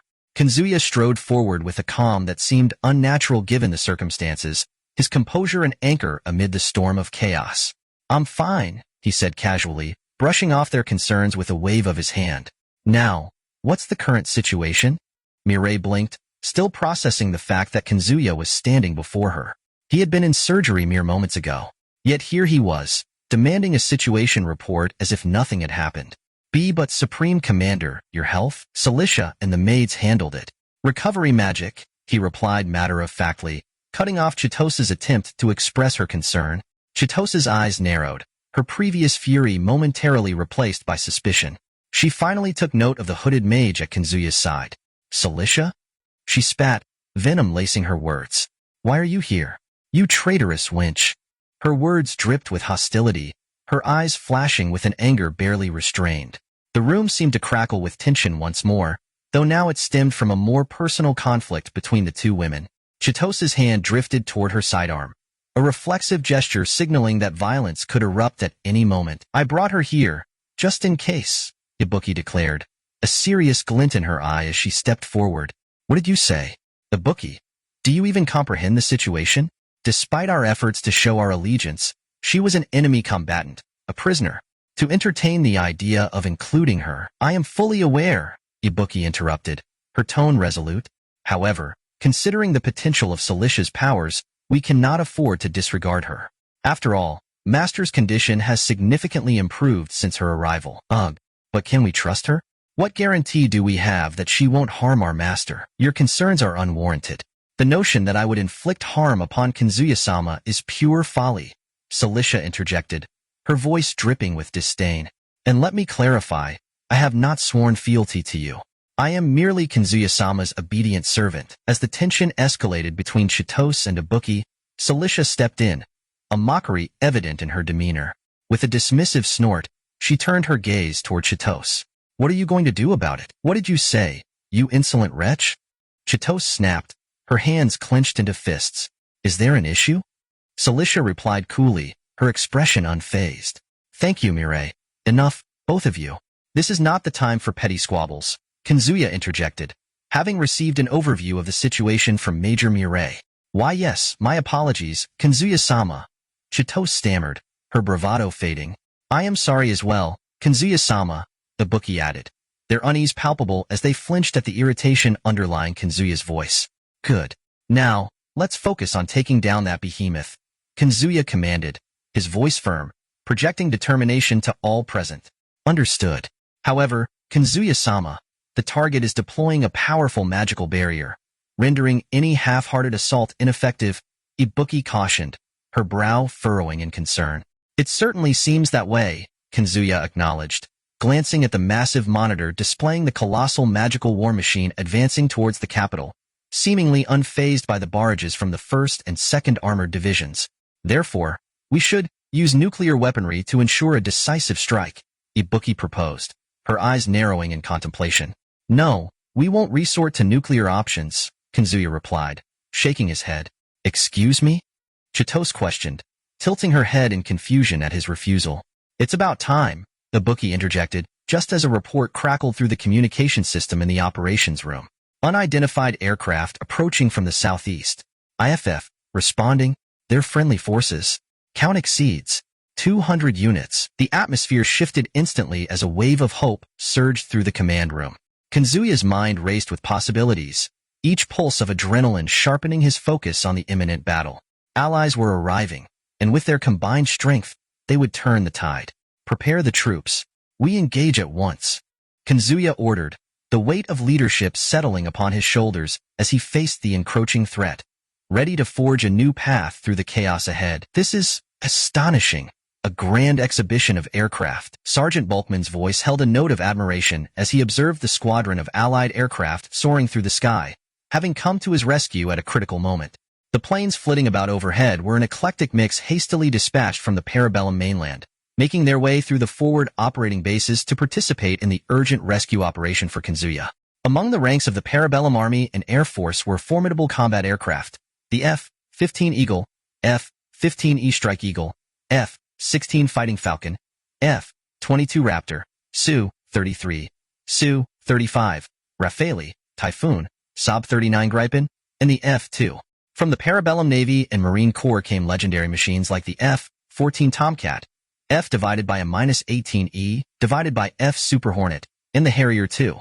Furthermore, the skies were graced with the cutting-edge F-35 Lightning II and the Pac Fa-T-50, along with the experimental Su-47, summoned specifically for this research operation. Overwhelming indeed. Our military's might is on full display. Captain Whitman gazed at the nearly 200 aircraft adorned with the Parabellum flag, a striking crimson circle against a white backdrop, dancing through the skies. They unleashed a storm of air-to-air missiles and gunfire against the airborne magical weaponry, systematically dismantling the enemy's defenses as enemy targets plummeted from the sky. Yet, we have secured air superiority, but how do we bring that monstrosity down? It seems impervious to artillery shells and surface-to-surface missiles. Shall we wait for the heavy bombers to arrive? Wait, what? Captain Whitman, deep in thought about how to deal with the colossal magical weapon, suddenly noticed an impressive sight. Reinforcements. He pointed as dozens of C-5 Galaxies flew low over the terrain, their imposing silhouettes slicing through the air towards their position. The C-5 Galaxies, flying in a close formation just 5 kilometers behind Captain Whitman and his team, began to open their rear cargo hatches, preparing to deliver their payload. Are we about to host a land exhibition as well? Whitman muttered, his gaze fixated on the armored vehicles cascading from the transports, each tank thundering toward the battlefield with the promise of additional firepower. The air was filled with a cacophony of engines roaring, and as the tanks landed with a powerful thud, it was clear that Parabellum was committed to overwhelming their adversary not just from the air, but also from the ground. With his heart racing, Captain Whitman readied himself, knowing that the next phase of the battle was about to unfold. Captain Whitman's gaze fixed on the horizon, where a series of operations were underway involving the LAPS, Low-Altitude Parachute Extraction System. This method allowed vital supplies and armored vehicles to be deployed from the rear hatch of transport aircraft flying just above the ground. By utilizing parachutes, even the heaviest of equipment could be rapidly dropped onto the battlefield, facilitating tactical resupply operations at the front lines. Despite the low-altitude drops, the impact upon landing and the friction with the Earth necessitated protective measures. Heavy machinery, such as tanks, required specialized pallets to mitigate the shock of their descent and ensure their operability upon arrival. Today, among the cargo descending onto the war-torn landscape were the formidable Challenger 2, Merkava Mk4, Leopard 2A6, Leclerc, and T-90A, main battle tanks of the 3rd to 3.5 generation, currently deployed by the SS Schutzstaffel on the Parabellum mainland. Captain Whitman, it seems you're in a bit of a struggle. Allow me to assist, crackled a voice over the radio as the automatic bolts securing the pallets detonated upon the tank's impact with the ground. The moment the restraints were released, the engines roared to life, and a Leopard 2A6 began to advance, its turret pivoting with precision. "Is that Major Kurt?" Captain Whitman exclaimed, astonished at the familiar voice reverberating through the comms. The speaker was none other than Major Kurt Kunespiel, a celebrated figure from the Second World War, renowned for his unparalleled skill as a tank commander and an impressive record of 168 enemy tank kills, the highest in the conflict. "Yes, it is I," came the steady reply. "Having Major Kurt as reinforcements is a tremendous relief. Now, let's initiate a counteroffensive." "Wait. Everyone disperse." Major Kurt's voice cut through, urgent and commanding. Realization struck Captain Whitman. The tank squadron led by Major Kurt was indeed composed of seasoned veterans. His excitement surged, but he quickly turned his attention back to the front lines.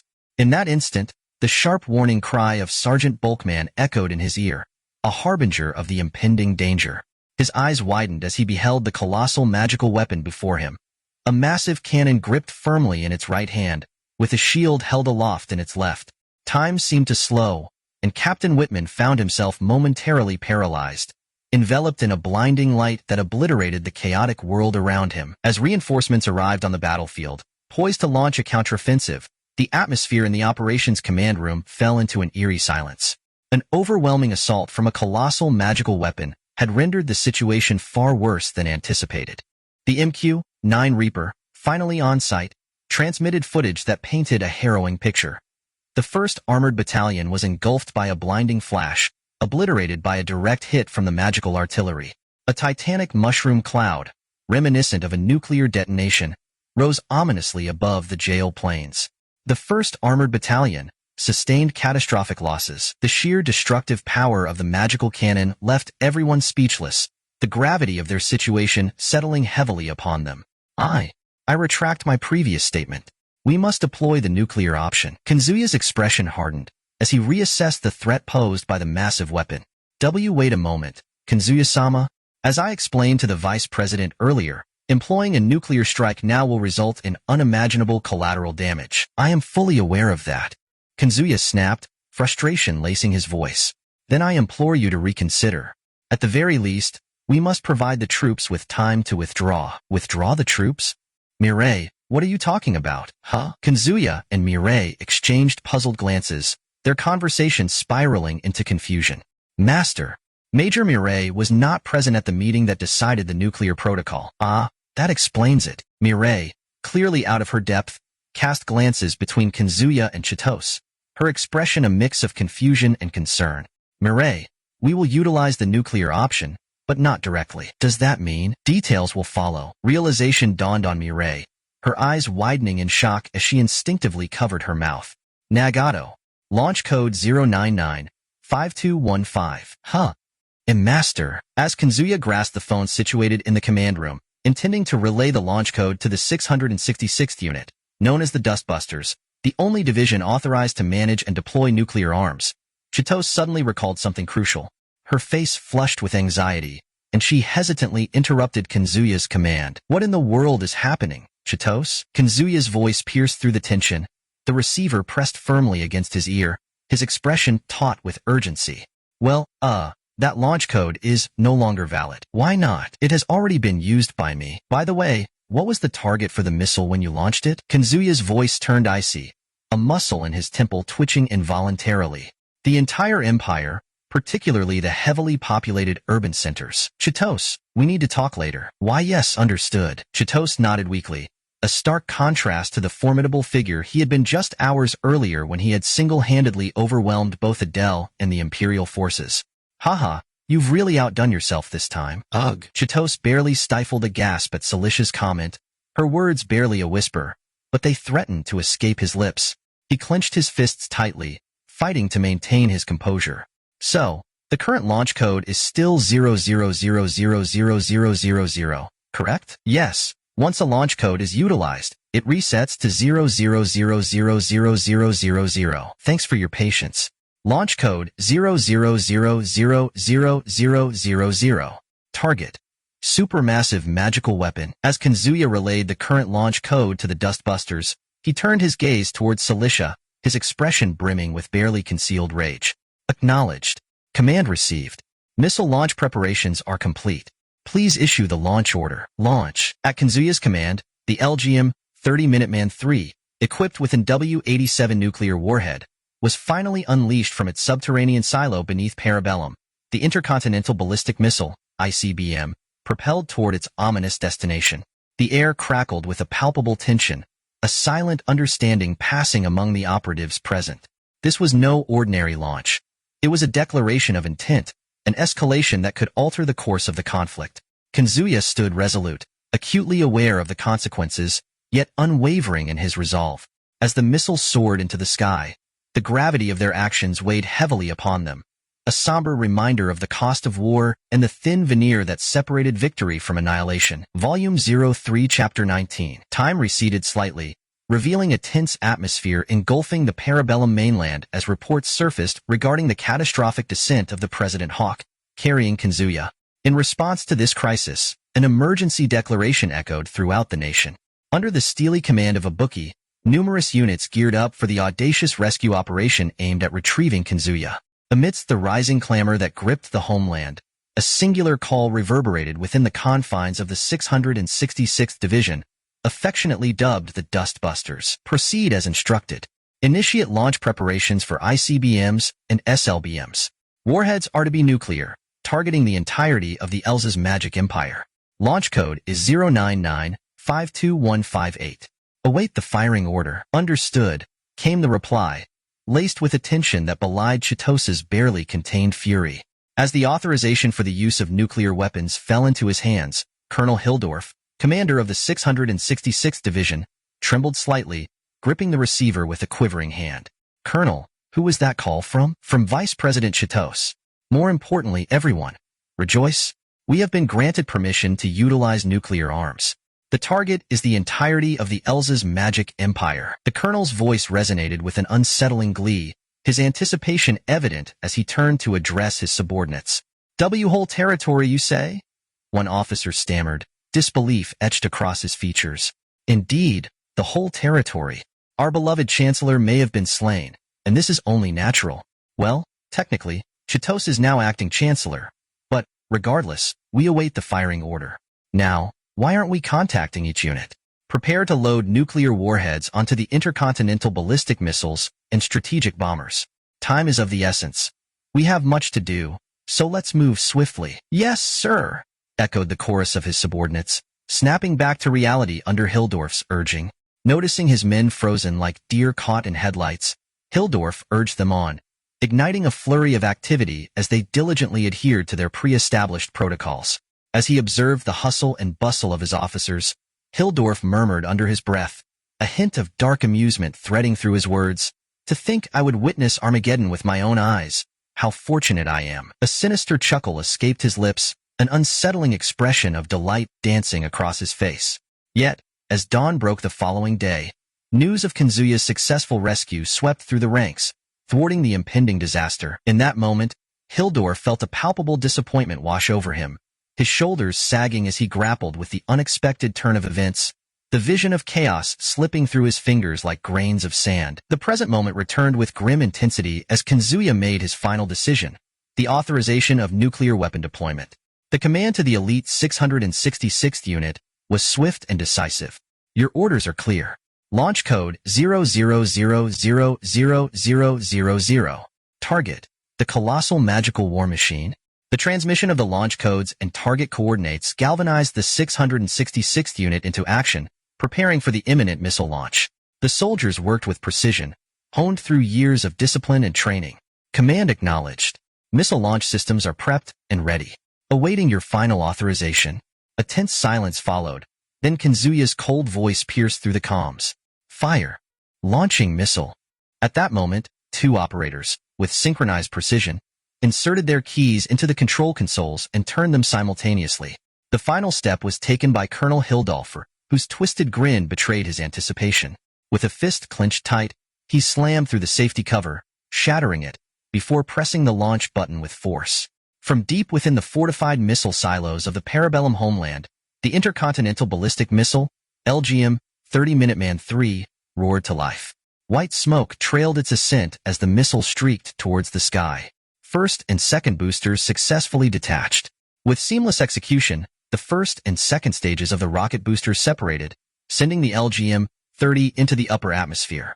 Now, only the third stage remained. Mk-21 re-entry vehicle carrying the W-87 nuclear warhead, guided purely by inertial navigation as it surged towards its target, reaching target altitude. But instead of plummeting towards the ground, as one would expect of an ICBM, the Mk-21 remained in the upper atmosphere, defying conventional strategy. Initiating detonation. With the press of a button, the operators triggered the warhead to detonate at an altitude of 100 kilometers above the Jarl Plains. The resulting explosion was cataclysmic. 300 kilotons of nuclear power unleashed in a flash so bright it seared the retinas, like the birth of a second sun in the sky. Seconds later, the high-altitude nuclear blast triggered an immense electromagnetic pulse, EMP. The thin atmosphere allowed the gamma rays, responsible for the EMP, to travel vast distances, expanding the pulse's radius to nearly 1,000 kilometers. Brace yourselves. The warning came from Major Kurt Nispel, who had assumed command of the 1st Armored Battalion after Captain Whitman's communication was severed, his fate unknown. Despite prior warnings from HQ, Nispel shouted the alert to his remaining units. Seconds later, the electromagnetic pulse, birthed from the nuclear detonation overhead, washed over the region.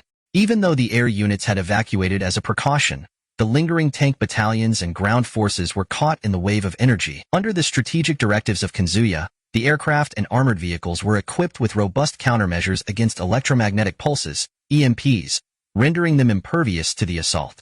Well done, Kazuya murmured, a sense of satisfaction lingering in his tone. However, the same could not be said for the magical weaponry, which had failed to receive such critical defenses. They stood as mere husks, having absorbed the full brunt of the EMP and consequently ceased to function. The underlying issue lay in the rudimentary use of electronic components for flight control in these magical constructs. The pulse had surged through their circuits, obliterating vital pathways and rendering them entirely incapacitated. As a result, thousands of magical weapons, including a colossal model, were left as inert sculptures upon the desolate expanse of Jal Plain, their power stripped away. Detecting nuclear detonation, EMP incoming, came the urgent announcement, echoing through the command channels. Just as the magical weaponry succumbed to their paralysis on Jal Plain, the Delhi's base was also engulfed by the cascading effects of the EMP. Restoring visual feed, another voice chimed in, amidst the tense atmosphere. Unlike the chaos wreaked upon the magical forces, the base, having fortified itself against EMP interference, suffered little more than a brief flicker of lights, a mere inconvenience in the grand scheme of their defenses. I had intended to reserve this method as a last resort, Kazuya said, his eyes fixated on the enormous screen displaying the inert magical weaponry. His expression bore the weight of unspoken worries, revealing his frustration. Moreover, the collateral damage weighs heavily on my mind, he added, a frown creasing his brow.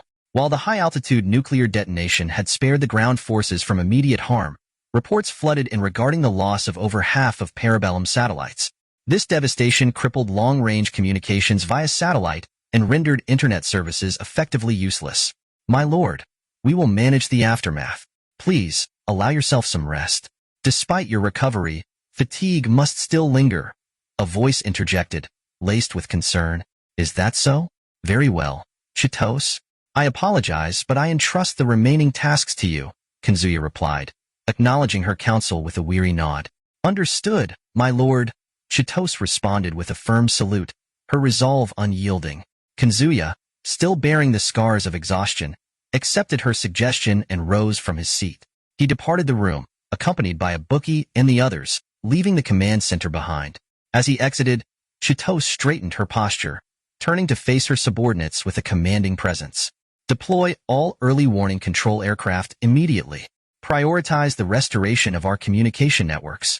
Additionally, regarding the Binder Group, among the various foreign units stationed, comprised of volunteers from Parabellum's rear support, immigrants from the Kingdom of Canaria, enslaved individuals Kazuya had acquired, and trained regular soldiers, was the first foreign unit equipped with German military gear. They had fortuitously found themselves in Binder, where they were unexpectedly thrust into battle against Imperial forces acting as diversionary troops, gaining their first taste of real combat against monsters and bandits. Indeed, the numbers are considerable. Colonel Ball Adalbert observed the scene before him with a furrowed brow. The Il River stretched 500 meters wide, its depth barely reaching a meter at its deepest point. It was a vast, shallow expanse teeming with creatures of the arcane. Lizardmen and golems led the charge, followed closely by automatons. Following them were land-based magical armaments and infantry units that streamed across the river, their passage bolstered by aerial magical constructs hovering in the skies above. This unsettling spectacle stirred a mixture of annoyance and concern within the ranks of the 1st Foreign Legion. Colonel, civilian evacuation and combat readiness for all units are complete. Awaiting your orders, reported Lieutenant Colonel Erwin Rommel, the fox-eared deputy commander from the Kingdom of Canaria, his tone imbued with urgency. Ball, momentarily distracted, turned his gaze from the advancing enemy to the combat strength chart he held in his hands, analyzing the potential of his forces. Right, yes. Once they've successfully crossed the river, initiate the attack, and notify headquarters, Ball commanded, his attention drifting back to the hostile movement on the horizon. He met the gaze of his chart, scrutinizing its details with a critical eye. Hi, understood, Rommel responded crisply, though Ball's mind seemed elsewhere, lost in contemplation. With such formidable strength at our disposal, we should manage to prevail. The 1st Foreign Legion stood ready, equipped with an impressive array of armored units and personnel, a Panzer III J model with long gun, ×3, a Panzer IV J model, ×5, a Panther, Panzer V, ×10, a Tiger I, Panzer VI, ×5, a Tiger II, Panzer VI-B, ×5, a Maus, Panzer VIII, ×2, a Jagdpanther ×5, a Hummel, self-propelled artillery, ×10, a Panzer III assault gun, G model, ×10, a Wirbelwind, self-propelled anti-aircraft gun, ×5, a SD, KFZ.251/9, 7.5 centimeters self-propelled gun half-track, ×1, a Combat Engineer Company, a M1 ABV ×2, M2 Bradley ×2, a Humvee ×4, a Cougar Armored Vehicle ×2, a M1126 Stryker ICV, Infantry Carrier Vehicle Variant, ×4, a M1132 Stryker ESV, Engineer Support Vehicle Variant, ×4, a Patrol Squad, a Humvee ×2, a Cougar Armored Vehicle ×2. Yes, in addition to these armored units, we have approximately 300 infantry personnel.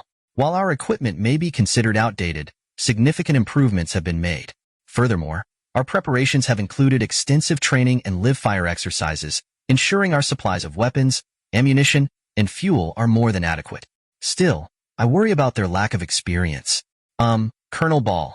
As Ball scrutinized the combat strength chart, weighing the viability of his carefully crafted strategy, Lieutenant Colonel Rommel cautiously broke the silence, his voice tinged with uncertainty. What is it? Ball replied, his focus reluctantly shifting. Before the battle commences, I would like to inquire about something. Rommel hesitated, gathering his thoughts. Speak freely, Ball urged, intrigued yet apprehensive. Thank you. I have heard whispers that my appointment as Deputy Commander of the 1st Foreign Legion was due to the recommendation of His Excellency the Chancellor. Is there any truth to this?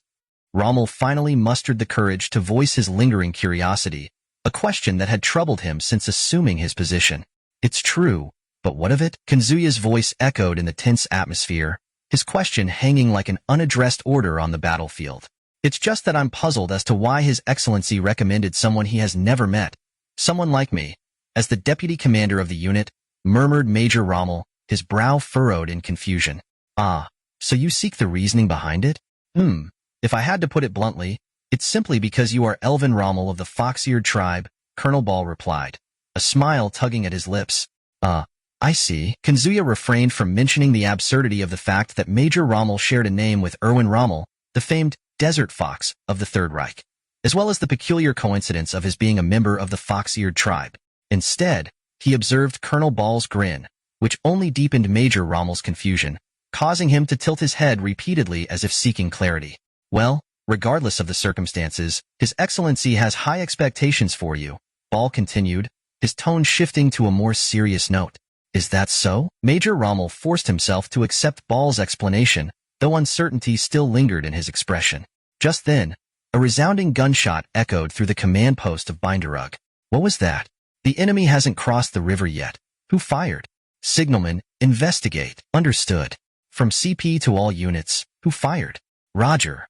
Captain, it was the second vehicle of the Tiger Eye. They reported shooting down an aerial magical weapon, stating they felt it might hit if they shot. Came the relay from the communication officer, his tone a mix of disbelief and irritation. Convey that all unauthorized fire must cease immediately and that they are to adhere strictly to our commands. Ball instructed, exasperation etched across his features. Understood. The communication officer's report drew an incredulous sigh from Colonel Ball, who seemed to deflate under the weight of the absurdity of the situation. Commence the attack. The moment the Imperial forces crossed the Il River, the Parabellum army unleashed a fierce counteroffensive. Artillery units like the Hummel and 3 assault guns unleashed a hail of shells, while the SD KFZ.251/9S rained down explosive rounds. This onslaught was supplemented by the thunderous barrage from tanks and armored vehicles, as infantry wielding anti-tank weapons and heavy machine guns created a wall of fire. The initial wave of monstrous adversaries fell like autumn leaves, their crimson blood staining the waters of the Il River. Yet the reinforcements showed no sign of faltering. They charged forward, intent on breaching the city of Binderug. In their wake, magical artillery units advanced, raining down magical shells to support the assaulting beasts, while sorcerers conjured protective barriers and pushed forward valiantly. These magic wielders, closely following the monstrous front lines, were met with their own share of casualties as they too faced the grim fate of the battlefield. Simultaneously, aerial magical weapons attempted to conduct airstrikes in support of the ground forces. However, the smoke billowing from fires set to obstruct visibility and the anti-aircraft fire from the Wilberwind rendered them incapable of even approaching Binderug, much less providing effective support. All units retreat. Draw the enemy into the Binderberg district as planned. Understood. Within mere minutes, a relentless barrage of artillery and gunfire had obliterated nearly all magical creatures and automatons, reducing them to a chaotic tableau of destruction. Colonel Ball observed the approaching land-based magical weaponry and swiftly relayed his orders to the various units. Following his command, the forces systematically retreated into the urban confines of Binderberg, luring the land-based magical machines and infantry into the heart of the city. The enemy is retreating. Don't let them escape. Seize this opportunity. Charge forward. The commanders of the Imperial Army, witnessing the Parabellum forces fall back, were oblivious to the trap that lay ahead. They issued chase orders to their subordinates, propelled by the fervor of the moment. Damn it! Where did they go? As if the tide had receded, the Parabellum army vanished into the urban sprawl. Imperial soldiers stepped cautiously into the street, navigating the brick-lined buildings of Binderberg, desperately scanning for any sign of their elusive adversaries. Wait! A metal beast approaches. Take cover. As the soldiers advanced along the main thoroughfare, the formidable M1 ABV, nicknamed Breacher, emerged from around the corner, its tracks producing a thunderous rumble that echoed through the air. Upon sighting the armored vehicle, the Imperial soldiers instinctively dropped to the ground or ducked behind any available cover, yet an unsettling silence hung in the air. The anticipated attack did not commence. Huh?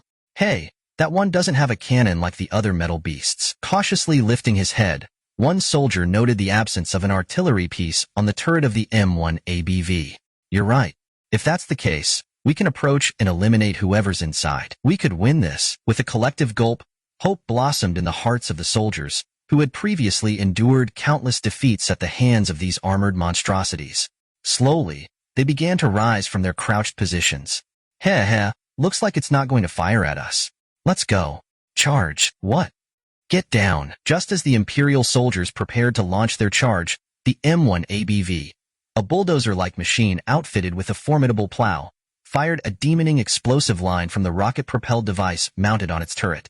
The C, for explosive, shaped like a rope, sailed through the air before plummeting to the ground right in front of the startled soldiers. What the hell is this? A rope? Why, you scared the hell out of me. Just wait. This time we charge. Unaware that the strange object was a demoning explosive, the Imperial soldiers, their faces flushed with anger, surged toward the M1 ABV, ready to confront their mechanical foe. Aowa! As the soldiers of the Empire advanced, their battle cries reverberating through the air and weapons poised, they were mere moments away from reaching the M1 ABV. However, just as they surged forward, the supposed innocuous tripwire, a detonating cord meant for mine clearance, exploded. In an instant, the soldiers, caught unawares, were obliterated, leaving behind only echoes of their last shouts. Breacher 01 to CP. Multiple enemy infantry neutralized at point 3. Moving to next objective. CP acknowledges. Move to point 2 and provide support for Breacher 02. Breacher 01. Understood. Alright, let's move to point 2. Having completed the battle report, the commander of Breacher 01 cut the radio, issuing commands to his driver to maneuver towards the designated point. Roger that. By the way, Commander, this tactic is surprisingly effective. Indeed. Let's keep this momentum going and take out the next target. Inside Breacher 01, the vehicle buzzed with excitement over their unexpected success. The atmosphere was charged with a palpable sense of victory, amplifying their resolve. This is the portal team. Magical weaponry has crossed through points 4 and 5. Commencing attack. CP acknowledges. Wishing you good fortune. Concealed within the narrow alleys of Binderberg, the soldiers of the Parabellum Patrol Squad lay in wait, poised for ambush. As two magical constructs, accompanied by mages and infantry, slowly traversed the main thoroughfare, the team signaled to the CP, alerting them to the impending opportunity. In a flash, a gunner, hefting a Carl Gustav recoilless rifle, leaped onto the main street, seizing the fleeting moment to unleash a high-explosive anti-tank round against the magical constructs. The shell struck the torso of one construct, where the cockpit was located, instantly incinerating the pilot within. The construct erupted in a fiery plume, crimson flames belching forth from its midsection, collapsing under the cacophony of its destruction, crushing nearby infantry in its fall. No, you killed Kars. For that, what the hell? I can't see outside. Realizing his comrade had perished in the explosion, the pilot of an adjacent construct instinctively turned to retaliate.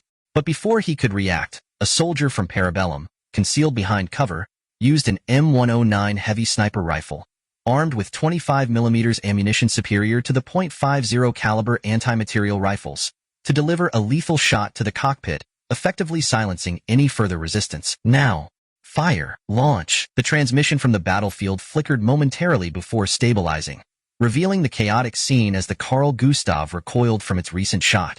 Another anti-tank round thundered forth, shattering the operational efficiency of the ground-based magical weapon and updating the score of its destruction. HM? Did you think you could hide? Kevin, finish him off. Understood. Amidst the flurry of artillery fire targeting the magical weapons, the soldiers of Parabellum, relentless in their assault, executed precise sniper shots against the mages and infantry. One vigilant soldier noticed a mage attempting to shield himself by conjuring a wall of stone to protect against incoming bullets.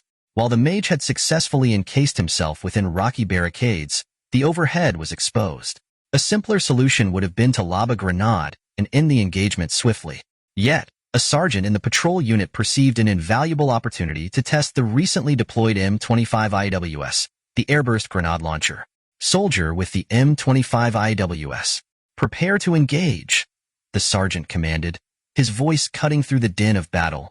The instructed soldier activated the M25 IAWS's integrated laser rangefinder, measuring the distance to the target and setting the detonation parameters accordingly. As the specifications automatically calibrated for the 25mm round, an advanced explosive airburst shell, confirmation lights blinked green. With unwavering determination, the soldier squeezed the trigger. A resounding boom echoed as the shell was launched. It spiraled through the air, calculating its trajectory until it reached the designated altitude, where it detonated with a concussive blast. The mage, concealed behind the stone wall, was caught in the catastrophic aftermath of the explosion. The shockwave pummeled him mercilessly, causing blood to spew from every orifice as he succumbed to the lethal force. Is it time? Commence communication to all units. Push the enemy back to the river. Colonel Ball, having lured the Imperial forces into the urban sprawl, leveraged the terrain to his advantage, annihilating nearly half of the enemy combatants. With momentum on his side, he commanded a sudden pivot from retreat to a counteroffensive. Understood. All units. The transmission was abruptly interrupted, and the communications officer's complexion turned ashen. What? Oh yes, understood. Sir, we have an urgent message from HQ. In 10 minutes, there will be a nuclear detonation above the Jarl Plains. We are also warned of the resulting EMP effects. The soldier finished relaying the shocking news, his voice rising above the chaos, a harbinger of the impending storm. What? They intend to use a nuclear weapon? Is that true? Absolutely. I'm not mistaken. The direct communication from headquarters confirms it. Moreover, repeated warnings have been broadcast across all open channels on every frequency. Colonel Bale's eyes widened in shock at the startling report relayed from command. Understood. Now, let's crush the enemy. All units, engage with Panzer IV. Receiving the urgent directive and warning from command post, the tank battalion of the 1st Foreign Legion steeled themselves and charged into the fray. The enemy is advancing. Wow, what? I don't want to die. Fall back. Retreat. Fall back now. What's going on? What is happening? Amidst the cacophony of panicked voices from Imperial pilots, who were besieged by counterattacks from the 1st Foreign Legion's armored division, confusion reigned. They were caught in a standoff as the imposing silhouette of the world's largest super-heavy tank, the Mouse, loomed over them, its theme resonating ominously in the air. I don't know what that is, but it's the enemy. Open fire. Once we take it down, we'll retreat. Roger that. As the 3 land-based magical weapons faced the advancing Mouse, a visceral sense of dread washed over them, akin to a wall closing in. They aimed their magical cannons and unleashed a barrage of energy projectiles, firing dozens of shots in rapid succession. Did we get it? The explosion from the magical projectiles enveloped the Mouse in a thick cloud of smoke, obscuring its massive form. After unleashing that many magical rounds, it has to be down. No mere metal beast could withstand that. Despite a slight twinge of uncertainty about whether they had successfully destroyed the behemoth, the 3 land-based magical weapons prioritized their escape. Turning on their heels, they prepared to withdraw from the battlefield. Suddenly, the ground shook as a deafening cannon fire erupted, and the rearmost magical weapon was obliterated in a catastrophic explosion. What was that? No way. It's still alive? The surviving land-based magical weapon, stunned by the loss of its comrade, turned to see the Mouse, smoke billowing from the muzzle of its 12.8 centimeters 44 tank gun.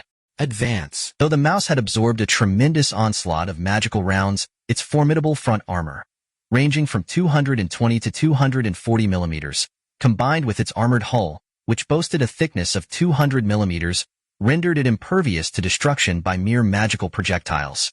The might of its steel frame stood resolute against the tempest of energy unleashed upon it. An unwavering titan on the battlefield. We can't take that thing down on our own. We need to retreat. Whoa! The ground-based combat Magitech unit's legs were torn apart by the 7.5 centimeters KWK-44 tank gun, a secondary armament of the monstrous Mouse, as it desperately abandoned its futile attempt to defeat the behemoth. Damn it! Who has time to deal with monsters like that? What? Hey, wait for me. Don't leave me behind. Abandoning their comrade, who had succumbed to incapacitation from the assault, the remaining Magitech unit hastily fled. It's getting away. Pursue it. With a resolute roar, the Mouse began its relentless chase, pushing its ground speed to a staggering 20 kilometers per hour across the uneven terrain. No, don't come this way. Stay away. Despite its legs being crippled, the ground-based Magitech unit struggled to propel itself away, using its arms in a desperate attempt to distance itself from the encroaching menace. Yet, the Mouse's speed was overwhelming. Stay back. Please, don't. I can't take this. The pilot's screams echoed as the unit was slowly and mercilessly crushed, the ominous creaking of its frame drowning out all rational thought. In a last-ditch effort, they tried to escape through the emergency hatch, but it jammed under the weight of despair. Engulfed by a maddening fear, they met a grim fate as the titanic 188-ton monstrosity mercilessly squashed them, their anguished cries swallowed by the din of war. We have received pursuit orders from HQ. I'm not thrilled about this, but we can't let the enemy slip away. Let's move. In the aftermath of the nuclear detonation over the jail plains, an EMP wave surged through the battlefield, rendering both aerial and ground Magitech units inoperable. The Imperial forces, already struggling under the tide of war, swiftly retreated in disarray. The First Foreign Legion, reveling in their recent triumph at Binderug, barely had a moment to savor their victory. Almost immediately after communication was restored, the stark reality of the Empire's pursuit orders arrived. Without delay, they crossed the Il River, plunging into the heart of the Album Principality to engage the Imperial forces that threatened their newfound peace. Volume 03 Chapter 20. 3 days had elapsed since the Parabellum military executed a daring stratagem involving a high-altitude nuclear detonation, unleashing an electromagnetic pulse, EMP, to stave off a two-pronged invasion by the Elza's magic empire against the United Demon Alliance. In the aftermath, both Parabellum and the United Demon Alliance found themselves embroiled in a frenetic struggle to manage the chaos wrought by the conflict. Parabellum, in particular, faced an immense logistical challenge. The operation to transport a super-large magical weapon, captured on the Jal Plains, alongside approximately 2,000 ground-type magical armaments, 10 aerial units, and around 300 automata, was in full swing. This mission involved the relocation of nearly 4,000 prisoners of war, including pilots of the various magical machines, to the Dearest base and back to the heart of Parabellum. Work continued unabated, day and night. Simultaneously, reinforcements dispatched urgently from Parabellum's homeland had taken over the critical roles of maintaining security and patrolling the borders, filling the void left by the severely depleted United Demon forces, which had lost most of their restructured combat strength during the two-pronged assault.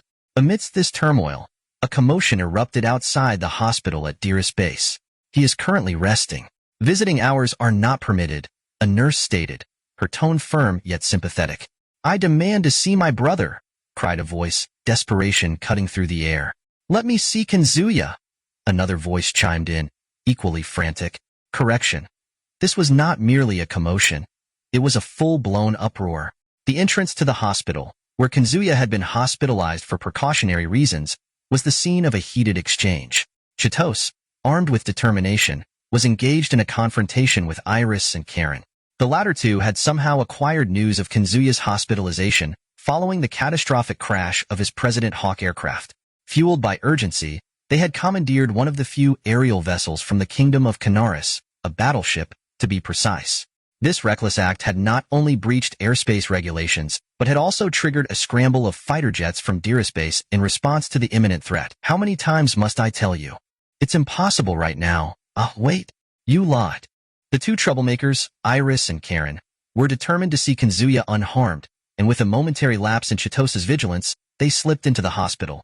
What on earth are these two thinking? It's as if they know where their master is hiding. Could they truly know his location? As soon as they breached the hospital's confines, the pair dashed straight towards Kanzuya's room, guided by an uncanny intuition. Halt! Hey, you two! Stop them! Chitose shouted, giving chase. Just then, as if fate had intervened, two security personnel appeared directly in the path of the oncoming duo. Get out of the way, one of them barked. Stand down. What? Gah, gah. The guards were caught off guard by the sudden confrontation, and before they could react, one was met with Karen's swift roundhouse kick to the jaw, while Iris delivered a well-aimed strike that sent the other crumpling to the floor, clutching his groin. The two security personnel were rendered utterly ineffective. Tisish, useless. Chitose glared at the incapacitated guards, now foaming at the mouth or sprawled on the ground in agony. Resuming her pursuit of Iris and Karen, anxiety gripped her. This is bad. That's Kanzuya's room up ahead. Finally catching sight of the door to Kanzuya's hospital room, Chitose felt the weight of urgency pressing down upon her. Stop those two, she shouted at the two members of Kanzuya's elite guard stationed outside his room. What? Understood. Why yes, understood. Wait. Let go of me. Please let go. Ha ha. Finally caught you both. The elite guard, renowned even among the ranks of Parabellum, was no match for Iris and Karen, who were swiftly subdued and restrained.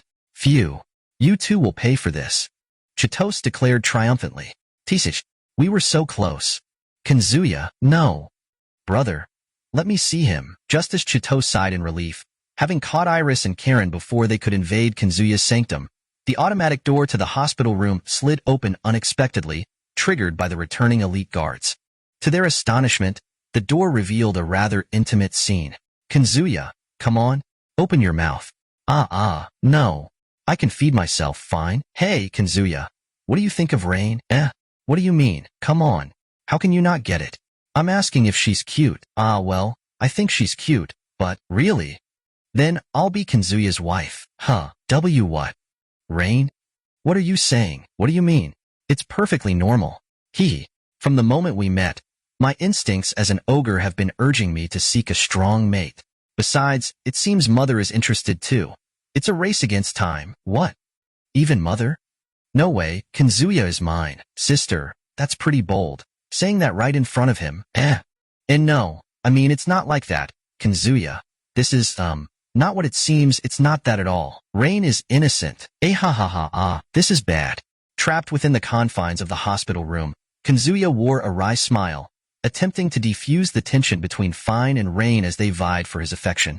But suddenly, he felt a piercing gaze bore into him, a sensation like daggers against his skin.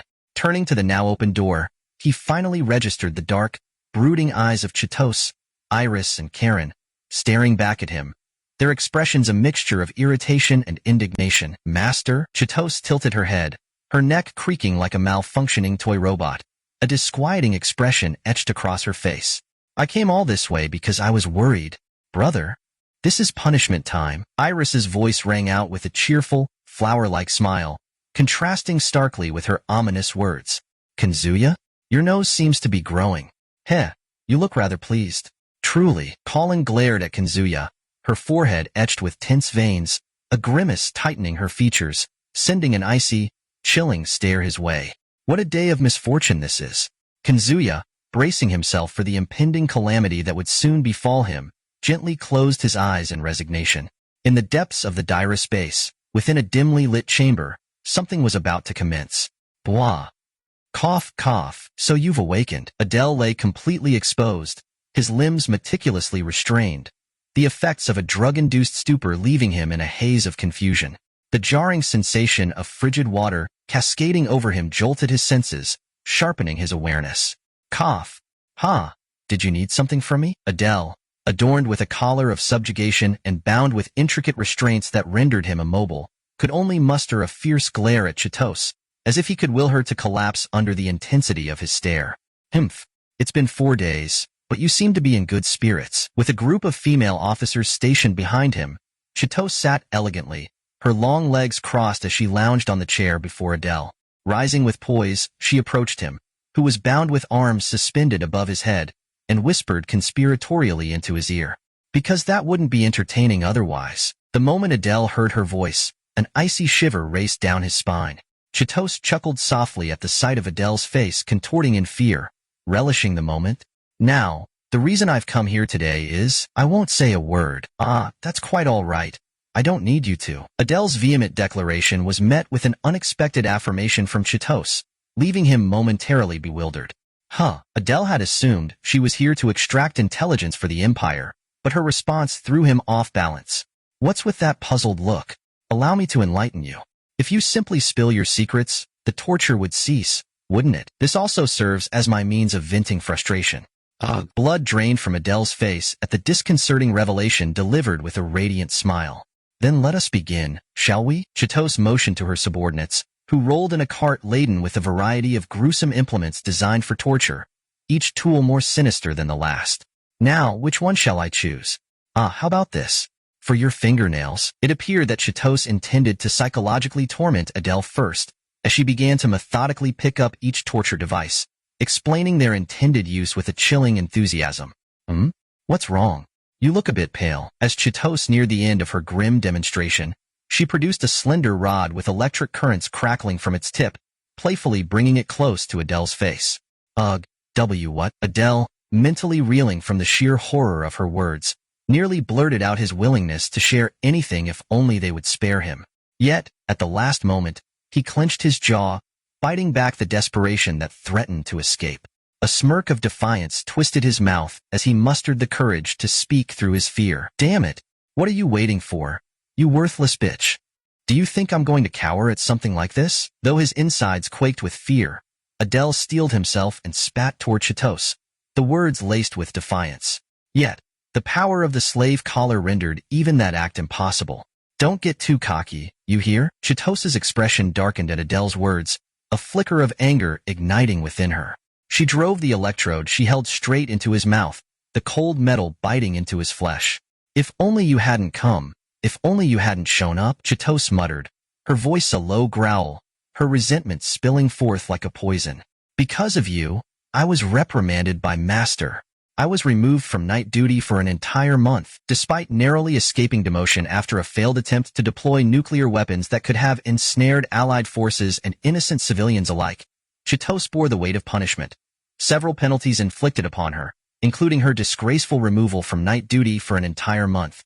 Moo! Adele, unable to speak, merely let out a frustrated growl, unwilling to acknowledge her pain.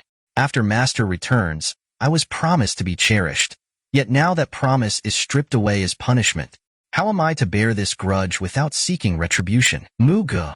Stop it! Chitos's eyes, dark and murky like the depths of sludge, bore into Adele with unrelenting fury as she prepared to press the remaining electrode against his body.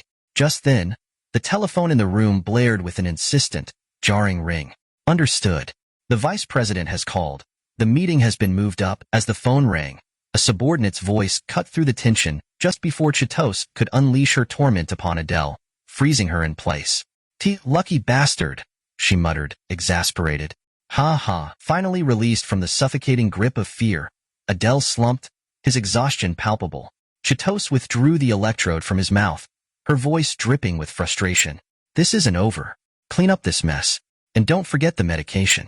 No one else is to enter. Understood? Understood. Her subordinates echoed the command in unison, their voices tinged with urgency. Chitos cast one last glance at the yellow liquid pooling on the floor, steam rising from it in ominous tendrils, before she exited the room, leaving Adele to contemplate the weight of her words and the impending storm that loomed on the horizon. Silesia, I miss you. But perhaps I'll see you soon over there. It had been 4 days since Adele became a prisoner. Despite enduring no direct torment, save for a near brush with it earlier, her spirit was already beginning to wane. The longing to reunite with Silesia, the only person she had truly trusted in this unfamiliar world, gnawed at her heart.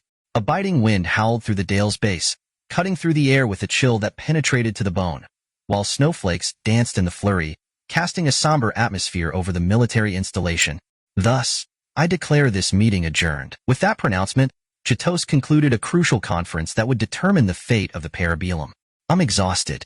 Yet, I know that once I take a breath, I'll be plunged into another whirlwind of activity. Reports from deep within the Empire, gathered by intelligence operatives and those captured during battles, indicated that the Empire intended to refrain from any military action throughout the winter. Instead, they would focus their efforts on bolstering their forces, planning to launch a renewed invasion at the onset of spring. Based on this intelligence, Parabellum resolved to concentrate on strengthening their military and internal affairs for the next 3 to 4 months, ultimately deciding to preemptively strike the Empire before their anticipated resurgence. I'm so tired. Thank you for your hard work, Master. Kanzuya leaned back, overwhelmed by fatigue after the significant meeting. Speaking of which, I completely forgot amid all the chaos. Chitos, please bring Adele here. Why yes, sir. Chitos's body tensed at Kanzuya's words, her voice laced with trepidation as she hastily replied. Something seems off. Kanzuya noted Chitos's unusual demeanor, but brushed it aside as she hurried off to fetch Adele. Is it just me? Or does she look worse for wear? As Adele entered the room, escorted by Chitos and members of the honor guard, she was clad in the glaring orange of a prisoner's uniform.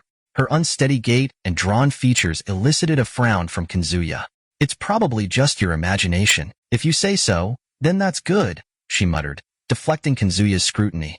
Only moments prior, Adele had narrowly avoided a session of torture unbeknownst to Kanzuya, and she had been warned by Chitos that mentioning such events would lead to dire consequences. Thank goodness that nothing has happened yet. Listening to their exchange, Chitos discreetly breathed a sigh of relief. She was acutely aware of the severe reprimand she had faced for disregarding Kanzuya's orders in a previous incident. The repercussions of another oversight would be too grave to contemplate. Well, the reason I called you here, Adele, is that I want you to meet someone. Please come in. At Kanzuya's summons, the door opened, revealing a single woman stepping into the room. Wah. Seals, it's been a while, hasn't it, Adele? Adele stood frozen, disbelief washing over her as Silesia, whom she had been led to believe had perished during the siege of the castle city of the Canary Kingdom, appeared before her. Is it really you, Silesia? Yes, it is I, the Silesia Fitlock you know. With gentle grace, Silesia approached Adele, who was bound and unable to move freely, and tenderly caressed her cheek, igniting a flicker of hope in the depths of Adele's heart. You're alive. Thank goodness. The tremor in Adele's voice echoed with a mixture of relief and disbelief, the warmth of Silesia's touch grounding her in reality. Tears streamed down her cheeks, a torrent unleashed by the overwhelming joy that surged within her. I'm so glad to see you too, Silesia replied softly, her expression radiant with kindness. Ah. Adele's voice broke as the dam of her emotions finally gave way. There, Silesia murmured, cradling Adele in her embrace, her heart swelling with maternal affection as she held the young woman who now wept like a child, the gentleness of her touch a balm against Adele's turbulent feelings. Are you feeling calmer now? Silesia asked, her voice a soothing balm amidst the chaos of emotions. Yes, Adele nodded, her earlier distress gradually subsiding as she found solace within Silesia's warm presence. It was as if the weight of despair had lifted, leaving her with a newfound clarity. Then let's get to the matter at hand. I'll be blunt. Will you join us? Kanzuya's voice was firm, a stark contrast to the soft exchange between the two women. I refuse. I will not join you, Adele responded without hesitation, her tone resolute, as if she had been armed with the conviction of a seasoned warrior facing down an adversary. Kanzuya's brow furrowed in confusion. Had he miscalculated? His original assumption had been that Adele's desire for vengeance against Silesia's enemies would sway her to their side. Yet, her rejection seemed firm, as if she were drawing a line in the sand that he could not cross. This is troublesome, Kanzuya mused, his mind racing. We have a genuine hero in our grasp. The last thing we need is for her to escape and wreak havoc if things go awry. Yet, eliminating her wasn't a viable option either. He recalled how, when Reina and the others had been taken prisoner, that vile elf had attempted to assault them, and Adele had intervened. Perhaps she isn't entirely malevolent. For the record, Adele's earlier declaration about using Reina and the others as playthings had been a mere provocation aimed at Kanzuya. As Kanzuya grappled with the challenge of persuading a person of such noble character, whose every action was guided by the ideals of a hero who had fought against the demon lord for the powerless, a voice cut through his thoughts. No, Adele, you mustn't speak to Kanzuya like that. You see, you are destined to become his subordinate, Silesia declared, her words dripping with an unsettling sweetness, her smile radiant as if illuminated by a divine light. What? The shock rendered both Kanzuya and Chitose, along with the members of the guard, momentarily speechless. Silesia, what do you mean by that? And why call him Kanzuya-sama? Adele's heart raced, her trust shaken by such incredulous words. Simply put, you are to become my companion and live solely to serve Kanzuya-sama. Do you understand? Silesia's expression was earnest, unwavering in its intent. What kind of joke is this, Silesia? Adele's voice quivered, caught in the web of disbelief and confusion. Adele, do you think I would jest in a moment like this? Silesia's demeanor was calm, yet the gravity of her statement weighed heavily in the air. This is going to be quite the adventure, Silesia thought, her face beaming with joy as she continued.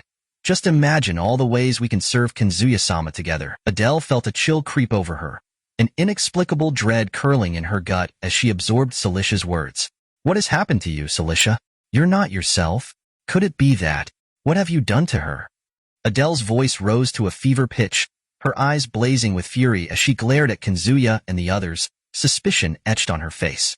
The warm affection she had felt moments ago transformed into an icy resolve, and the calm facade that Kanzuya had worn slipped away, revealing a tumult of conflict beneath. Actually, there's something I need to tell you, Kanzuya began, his voice tinged with discomfort. During the siege of the fortress city, Silesia sustained severe burns all over her body and lost both her eyes, hands, and legs. What are you saying? Just let me finish, he urged, raising a hand to silence her protest. Our soldiers found Silesia in a state so critical that she was effectively a corpse, her heart barely beating. They brought her to the field hospital just to be safe. As fate would have it, I happened to pass by and, on a whim, used my complete healing ability to save her. However, Kazuya hesitated, his gaze faltering as he prepared to share the unsettling truth. There are side effects to that ability. Specifically, the side effect in question, well, it's not fully understood, but it seems to make her develop a kind of attachment to me, almost a desire to submit. And that's how we ended up here. With a grimace, Kazuya pressed a hand against his forehead, the other hand gesturing towards Celicia, who sat nearby. What? So, it's like you've brainwashed her. Adirel shot back, his voice laced with lethal intent. I can't deny it, Kazuya admitted, scratching his head in frustration, unable to meet Adirel's piercing glare. Then bring her back. Restore Celicia to her former self. If only it were that simple. If it were possible, I would have done it already. Adirel's voice rose, now steeped in anguish as tears streamed down his cheeks. I won't forgive you. How could you do this to Celicia? You must pay. You will. Suddenly, a sickening sound echoed through the room. A deep, resounding thud as flesh tore and something plunged deep, far too deep, into the body of someone present. Wah! The room was gripped by a collective shock. Guh! Celicia? Why? Adirel gasped, staring in disbelief at the short dagger embedded in his own abdomen, its hilt gripped tightly by Celicia's trembling hand. Adele, you must not speak to Kazuya-sama in such a disrespectful manner. Celicia admonished, her tone oddly cheerful, despite the crimson life force pooling around Adirel. And right now, I'm the happiest I've ever been. Living by the absurd tenets of that wretched Loan doctrine? I'm done with it. Returning to my former self is unthinkable. So, Adirel, you should hurry and be reborn using Kazuya-sama's power. Then you will understand how I feel. The ecstasy of having your heart and soul utterly controlled. A radiant smile graced her lips, a facade of kindness draped over her madness, her eyes gleaming with an unsettling darkness as she continued. A soft, sinister chuckle escaped Celicia's lips. Let me share a little insight with you. From what I've observed, Kazuya's ability, his absolute healing, seems to operate under a rather intriguing principle. The more severe the injuries of the subject, the stronger the bond of loyalty and subservience becomes. So, dear Adele, as painful as it may be, you'll need to bring yourself to the brink of death, just as I did. Only then can you become Kazuya's exclusive little slave, just like me. Adele gasped, her breath ragged and strained. Guh! Aya, the short dagger Celicia had plunged into Adele twisted mercilessly, each movement intensifying the excruciating agony that consumed her. Subdue her. Understood. Kazuya and Chitose, jolted from their stupor by Adele's desperate cries, shouted in unison. The once dazed members of the Imperial Guard snapped back to reality, their instincts kicking in. I'm looking forward to this, Celicia cooed, her voice dripping with malice. Let's serve Kazuya together, shall we? Hee. Ahahaha. As Celicia was restrained by the Imperial Guard, she licked the blood smeared on her lips from Adele's wounds, a crescent-shaped smile spreading across her face, reveling in the torment. Ichiha, just wait. I'm coming to heal you. Kazuya called, urgency driving him forward as he glanced at Celicia, now being dragged out of the room, bound and defeated. Don't use your ability on me.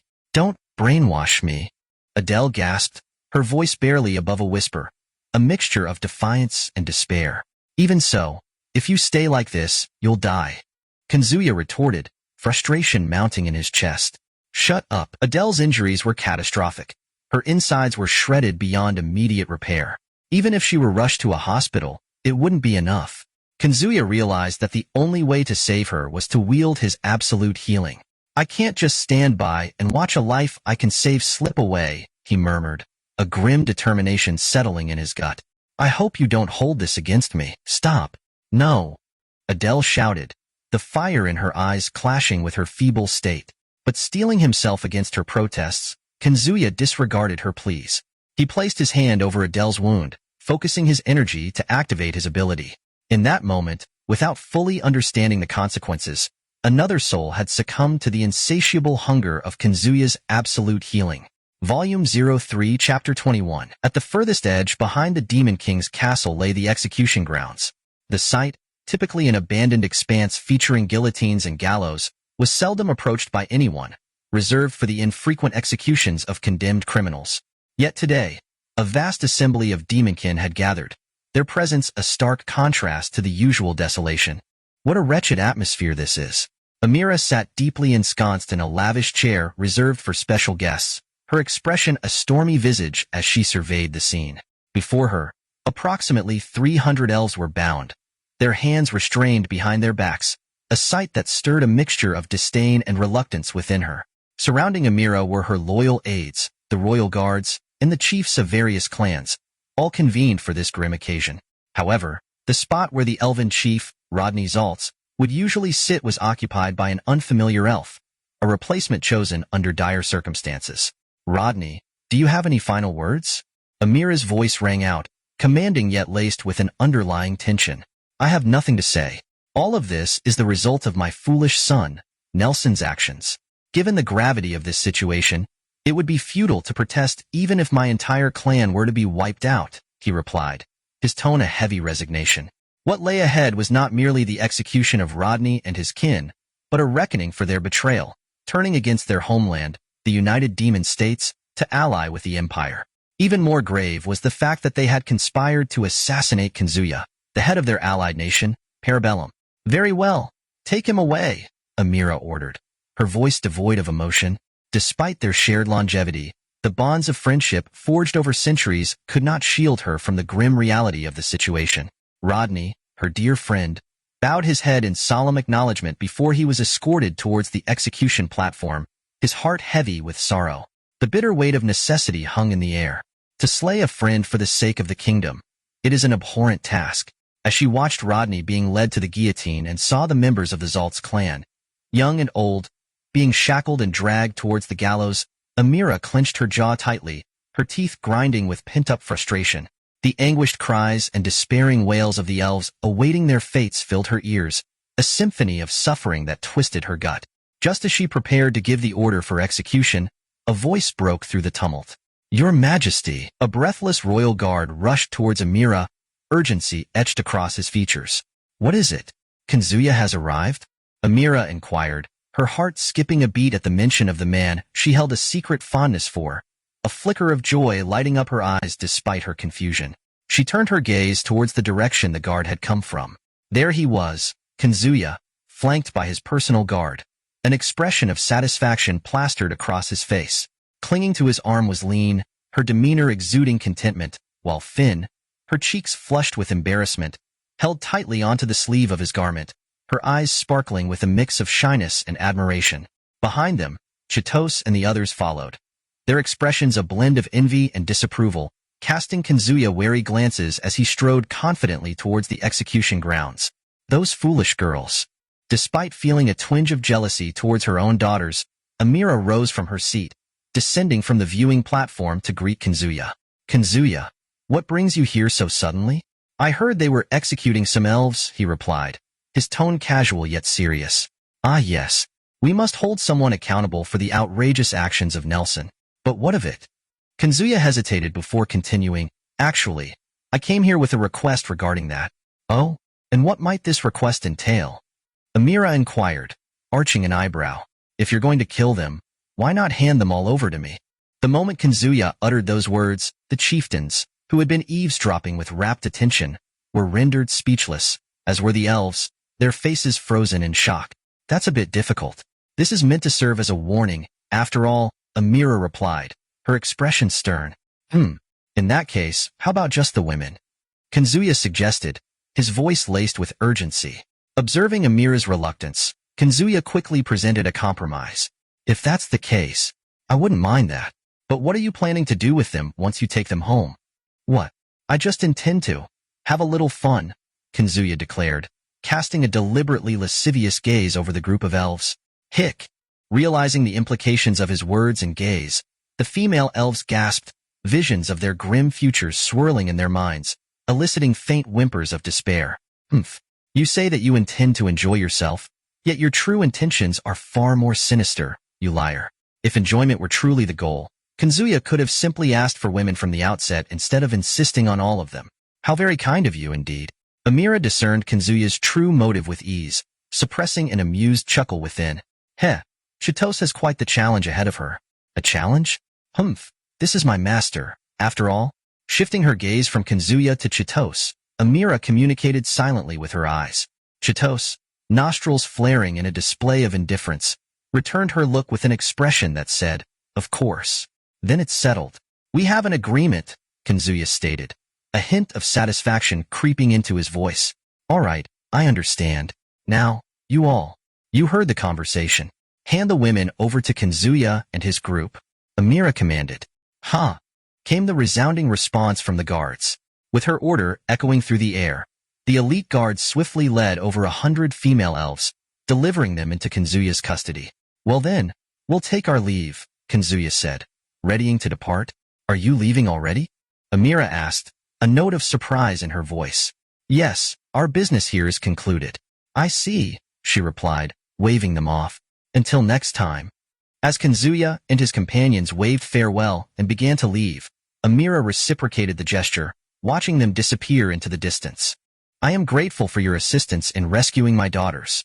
Behind her, Rodney, who had also perceived Kazuya's intentions, bowed deeply towards Kazuya's retreating figure, filled with an overwhelming sense of gratitude. Mother? What is this important matter you wish to discuss?" Finn inquired, her voice tinged with curiosity as she remained behind with Rhine after Kazuya and the others had vanished from sight. Amira turned to her with a composed expression. "Oh, I'll tell you later. For now, go back to your room," she instructed, her tone gentle yet firm. Oh, all right. Understood," Finn replied, though a hint of disappointment crept into her voice. Sigh. "I really wanted to spend more time with Kazuya." As Finn grumbled quietly to herself, Rhine gestured for her to follow, and together they entered the depths of the Demon King's castle. So that's the Supreme Commander of Parabellum. I've heard the rumors, but he seems like an intriguing man," Amira mused. Her thoughts interrupted as someone stealthily approached her from the side. "Melkia, is it?" Amira observed, raising an eyebrow. "I wouldn't advise you to pursue that. He is my quarry." "Oh, but isn't it true that prey goes to the swift?" "Hee," replied Melkia, unperturbed by Amira's piercing gaze. On the contrary, Amira's demeanor only served to stoke her interest in Kazuya further. She sensually licked her crimson lips, a playful glint in her eyes. "The excitement bubbling among my minions, the courtesans of the succubus hall, speaks volumes about his allure. How delightful! I wonder how I shall ensnare him." Dressed in a daringly revealing bondage outfit, the voluptuous succubus accentuated her luscious thighs and ample bosom, exuding an intoxicating aura of seduction and desire.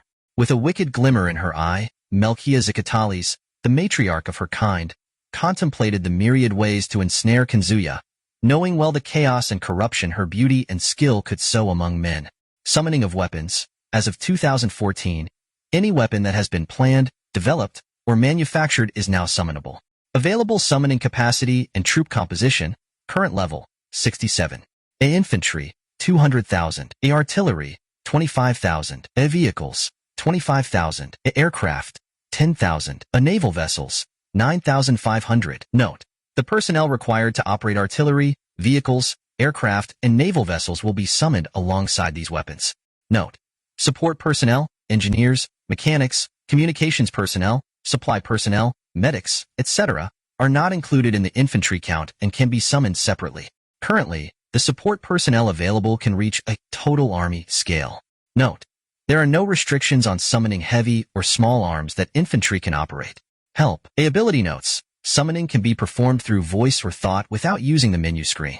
Once summoned, military supplies, resources, and facilities can be dismissed, but personnel, soldiers, cannot be erased. The corpses of deceased soldiers cannot be dismissed either.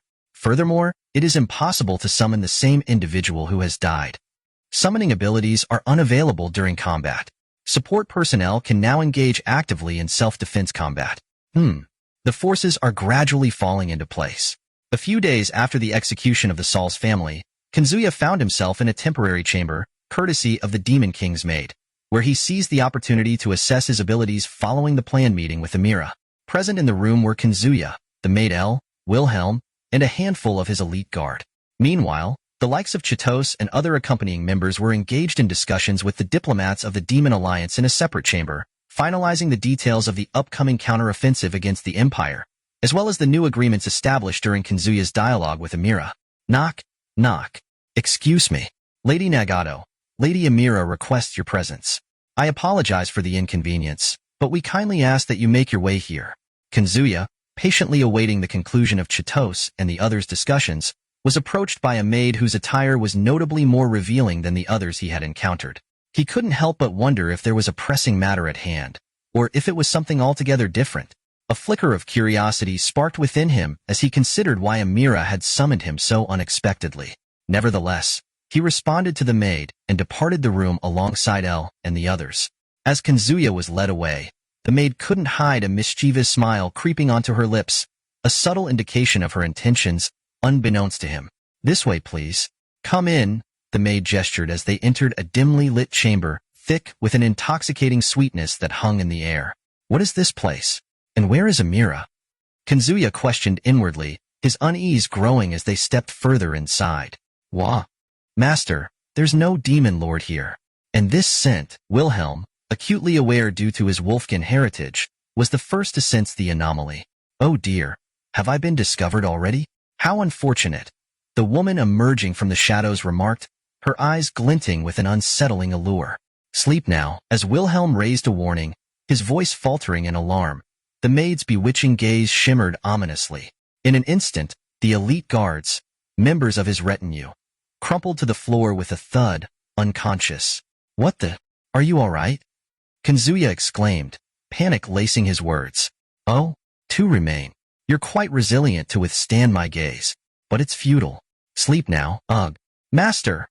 A guard murmured weakly, struggling against the encroaching darkness. What? Master, run, L? Wilhelm?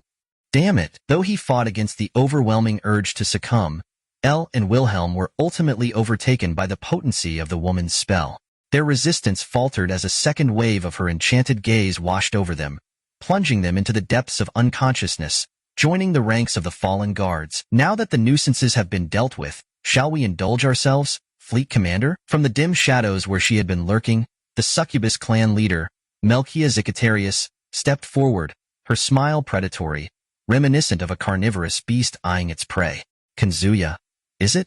You are indeed the leader of the succubi, Zicatarius? With a quick motion, Kanzuya drew his firearms, an FN-57 and an M1911 Colt government, from the dual holsters strapped to his hips, leveling their barrels at Melkia and the seasoned succubi emerging from every corner of the room, including those who had previously spied on him during his visit to the brothel of the damned.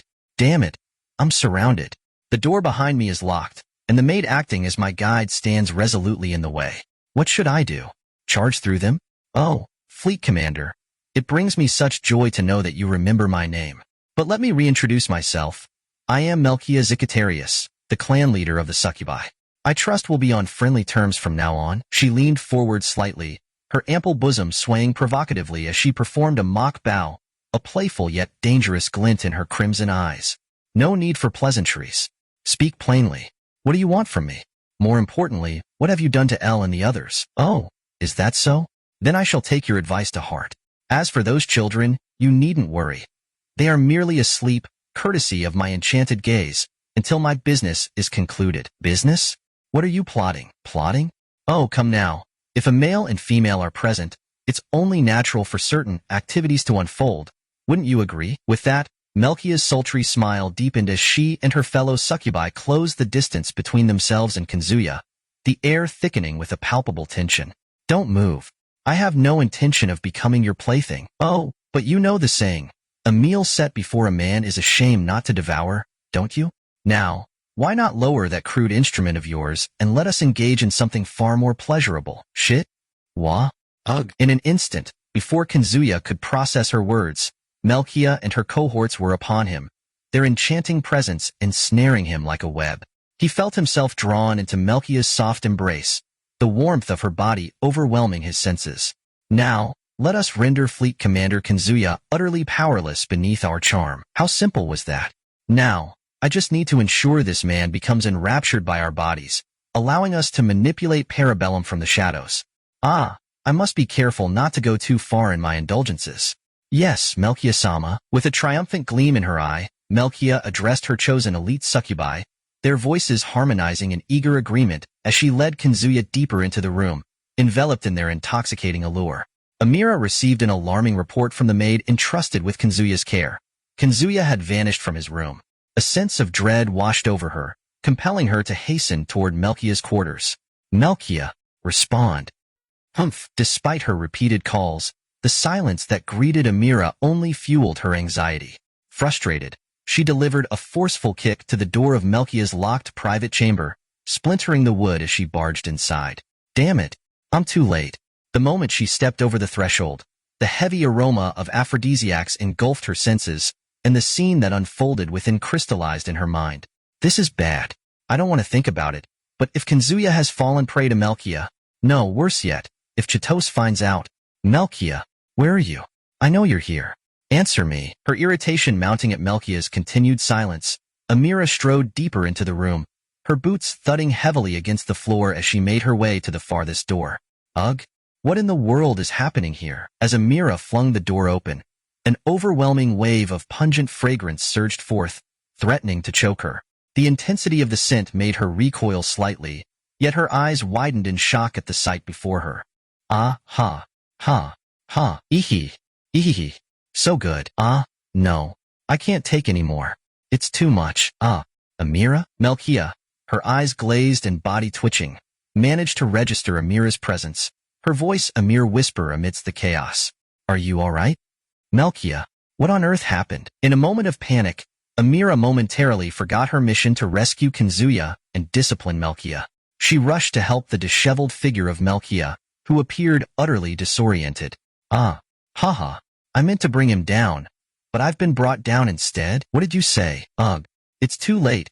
We've become his slaves. Melchia's face radiated a blissful fulfillment, a contentment that seemed almost otherworldly, before her eyes rolled back and she lost consciousness. Melchia? Melchia?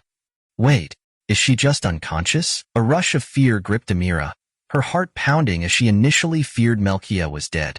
However, relief washed over her when she realized Melchia had merely fainted, prompting an exasperated sigh to escape her lips.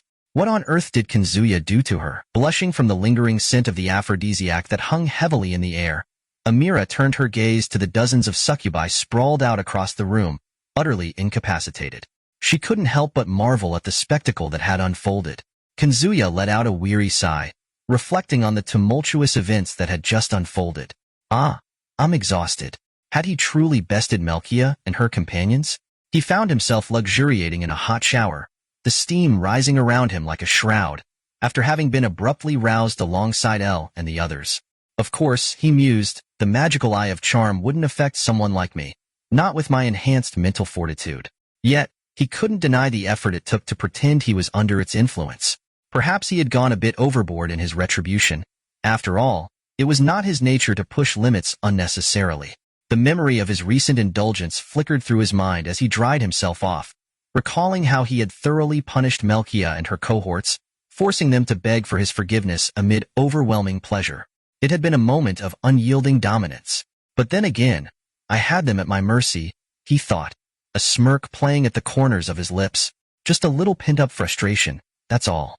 As he sat half-naked on the chair, Kanzuya summoned the interface screen, revealing the obscured text that had been shrouded in a barrier until now. The words hung before him, and he couldn't help but feel a mixture of disbelief and intrigue. Is this really the extent of what I can do? His powers, especially the ability of complete healing and its side effects, seemed to lean heavily towards a form of mind control. What had that interloper, Tripper, hoped to achieve with such abilities? His gaze fell upon the newly acquired skill, Endless Vitality. It increases vitality tenfold, grants the ability to subjugate those engaged intimately. He chuckled at the absurdity of it all. Just then, the door swung open, and the familiar voices of Chitos and the others filled the air, their presence a stark reminder of the recent negotiations they had completed. Welcome back, Master. Is something amiss? One of them asked, eyes narrowing in suspicion as they took in his uncharacteristically relaxed state. Nah, I just worked up a bit of a sweat and decided to take a shower, Kanzuya replied nonchalantly, masking the underlying tension of his earlier exploits. Oh, is that so? Chitos responded, though a hint of skepticism laced her tone. Was it really that hot in here? Despite the obvious questions hanging in the air, Chitos chose not to press him further, her intuition guiding her to maintain a cautious distance as she assessed his demeanor. As Kanzuya dried himself, the weight of his dual existence, both the boy who had been thrust into this world and the formidable force he had become, settled over him like an armor, preparing him for the challenges yet to come. Volume 03, Chapter 22. Inside Air Force One, escorted by the sleek F-22 Raptors, excitement filled the cabin as the passengers settled into their seats for their first flight aboard such a prestigious aircraft. The atmosphere buzzed with anticipation. Haha, this is fantastic. It's faster than a skyship and, above all, the comfort is unmatched. Amira exclaimed, her voice bubbling with childlike glee. Mother, please. Stop. This is so embarrassing. A flustered Fine protested, her cheeks flushed. Mom, come on. You're making a scene. Everyone's looking at us, whined Rien, her discomfort palpable as she shrank into her seat, acutely aware of the gazes around them. As the soft, plush reclining seats were repeatedly adjusted, Amira's joy contrasted sharply with Fine and Rien's growing mortification, eliciting sympathetic chuckles from the other passengers. Your Highness, I must reiterate that we should avoid actions that could lead to diplomatic incidents. Your Highness? Are you listening? The ever-dutiful Maria interjected, trying to rein in the exuberant princess. Wow, look at how low the clouds are. Iris exclaimed, her eyes wide with wonder. Why, Your Highness? I must insist, Maria began again, but her words trailed off as she realized they were falling on deaf ears. It seems, Captain, that reasoning with the princess at this moment is futile, remarked Beretta, her voice tinged with resignation. Indeed, how should I explain this to His Majesty? Came the weary reply. Maria, alongside her fellow bodyguard Beretta, had boarded the warship with the intention of curbing the reckless behavior of Iris and Karen. However, despite their best efforts, they found themselves reduced to mere attendants, listening to the blithe disregard of the princess as she gazed longingly out at the ocean of clouds below. Karen, do you understand? Maria pressed, attempting to ground the conversation once more. I get it. I admit I was in the wrong, Karen finally conceded, her tone softening. Very well. Please refrain from such impulsive actions in the future, Maria replied firmly. Yeah, I understand. But can you blame me? I was worried about Kanzuya, Karen retorted, crossing her arms defensively. Did you say something? Maria inquired, raising an eyebrow. Ugh, it's nothing. Just talking to myself, Karen huffed, casting a defiant glance out the window, where the scenery blurred past. Frustrated by the scolding she'd received from Maria, Karen sulked, her gaze lost in the vast expanse of the sky. This is a complete chaos. Meanwhile, peering through the curtain that separated their section from the back of the cabin, Kanzuya caught a glimpse of the dignitaries from the kingdom of Canalia and the allied demon states, his thoughts swirling amidst the commotion. So, Master? Master? Chitosa's concerned voice broke through his reverie, her expression one of gentle frustration. Oh, sorry. What were you saying? Kanzuya replied, shaking himself free of distractions. I was asking about your plans upon our arrival on the mainland, she clarified, her tone patient. Right, let me think. Kanzuya paused, redirecting his attention to the tablet in Chitosa's hands, where his itinerary was neatly displayed. Yes, everything looks good, he confirmed after scanning the details. Understood, Chitosa acknowledged, her professionalism unwavering. With the schedule confirmed and no issues looming, Kanzuya reached for the drink that had been prepared for him, savoring the moment as they soared toward their destination. By the way, Master, it seems you had quite the delightful time with the succubi the other day. As if poised to drop a bomb at the very moment Kanzuya had let his guard down, Chitose unleashed her statement with unerring precision. Ooh. Cough, cough. Kanzuya, caught off guard, violently spewed the drink he had just taken, sputtering in a fit of coughing. Why was I found out? I distinctly told Eru and the others to keep quiet about that encounter. Amidst the chaotic whirl of confusion swirling in his mind, Kanzuya frantically searched for an excuse to navigate the perilous situation he had unwittingly stumbled into. On that note, here's a letter from those succubi, Chitose announced, her tone tinged with a mischievous edge. In that instant, she thrust a letter into his hands, a scandalous missive laden with carnal longing from the succubi, recalling the events that had transpired. Kanzuya's heart sank as he realized there was no escaping the truth. Look, that wasn't something I wanted to happen. Chitose, a cold sweat trickled down his brow as he stumbled over his words. At that moment, Chitose gently leaned closer to him, her demeanor shifting. Master, please, Don't abandon me, Chitose. What's wrong? Unlike her usual self, her dark eyes brimming with jealousy and rage when confronting him about other women, Chitose now gazed up at him with trembling, tear-filled eyes, radiating vulnerability.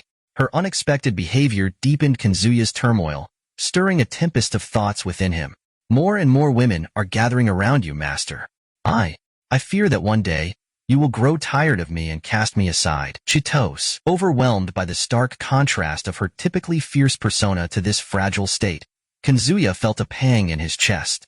He instinctively wrapped his arms around her, seeking to reassure her. You are mine. There's no way I would ever tire of you or throw you away. Oh, master. Chitose's eyes brimmed with tears as she clung to him, overcome by emotion. It's going according to plan. I won't let anyone take my master from me, not for anything. Yet, Kazuya remained blissfully unaware of the sinister smile curling at Chitose's lips, hidden as he buried his face against her shoulder. Swish. How long had they been locked in this embrace? Just as they were nearing the mainland, Chitose extended her hand toward Kazuya, her intentions cloaked in an air of mystery. Huh? Chitose? Chitose persistently brushed her fingers against Kazuya, her touch both gentle and relentless. See, Chitose, this is not good. Kazuya stammered, anxiety creeping into his voice. My master, I deeply apologize. Truly, I do, she murmured, her tone laden with an urgency that sent shivers down his spine. What? Is she feeling aroused? The absence of a nighttime companion had left Kazuya with a pent-up desire, and the intoxicating scent of Kazuya enveloped her, triggering an uncontrollable explosion of longing. This is unexpected. I can't hold back anymore. Chitose, her face flushed with a deep crimson hue of desire, uttered her apologies, yet her hands remained firmly upon him, unwilling to relent. Attention all passengers. We have 20 minutes until we reach the mainland of Parabellum. Please take a moment to gaze upon the sea, the intercom announced, punctuating the air with its authoritative voice. Wah! Chitose, we can't do this here. We must wait until we land. Kazuya's panic escalated as the aircraft began its descent, the world below rapidly approaching. I apologize. I simply can no longer contain myself. Besides, we are curtained off here. I promise to keep it discreet.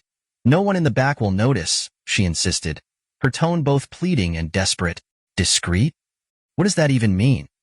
Everyone's staring at us, Kazuya thought, glancing around frantically at the other maids who seemed to lean forward, eyes gleaming with curiosity about the unfolding situation.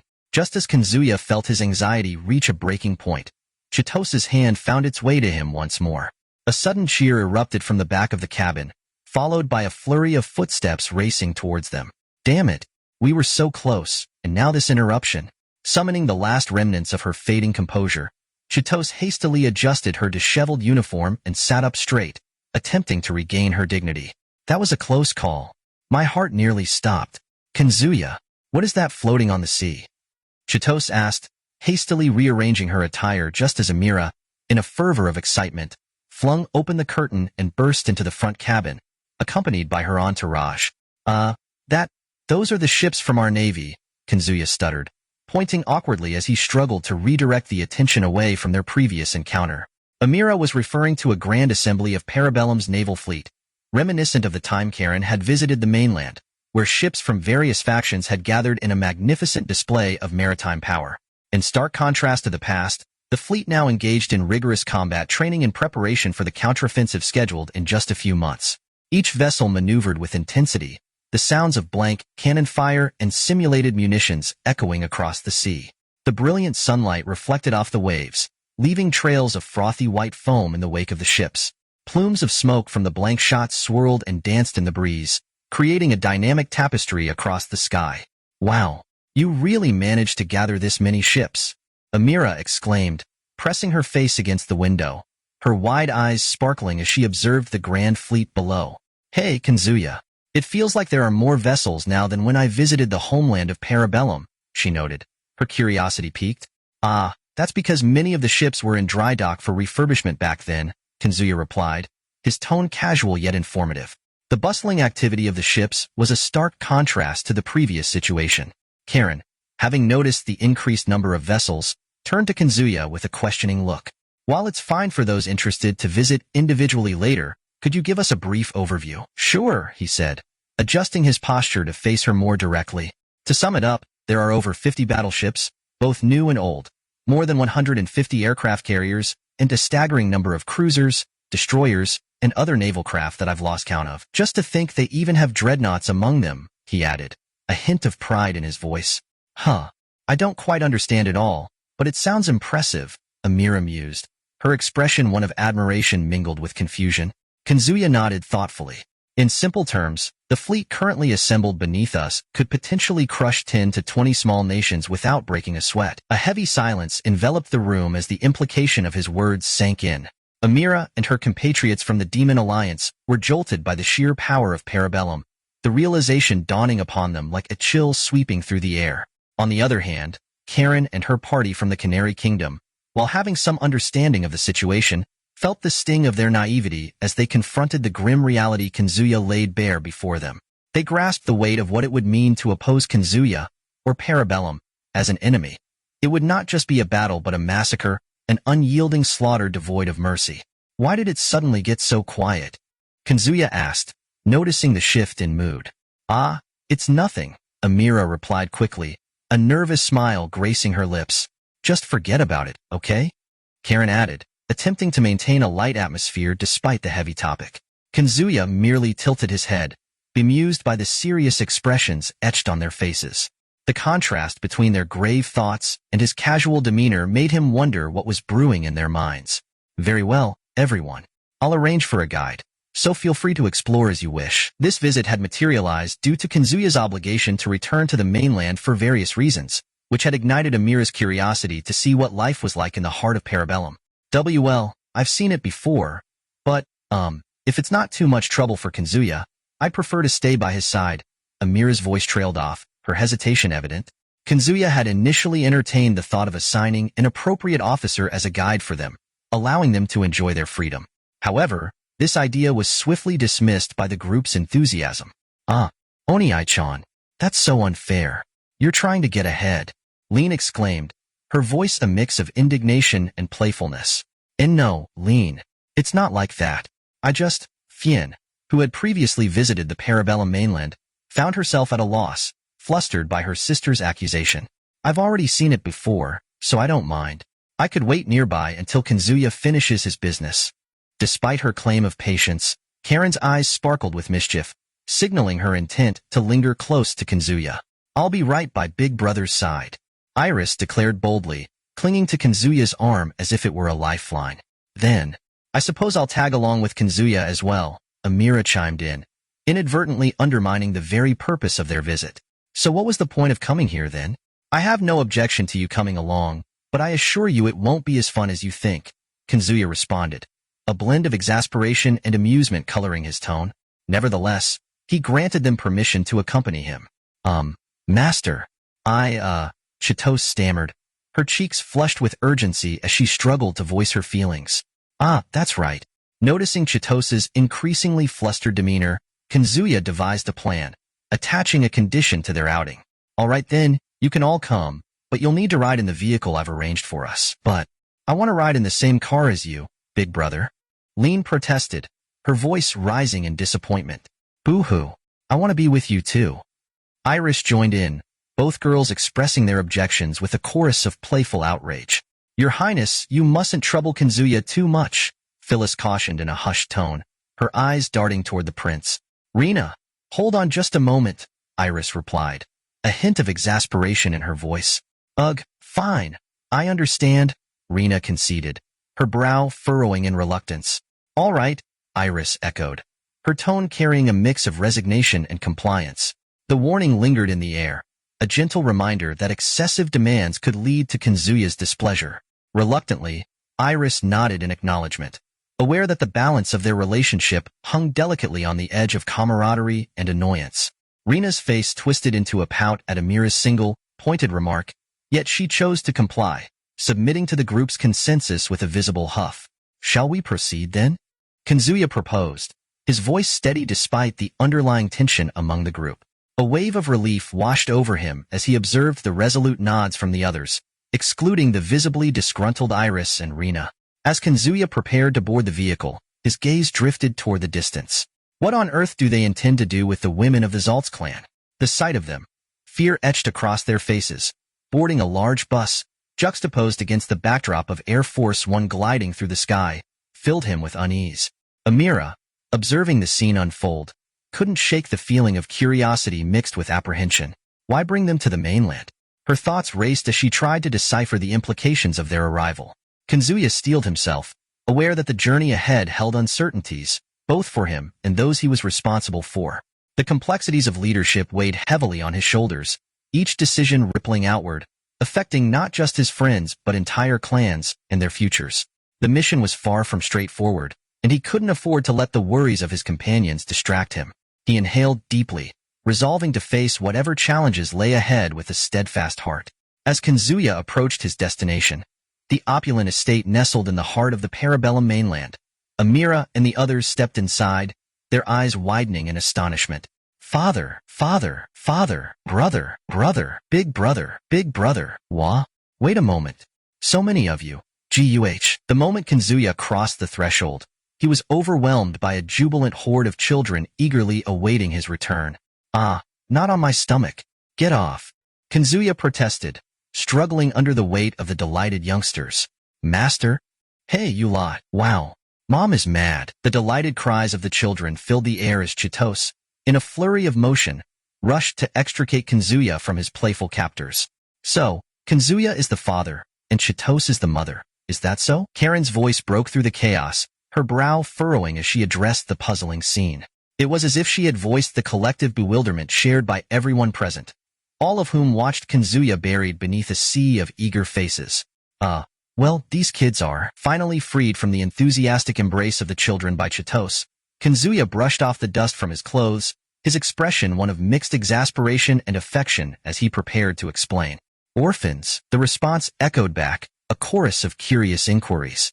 Yeah, that's right. I've seen quite a few of them in various places, and it's hard to ignore their plight. I ended up bringing them home. His voice softened, though he couldn't help but add silently, well, there are a few who aren't orphans. Kazuya's home now housed a diverse group of boys and girls, each with a story of their own. While many were indeed orphans, others bore the scars of societal rejection, children with odd-colored eyes, or those who had faced various forms of persecution in the kingdom of Canarius. Amidst the quiet observation of the children, Iris's gaze drifted to a girl with similarly odd eyes, a complex smile playing on her lips as she pondered her thoughts. Excuse me, mister? Kazuya turned his attention to Iris, intrigued. Never mind, she replied, a hint of hesitation lingering in her voice. Noticing the change in her demeanor, Kazuya gently ruffled Iris's hair, his touch warm and reassuring. For a fleeting moment, she contemplated speaking again, but found herself entranced instead by the soothing warmth emanating from his hand, savoring the comfort it provided. Well then, given the time, shall we have something to eat? Yes, everyone's hungry, right? Yes. Of course. I'll gladly accept your hospitality. I shall partake. Yay. After the children's enthusiastic responses, Kazuya turned to Iris and the others, who nodded in agreement, as if the notion was entirely obvious. Then let's be off. With the children eagerly tugging at his hands, Kazuya led the way, Amira and the rest trailing behind in a cheerful procession. However, Kazuya's seemingly innocuous suggestion would soon set off a chain of unexpected events. What's wrong, Clays? This question arose while Kazuya was enjoying a jovial meal surrounded by laughter and chatter. It was during this lively gathering that Clays, a young girl who had been unjustly exiled from her village due to the unusual color of her wings, black instead of the customary white, approached him. Her lips moved hesitantly as she drew closer. What is it, MMPH? Ignoring Kazuya's inquiry, Clays suddenly pressed her lips against his. What? The unexpected act left Amira and the others, who were engaged in animated conversation, utterly speechless. They froze, eyes wide in shock, transfixed by the sight of Kazuya and Clays locked in an unexpected kiss. MMM? Gulp. Huh. What was that all about, Clays? As Clays chewed, savoring the tender meat she had just taken from her plate, she playfully fed Kazuya with a mouthful. Hee. It's nothing. Now, say father. With those words, Clays offered Kazuya a piece of meat from her fork, a mischievous glint in her eye. Despite his bewilderment, Kanzuya complied, taking the morsel into his mouth. Delicious, Imim? However, just as he began to voice his approval, Clays leaned in again, reclaiming his lips in a second kiss. Slurp, slurp. The difference between this kiss and the previous one was stark. Clays was now savoring the very meat Kanzuya had been chewing on, pulling it from his mouth with a teasing finesse. Imim. Thank you for the meal, father. Yeah. With a triumphant smile, Clays finished the last of the meat and cast a victorious glance at Amira and the others, who remained rooted in stunned silence. She fluttered her wings contentedly as she returned to her seat, basking in the triumph of her bold actions. A nagging sense of foreboding began to creep over Kanzuya. Unaware of the implications behind Clays's bold display, he assumed it to be mere childish mischief. Yet, the expressions on Amira's faces suggested that something significant was afoot. That girl is something else. Amira and her companions were struck with a chill as they witnessed the unfolding of a ritual from the winged folk's marriage customs right before their eyes. For context, the traditional marriage ceremony among the winged folk involves a male offering food to the woman of his affection through a kiss, symbolizing, "I will continue to nourish you. Therefore, let us unite." If the woman accepts, she must swallow the offering and return the gesture by sharing food with him in the same manner, completing the cycle of commitment. Moreover, during this exchange, it is customary to invoke magic to establish a bond known as unbreakable union. Once this pact is forged, no circumstance allows for separation. Due to the potency of this covenant, the exchanges typically end with simple sharing of food. However, unbeknownst to everyone present, Clays had discreetly invoked the magic of unbreakable union, binding herself to Kanzuya in a one-sided contract that no one had noticed.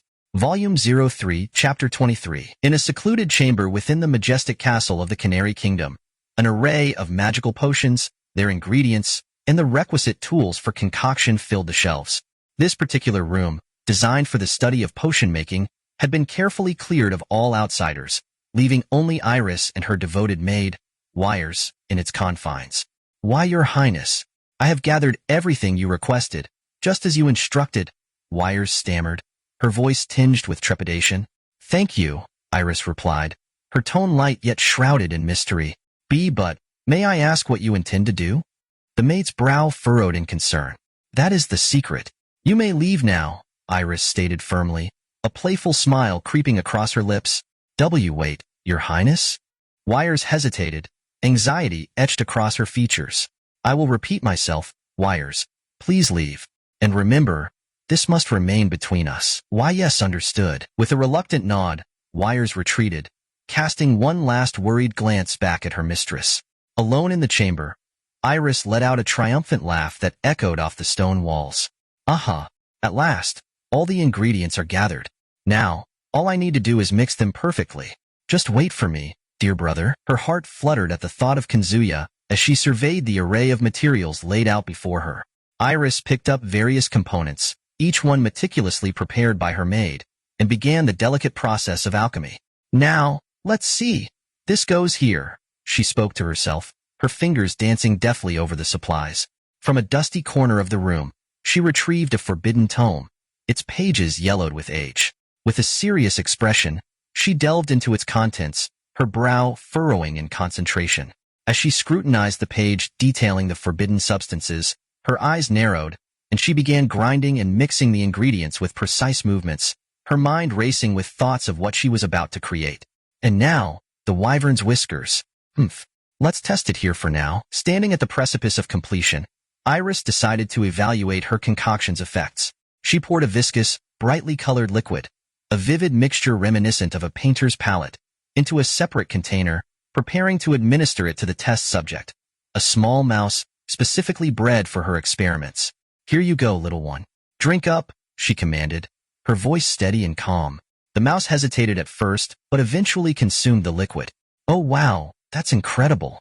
Although it might be a bit too potent," Iris mused, her eyes widening as she observed the unexpected vigor unleashed within the creature. Just a moment of contemplation flitted across her mind, but she quickly shook it off, returning to her task. "Finally, a drop of my own blood," she declared with a sense of finality. Taking a small knife, she deftly pricked her fingertip, allowing a single crimson drop to fall into the swirling concoction. With this act, Iris was on the cusp of something extraordinary, a potion that could potentially change the very fabric of her world. She felt a thrill of anticipation surge within her, an electric reminder of the path she had chosen. As the potion began to shimmer, an aura of magic enveloped the room, signaling the onset of her ambitious design. As the drop of Iris's blood splashed into the vial, the viscous, toxic liquid underwent a remarkable transformation, morphing into a pristine, colorless solution. It's done. Now, all that remains is to administer this to my brother. Heh, heh, heh. Iris reveled in her sense of accomplishment, a disordered grin spreading across her face as she immersed herself in the intoxicating allure of her desires. Slurp. Now, let's go capture my brother, she declared, wiping away the drool that pooled at the corner of her mouth. She hurriedly tidied the room, eliminating any traces of her sinister activities. Clutching the concoction she had crafted like a precious treasure, Iris stepped out of her makeshift laboratory with determination, intent on finding Kazuya, who was currently attending to business at the royal castle of the Canary Kingdom. Choo, choo. Just as Kazuya was preparing to return to the Parabellum mainland after concluding his official duties in the Canary Kingdom, he was startled by the sudden outburst. Your Highness, please wait, Princess. Please, hold on. Hearing the familiar calls, Kazuya turned to locate the source of the voices. Brother, whoa? Iris? What's going on? You startled me. Before he could react, Iris burst around the corner and leapt into Kazuya's chest. Just put me down already, as she snuggled against him like an eager little animal, nuzzling her cheek into his embrace. Kazuya kept a watchful eye on his surroundings. His gaze shifted to the members of the Royal Guard, noting how one of them, with an H&K 416 Hong Kong dollars rifle at the ready, had just disengaged the safety. With a subtle gesture, he signaled the soldier to lower the weapon, simultaneously instructing Reina, who were also armed, to step back and assess the situation. Ah, dear brother, I just acquired some delicious sweets. Would you like to join me in my room to enjoy them? With a cunning glint in her eye, Iris relished the opportunity to draw Kazuya closer, seizing upon the absence of Chitos as a golden chance. She tugged insistently at his arm, urging him toward her quarters. Your Highness, you cannot indulge in such whims again. Phyllis and Beretta finally caught up, their expressions resigned as they reached out to pull Iris away from Kazuya. What? Is it no good? Desperate not to be separated from him, Iris clung tighter to Kazuya, her eyes wide and pleading, reminiscent of an abandoned puppy seeking affection. Well, I suppose it's all right. Just for a little while. Is it really okay, Master? Are you certain, Master? Ah, I understand, Kazuya replied, feeling the weight of Iris's imploring gaze. He confirmed his response to Reina, who were still watching the scene unfold with a mix of concern and curiosity. We did it. Let's hurry, big brother. Are you sure about this, Kazuya? Absolutely. We can afford a little flexibility. As Iris tugged insistently on his sleeve, Kazuya offered a reassuring smile to Phyllis, who wore an apologetic expression. He swiftly communicated the changes to his subordinates, redirecting their plans. Come on, big brother. Faster, faster. I get it. With a bemused chuckle, Kazuya allowed Iris to lead him towards the room.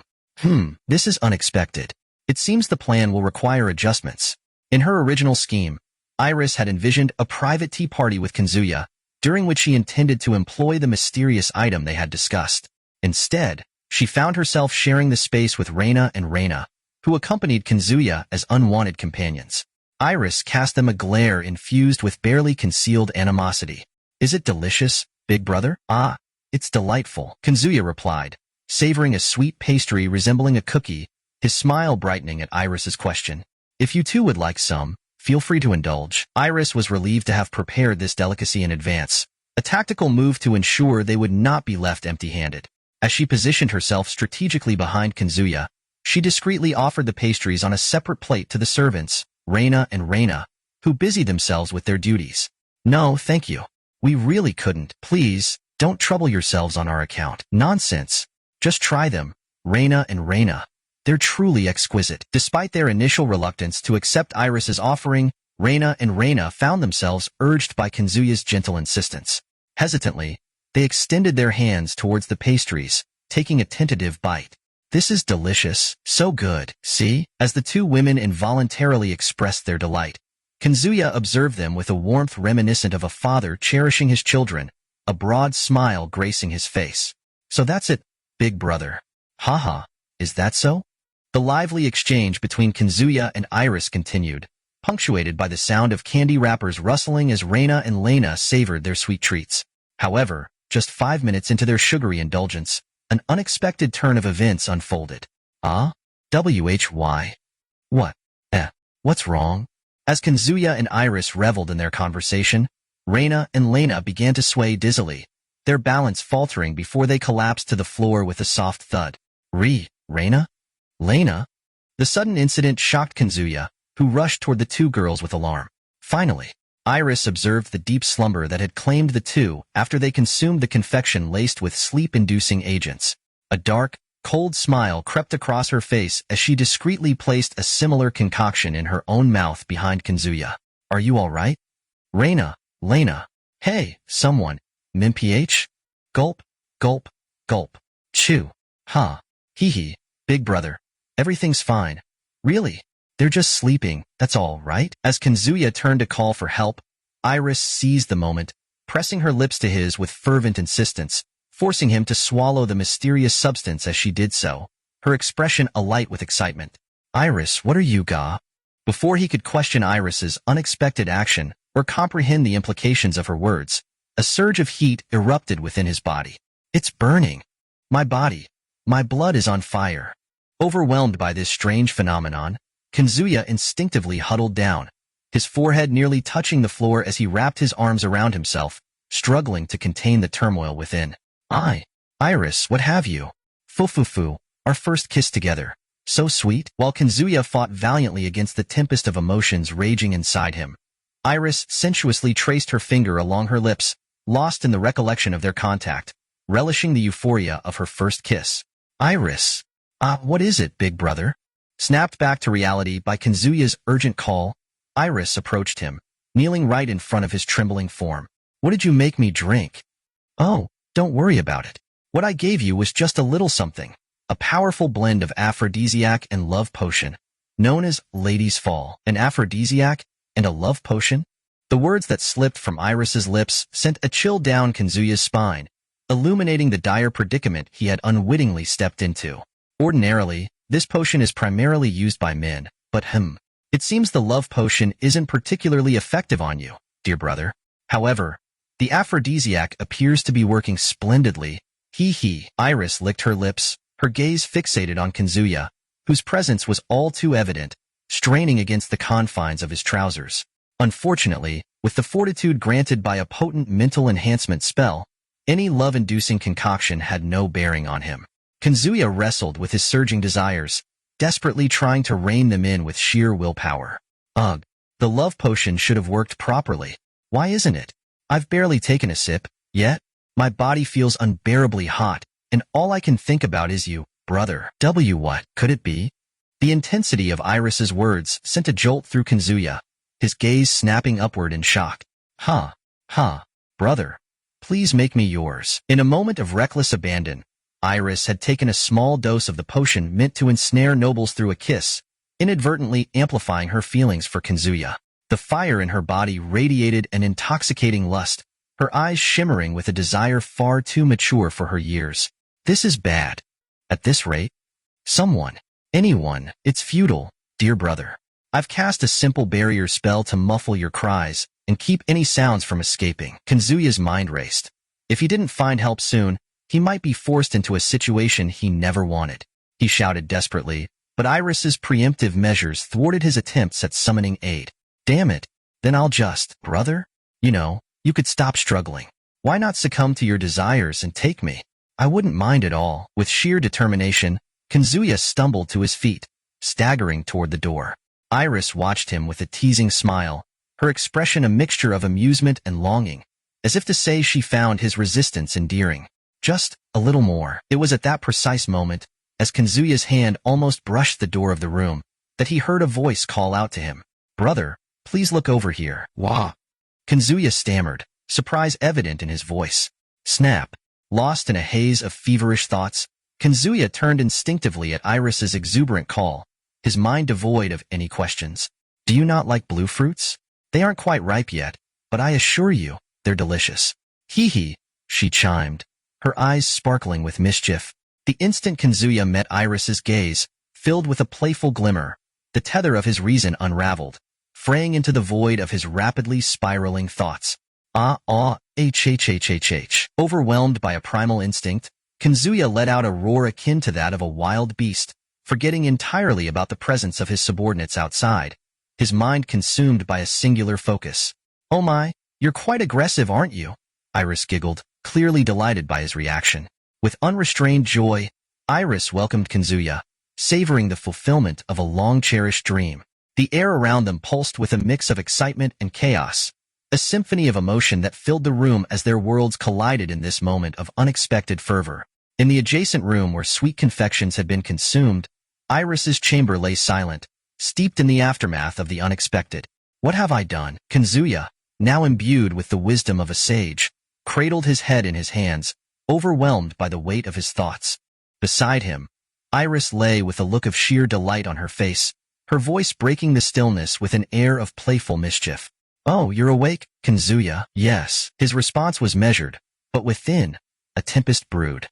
Kazuya wrestled with the implications of the situation, grappling with the conflicting emotions that swirled in his mind. Iris, sensing his turmoil, leaned closer, her eyes sparkling with a mix of innocence and cunning. "Big brother, you'll take responsibility for this, won't you?" Caught off guard by her playful yet provocative question, Kazuya could only nod silently, his mind racing with the consequences of their actions.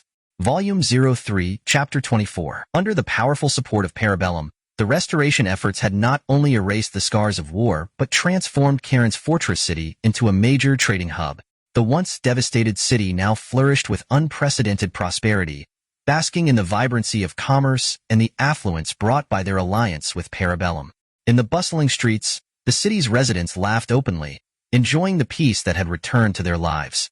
The commercial district, in particular, was alive with activity as ambitious merchants, drawn by the scent of wealth, vied for a chance to acquire rare exports from Parabellum.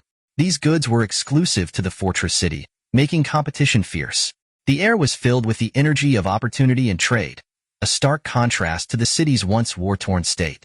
However, while the atmosphere in the lower city brimmed with peace, the same could not be said for the most critical district within the fortress, the ducal palace of Karen-Lautrec. There, tension hung thick in the air. The maids scurried about with nervous energy, attending to their tasks with unusual urgency, while the guards stood with grim faces, their demeanor sharp and alert. Something was brewing. Ugh, Karen, the duchess and ruler of the fortress city, sat in her private chambers, her head in her hands, groaning in frustration. "My lady, Maria," her loyal maid, ventured, a hint of concern in her voice.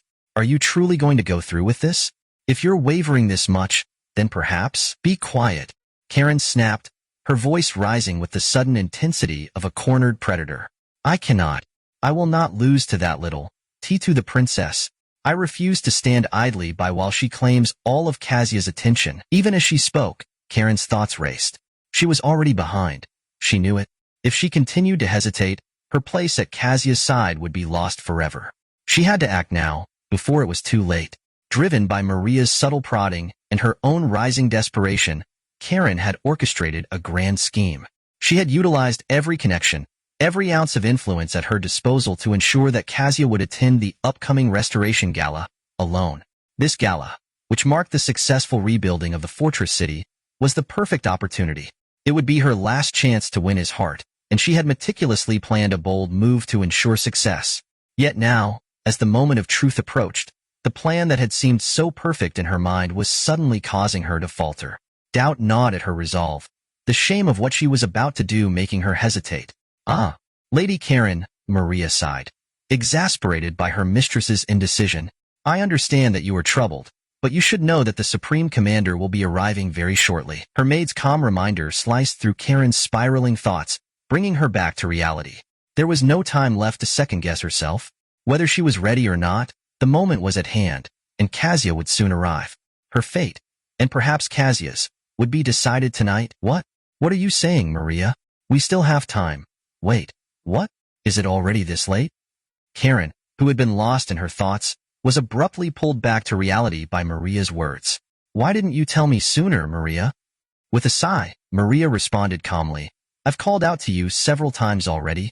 Karen, now scrambling to get dressed with the help of her maid, was on the verge of tears, protesting in a panicked tone. Her frantic movements betrayed her anxiety as she hurried to prepare herself. Maria, however, was unfazed by Karen's distress.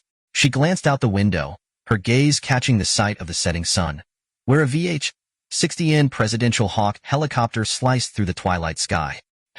It seems our guests have arrived. Why you all, hurry up already, Karen shouted, her anxiety reaching new heights. Yes, ma'am. The maids responded in unison, hastening their movements. The presidential Hawk, escorted by a formidable array of military hardware, including AH-64D Apache longbows and Me-24/35 Mk3 Superhinds, made its approach toward the castle.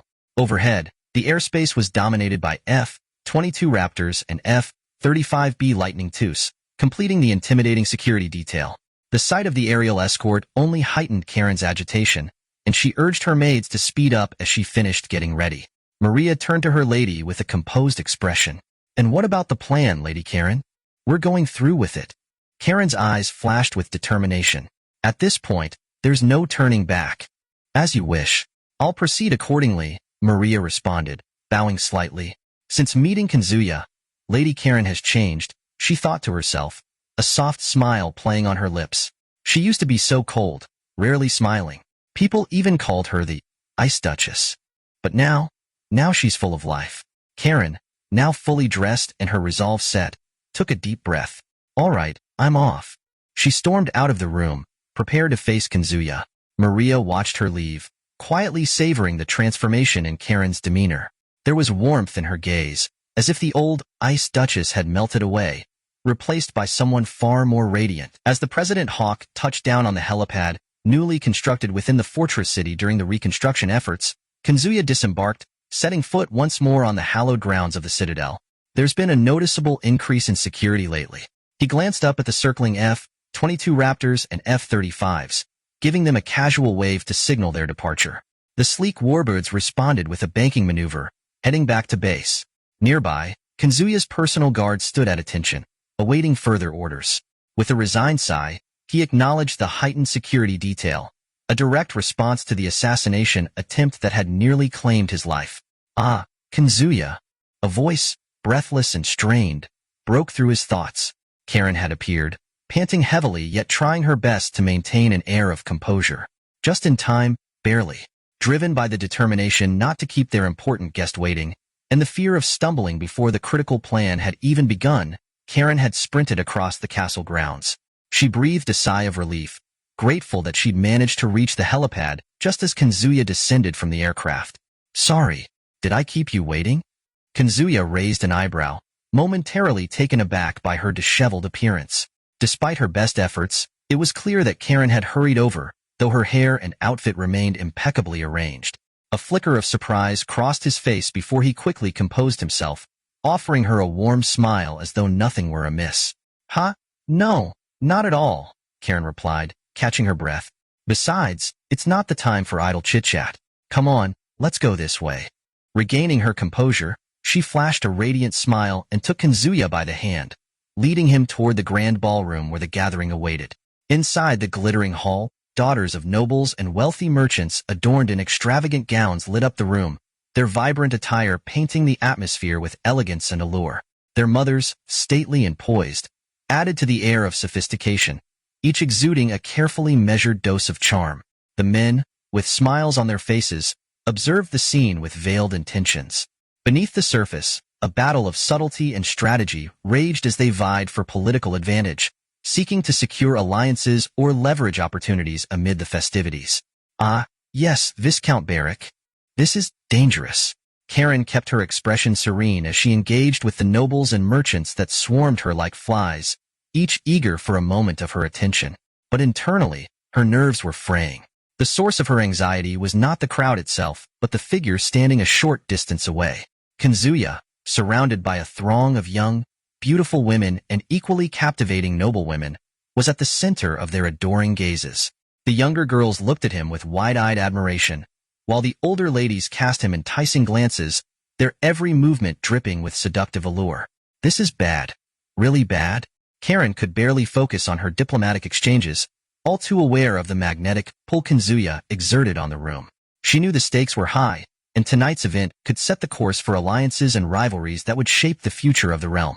But with Kazuya at the center of attention, things had just become exponentially more complicated. Struggling to maintain her composure, Karen steeled herself for the delicate maneuvering ahead. If she couldn't keep Kazuya focused, the evening's plans could unravel before they even began. Lord Kazuya, you're from another world, aren't you? I'm quite fascinated by such things. Would you be willing to share some stories about your world? Huh? Oh, yeah, sure, Kazuya replied, slightly taken aback. Really? That's wonderful. I'm so happy. I would love to hear it too. Another girl chimed in eagerly. Me too.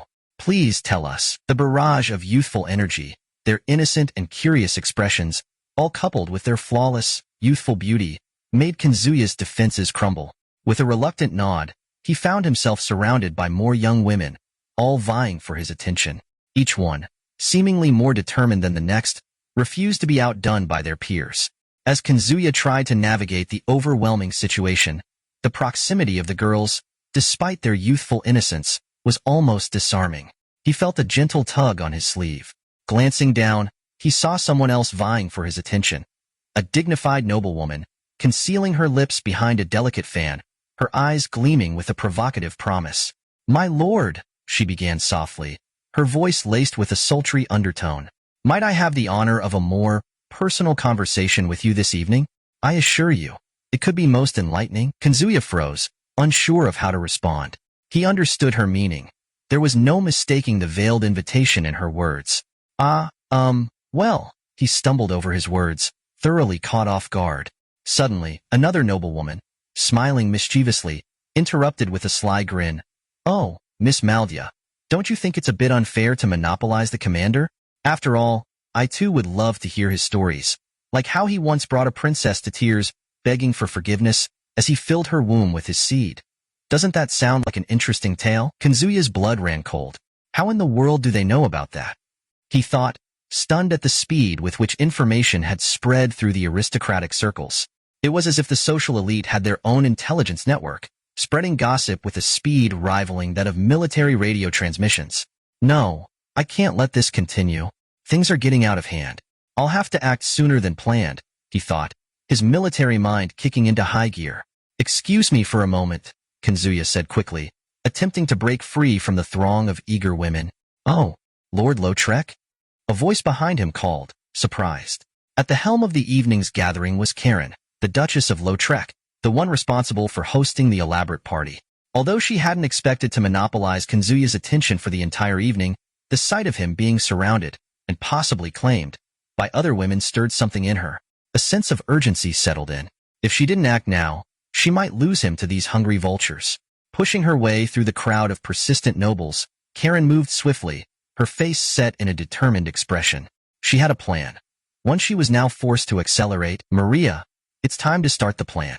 I'll get ready in my room, so make sure you bring Kazuya to me," Karen commanded with a resolute expression as she stepped out of the hall, addressing Maria who had approached her without delay.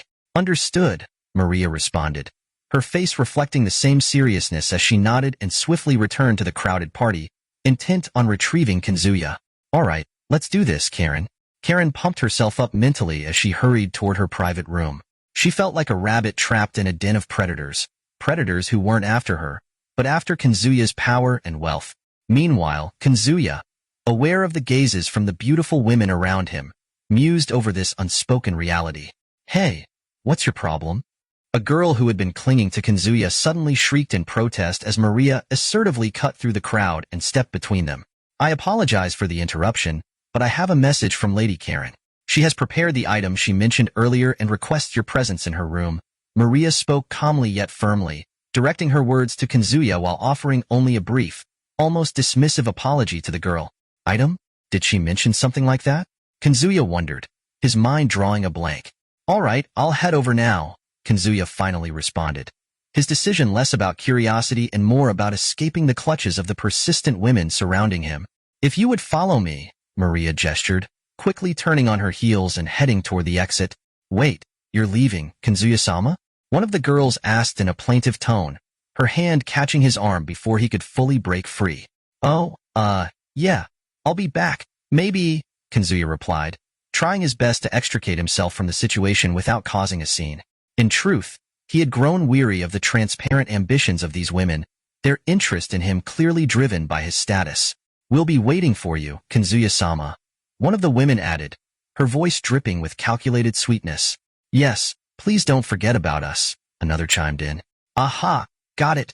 I'll be back. Kazuya forced a strained smile, his words an empty promise as he finally pulled away and hurried after Maria, leaving behind the chorus of feminine voices vying for his attention. Right this way, Maria instructed, leading Kazuya out of the bustling party hall and through the corridors to Karen's private chambers. The moment they arrived, Kazuya found himself standing outside her door, a mix of confusion and curiosity swirling in his mind. What exactly does she want to show me? As he pondered, Maria unlocked the door, and he stepped inside, guided only by the faint glow of moonlight seeping through the window. The room was dark, unusually so, and Karen was nowhere to be seen. It's really dark in here. Karen, where are you? He called out, his voice low, as he strained to see through the shadows. Behind him, the sound of the door locking echoed ominously, causing Kazuya to stiffen momentarily. Just as he moved further into the room, he felt a sudden push. His body was forced onto the large bed in the center of the room. Instinctively, his hand darted toward the holster at his side, ready to draw his pistol. Who's there? He demanded, only to pause when his eyes adjusted enough to make out the figure on top of him. Karen? He breathed, his fingers relaxing as he recognized her familiar form. Yes, it's me. Karen's voice was sultry, her tone carrying an edge of mischief. Kazuya let out a slow breath, pulling his hand away from the gun. You nearly gave me a heart attack. What's going on? What are you? His voice trailed off, his eyes widening as they took in Karen's appearance. Her attire was strikingly familiar. He had seen it before, in fleeting moments filled with vague promises. But now, there was no mistaking the intention behind it. Karen, you can't be serious, he murmured, his voice low, his breath catching as the room filled with a heavy, unspoken tension. Oh, I'm serious, Kazuya, Karen replied, her voice soft yet filled with intent. This is exactly what you're thinking. I told you, didn't I? Next time, I said. Her words hit him like a bolt. He remembered that promise, vague at the time, easily dismissed. But now it was real. Before he could fully process what was happening, Karen leaned down, capturing his lips in a fierce, commanding kiss. The protest that had been on the tip of Kazuya's tongue was silenced as her hands deftly moved to unbutton his shirt, her touch both deliberate and teasing. Kazuya struggled for a moment before Karen's bold advance overwhelmed him, his body betraying him as he sank deeper into the embrace. You're not planning to embarrass me, are you? Karen whispered against his lips, her eyes locking onto his with a smoldering intensity. Kazuya's mind raced, but he found himself unable to respond. Karen's boldness, her determination, left him at a loss for words. Every protest he had melted away under the heat of the moment. Karen smiled, her lips curling into a mix of victory and desire as she leaned in once again, leaving Kazuya to wrestle with a situation far beyond his control. You better not regret this later. Kazuya's voice was low, a final question hanging in the air as he sought Karen's approval one last time. Do you think my judgment is that clouded? Karen's response came with a daring smile, her eyes gleaming under the soft moonlight as she met his gaze with unwavering confidence. Is that so? Well then. Before she could react, Kazuya swiftly reversed their positions, pinning Karen beneath him with a controlled yet sudden movement. Eek! MMMPH. The sudden shift took Karen by surprise, her breath hitching momentarily before she let out a soft sound of surrender, caught in the heat of the moment. A soft, amused laugh escaped her lips. Heh. In their secluded world, under the gentle glow of the moonlight, Karen nestled closer to Kazuya, her body pressed against his as she let out quiet, joyful laughter, her face radiant with happiness. You look pretty pleased with yourself, Karen, Kazuya murmured, his voice soft, yet laced with curiosity. Of course I am. How could I not be? She paused, her smile widening. Do you know how rare it is for a noblewoman to end up with the man she actually loves? Usually, we're bound to political marriages, forced to be with someone we have no feelings for. But I get to be with you. It's more than I could have ever hoped for. Her words carried a bittersweet truth, her face alight with the innocent joy of someone who had defied a harsh reality. She hugged Kazuya tightly, her embrace filled with both relief and affection. I see. Kazuya's cheeks flushed a deep red, the raw honesty in Karen's words leaving him momentarily speechless. Embarrassed, he scratched the side of his face, avoiding her gaze. Humph. Oh, come on. Karen? Before he could process what was happening, Karen, dissatisfied with his shyness, pounced like a playful predator. Her teasing grin was predatory, her eyes glinting with mischief as she straddled him again. Heh, you're not done yet, are you? Her playful challenge hung in the air, as Kazuya realized. He was in for much more than he had anticipated. Under the moon's tender watch, the night stretched long and filled with a shared warmth, as two hearts, against all odds, intertwined under the stars. Volume 03, Chapter 25. Following the intense battle at Bainderg, under orders from headquarters, the 1st Foreign Battalion crossed the Il River, which formed part of the border, and advanced into the Duchy of Alban. This battalion, battle-hardened and eager for more experience, was bolstered by the arrival of reinforcements. The 2nd Foreign Battalion, equipped with American military hardware, including M24 Chaffee light tanks, M4 Sherman medium tanks, M26 Pershings, M36 Jackson tank destroyers, Calliope rocket launchers, M40 self-propelled artillery, and M19 anti-aircraft vehicles. Alongside them, the 3rd Foreign Battalion joined the assault, fielding an array of Japanese and foreign equipment, such as the Type 97 Chiha, Type 3 Chinu medium tanks, as well as additional M26 Pershings, Sherman Firefly variants, Calliopes, M40S, and M19S. Not far behind was the 4th Foreign Battalion, heavily armed with Soviet armor, BT-7s, T-34s, IS-3s, BM-13 Katyusha rocket systems, ISU-152 assault guns, and ZSU-37 anti-aircraft guns. The multinational coalition swept across the duchy with ruthless efficiency, driving back the remnants of the Elsa's Magic Empire's defeated forces, those who had either fled from Bainderg or were still entrenched in their feudal resistance. As they advanced, they encountered countless villages and towns, ravaged and desecrated by the Empire's brutal onslaught. The sight of such devastation fueled their resolve, hardening their spirits for the fight ahead. 2 weeks later, the 1st Foreign Battalion found itself at the gates of Cardigan, the duchy's capital. Here, they had surrounded roughly 20,000 Imperial troops, who, having been cut off from any hope of retreat, had barricaded themselves within the city's fortified walls. Alongside other Allied units, the battalion prepared to launch their final assault. Furthermore, the Harpy report confirms that Harpy, winged people. It's easy to confuse the two. Harpies have bird-like hands and feet, while winged people have wings sprouting from their backs. It's a messy distinction, but I can't blame anyone for getting it mixed up. Inside the makeshift command tent, where the officers of various battalions had gathered for a strategy meeting, Colonel Ball, the commander of the 1st Foreign Battalion, stifled an inward chuckle at the soldier who just delivered the reconnaissance report from their aerial scouts, consisting mostly of flying magical creatures. Apologies for the interruption, a voice broke through. At that moment, Major Rommel, one of Colonel Bale's trusted subordinates, burst into the tent with palpable urgency. Are they insane? Colonel Ball couldn't hide the astonishment in his voice as he glanced at Major Rommel. His question, though rhetorical, hung in the air as if waiting for a reasonable explanation for the Empire's irrational strategy. Yes, sir, I believe they are, Major Rommel replied, with military discipline as unwavering as ever, though even he couldn't help but cast a sympathetic glance toward the entrenched Imperial forces in Cardigan. The thought of their imminent destruction seemed almost pitiable. The reason for their astonishment lay in the outrageous demands issued by the Imperial forces barricaded in Cardigan. The ultimatum, delivered with a tone of unearned authority, read, "Immediately lift the siege and prepare an escape route for us. If these demands are not met, we will execute the residents of Cardigan and the royal family of the Duchy of Alban. You have until dawn tomorrow to respond." Do these guys think we're some kind of justice squad? Barrel Colonel mused, the words laced with sarcasm. Not to be cruel, but whether the civilians or royals get killed doesn't really have anything to do with us. Sure, if we could save them, we would, but ultimately, who lives and who dies is up to HQ, or rather, His Excellency. As he pondered the situation, Colonel Barrel found himself exchanging glances with the other unit commanders, all of whom seemed to share his sentiments. Together, they turned their eyes toward the communications officer, who was currently relaying a request for orders from headquarters. Yes, sir, understood. The communications officer barked into the radio, his voice crisp.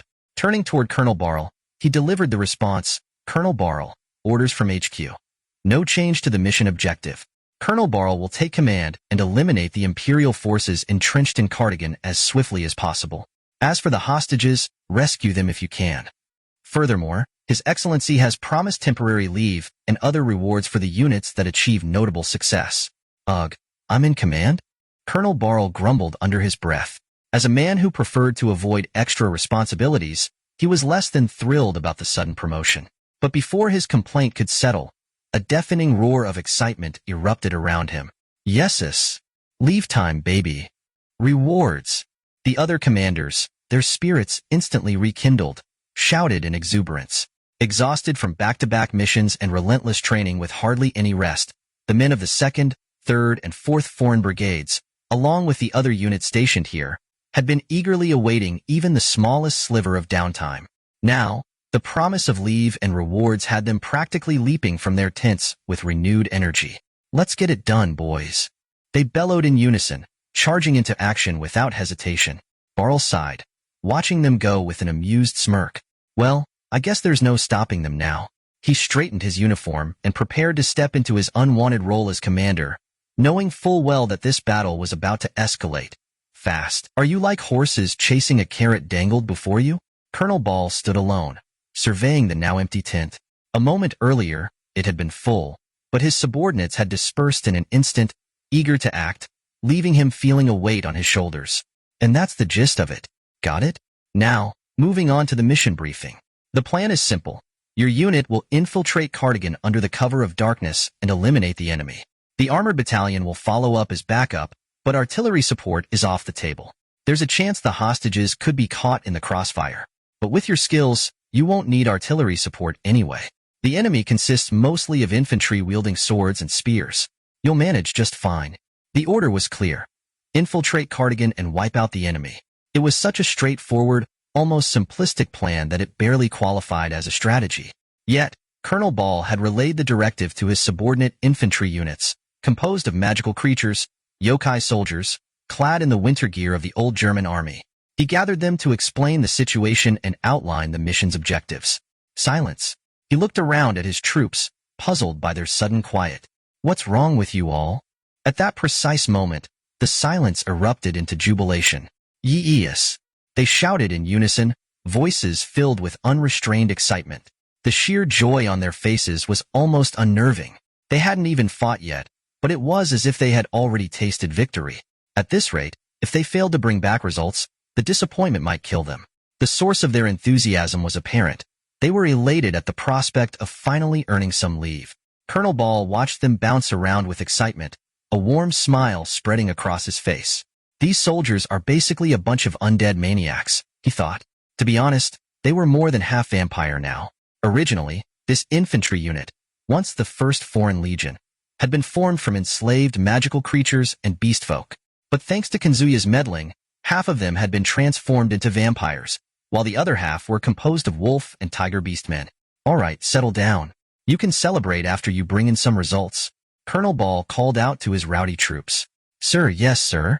They responded, snapping back to attention. Mission begins tonight, at midnight, your time. Don't let me down. Colonel Ball gave them a final smirk before leaving the tent. All units are in position and ready to deploy at a moment's notice, a soldier reported. The biting cold of the night air and the pitch-black darkness of the landscape enveloped them, with an eerie stillness hanging in the atmosphere, like the calm before a storm. Mission start in T-minus 100 seconds, came the voice over the comms. In the command post, Colonel Ball and his fellow officers stood in tense silence, their faces grim as they awaited the final countdown to the start of the operation. Enemy movement detected. It seems we've been compromised. They've caught wind of our plans. A soldier from the 1st Foreign Legion Infantry Unit, positioned near the gates of Cardigan Castle, reported to his commanding officer after spotting multiple shadows moving along the castle walls. Don't worry about it. A surprise attack becoming a frontal assault doesn't change the outcome. How much time left until we commence the operation? 60 seconds, Captain. The captain, a werewolf with thick, unruly fur bristling in anticipation, dismissed his subordinates' concerns. His eyes, sharp and predatory, shifted toward his adjutant. He could barely contain his impatience as the countdown to their assault ticked away. I see. As the start time for the operation approached, the atmosphere grew electric with tension. The soldiers, beasts and creatures of otherworldly origin, were brimming with lethal intent, their bloodlust palpable. It's time. The second the clock struck midnight, every warrior focused their sharpened resolve, letting out a unified surge of murderous intent. It was as if the cold, biting wind had vanished, replaced by the overwhelming heat of battle-ready fervor. With a roar that seemed to shake the very earth, the entire unit launched a full-scale assault on Cardigan, charging forward with unrelenting aggression. Move out, you bastards! Attack! You Oreahe! The battle cry was deafening, a chorus of primal fury as inhuman soldiers rushed the battlefield, their spirits impossibly high. Thus began the brutal onslaught, a massacre led by beings far beyond mortal kin. A cacophony erupted through the night sky, punctuated by the anguished cries of soldiers. Ooh-hoo, the enemy forces are on the move. Ready the cannons, Jaya? What's happening? Jaya, the Imperial troops scrambled to establish a defensive perimeter, but chaos ensued as crimson sprays erupted from their ranks. Look above. Enemies in the sky. In the pitch-black expanse, only the moonlight offered a glimmer of visibility, revealing the ominous silhouettes of their foes. Hey, conserve your ammunition. We're going to need every round in the coming assault. Understood. The airborne infantry unit, led by Lieutenant Albert George, had been tasked with subjugating Cardigan Castle, where enemy commanders were thought to be holed up. Heavily burdened by their gear, the vampire soldiers beat their wings furiously as they unleashed a torrential downpour of bullets upon the beleaguered enemy below, commencing an aerial bombardment. What are you doing? Shoot those bastards. It's impossible. They're out of range. The Imperial forces, caught in the crosshairs of an outrange assault, were paralyzed with fear and disarray. Open fire on the gate. Make it easy for the ground troops. Roger that. Lieutenant George, commanding the elite unit from the 1st Foreign Legion, ordered his subordinates to demolish the castle gates. Time to send them flying. One soldier, charged with the demolition, hovered in the air, then pivoted to fire his modified Fliegerfaust rocket launcher. 9 rockets erupted from the launcher, a modification that transformed it from a portable anti-aircraft weapon into a wide-area suppression system. The missiles streaked toward the castle gates, obliterating them and inflicting devastating collateral damage upon the nearby enemy infantry. Good. Let's move. Having witnessed the destruction of the gates, George's squad raced toward Cardigan Castle, determined to fulfill their mission. What the hell are they? Damn it. Evacuate the wounded. Enemy ground forces approaching. Damn. Archers. Prepare to fire as soon as they come within range. Amidst the confusion wrought by George's surprise attack, the Imperial soldiers stationed atop the castle walls, relatively unscathed, readied their bows, eyes keenly trained on the advancing infantry below. They notched their arrows, hearts racing with the anticipation of impending conflict. 1st squad, follow my lead. 2nd and 3rd squads, fan out to the left and right. Understood. The battalion commander confirmed the orders with a keen eye, sprinting at an astonishing pace as he barked commands for his troops to disperse. Incoming! The commander's thunderous voice echoed through the air just as a volley of arrows, unleashed by the enemy, descended upon the advancing infantry. Yet, the arrows, fueled by desperation and poorly aimed, were destined to meet failure against the superior physical capabilities, reflexes, and visual acuity of the soldiers from the Wolfkin and Tigerkin tribes. Each arrow landed harmlessly, embedding itself in the earth, a futile attempt to halt their advance. 2nd and 3rd squads. Suppressive fire. The commander's voice rose above the din as he witnessed the bowmen hastily reloading their arrows. The fewer riflemen and artillery soldiers swiftly took aim with their muzzle-loading muskets and cannons, preparing for their onslaught. At the commander's command, the soldiers of the 2nd and 3rd squads ceased their forward momentum. They raised their MP-40 submachine guns, the Hainair STG-44 assault rifles, and the heft of the Grossfuss MG-42 machine guns, unleashing a hail of bullets toward the enemy lines. With every few rounds, tracer rounds sliced through the dimness of the evening, illuminating the battleground as they zeroed in on the castle walls. Fall back. Now. Do it. Amidst the concentrated fire, several enemy soldiers, unfortunate victims of the barrage, plummeted from the parapets above, their bodies tumbling to the ground below. As the enemy soldiers hunched low in fear, seeking cover from the oncoming gunfire, the commander seized the moment. Although the breach in the castle gates had been temporarily sealed, He ordered the construction of an earthen wall using magic, intent on reasserting their defensive line against the impending assault. Understood. The soldiers near the commander launched their Panzerfaust anti-tank weapons toward the castle gates. The sound of their discharge reverberated through the air, and the shaped charge warhead hurtled forward, striking the gates with explosive force and creating a gaping hole. Not again. This is bad. They're going to breach the gates. Quickly. We need to erect a wall. It's too late. We won't make it in time. They're coming. Form a tight formation at the breach. Do not let any more of them inside. As the enemy surged, emboldened by the breach in the castle gates, the Imperial soldiers outside the fortress, realizing their efforts to repel the attackers were futile, hastily lined up their spearmen in a desperate bid to block the encroaching enemy. With determination etched on their faces, they prepared to defend their last bastion against the tide of foes threatening to pour into the heart of their stronghold. On the ramparts, archers and gunmen aligned their sights toward the gate, their backs turned to the outside world. With unwavering focus, they prepared to unleash a volley upon the approaching enemy. Where are they? Jaya! Yet, no one emerged through the castle gates.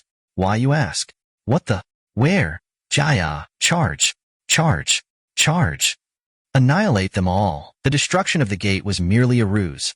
Foreign infantry had leveraged the iron spikes embedded in the towering castle walls to scale their heights with alarming agility. Caught off guard by this unexpected method of infiltration, the Imperial soldiers found themselves overwhelmed, their defenses crumbling before the relentless advance.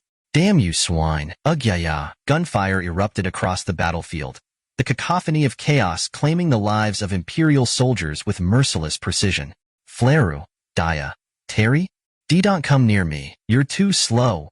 You pathetic weaklings. Even the spellcasters, lacking swords or spears, fought valiantly to vanquish their foes, but more often than not, they met a gruesome end, beheaded mid-chant or riddled with bullets before they could even complete their incantations. Magical artillery incoming. As the infantry unit decimated the enemy's foot soldiers, a decrepit magical weapon emerged from the shadows of the crumbling buildings. First squad, take it down. Understood. With a fierce determination, the squad leader, drenched in the blood of their enemies, commanded his unit as they shifted their focus from the foot soldiers to the formidable magical artillery. You're too slow. Huh. Like that could ever hit me. As the arcane shells exploded nearby, sending dust and debris flying, the first squad soldiers darted in all directions, expertly weaving through the chaos to swarm the magical weapon.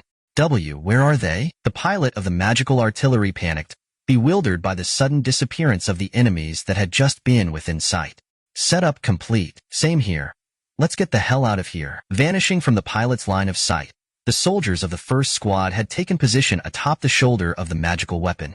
With a composed determination, the soldier meticulously affixed a series of magnetic landmines to the armored magical artillery. He deftly withdrew the ignition fuse and, like a startled hare, swiftly distanced himself from the deadly contraption. There, the pilot of the magical artillery swung his weapon towards the soldiers of the first platoon, who were scrambling to escape. In that very moment, the strategically placed landmines detonated with a deafening roar. The explosion was cataclysmic. Having arrogantly attached nearly 10 mines, the magical artillery erupted in a violent conflagration, obliterating it into countless fragments that scattered like ash in the wind. Castle gate secured. Enemy reinforcements incoming. Just as the soldiers of the first platoon thought they could finally breathe a sigh of relief after vanquishing the artillery and annihilating the surrounding foes, a fresh wave of enemy combatants surged forth, prompting a soldier on perimeter duty to shout out in alarm. Third platoon, hold your ground. Join forces with the armored battalion and engage the enemy. First and second platoons, break through the enemy lines and rendezvous with our allies who have already infiltrated Cardigan Castle. Remember, we fight for our leave and the spoils of victory. Stay alive and push through. Understood. Despite facing a number of enemies that dwarf their own, the soldiers of the 1st Foreign Legion advanced undeterred, their weapons crackling with gunfire as they leapt joyfully into the fray. This is Team Cliff. We're first to reach Cardigan Castle. Haha. The enemy's crawling all over the place. It's an all-you-can-eat buffet. Damn it. We might be a bit late. Shit. But second place is still ours. Team Grass, engage the enemy within Cardigan Castle. We're annihilating them. Multiple civilians suspected to be residents of Cardigan secured. This is bad. We need to hurry. Understood. Listening to the reports of other airborne infantry units relaying their successes over the radio, Team George, filled with urgency, increased their flying speed, unwilling to be outdone. Incoming enemy, enemy attack, fire. Bring them down. Do they truly believe they can take us down with this? Well, let's charge in. As Team George soared over Cardigan Castle, they skillfully navigated through the enemy's feeble defensive net. They burst through the castle windows, successfully penetrating areas of the stronghold yet to be reached by their comrades. What are you doing here? They found themselves in what appeared to be a chapel, a sanctuary now twisted into a nightmarish scene. Crowds of townsfolk were crammed together, their expressions a mix of terror and desperation as they were held at gunpoint by the imperial soldiers. At the sacred altar, a young maiden was subjected to a heinous act, her elegant gown being ripped away by a grotesquely overweight middle-aged man. Take your hands off me. The young woman, though her eyes glistened with unshed tears, maintained a brave facade. With a resolute glare, she fixed her gaze upon the vile man, her spirit unbroken. Despite her predicament, she refused to yield, embodying an unwavering resolve against the horror that unfolded before her. Kill them. In the blink of an eye, the vampire soldiers of Lieutenant George reached a chilling clarity of the unfolding chaos as they surged into the fray.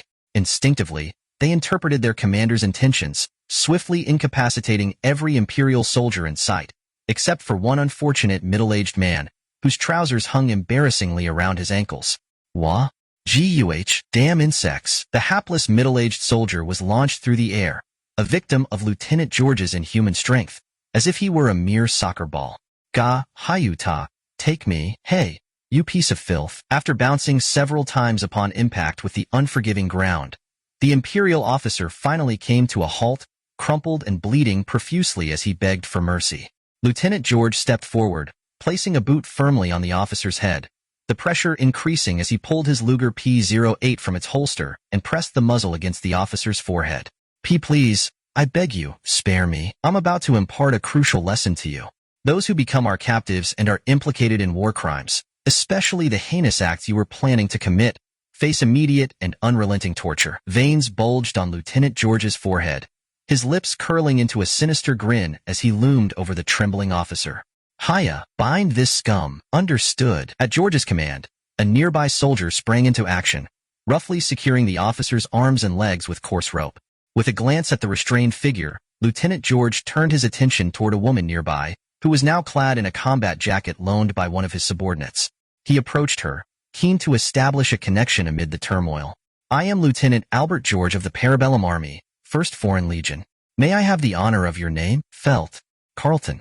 My father is Marcus Carlton, the king of the Principality of Album. The fear of impending violation began to surface in Felt Carlton, the beautiful woman before him, as she trembled but managed to respond to George's inquiry with clarity. A princess of the Principality of Album. What a stroke of luck. Please pardon my intrusion. Once he had secured her name, Lieutenant George stepped back, a victorious glint in his eyes as he whispered into the radio, his voice laced with excitement. This is Lieutenant George. We have successfully rescued Princess Felt Carlton of the Album Duchy along with several civilians. Additionally, we have captured a man believed to be an enemy officer. Copy that, command post. It seems your unit has undoubtedly earned the highest commendation for this operation. Upon hearing the voice of the female operator from the command post, Lieutenant George couldn't help but feel a surge of pride swell within him. He turned his attention to his troops, who were diligently working to free the civilians, and those on perimeter security duty, scattered across the battlefield. With a firm gesture, he raised his thumb high in the air, signaling his approval and camaraderie. Stay sharp, everyone.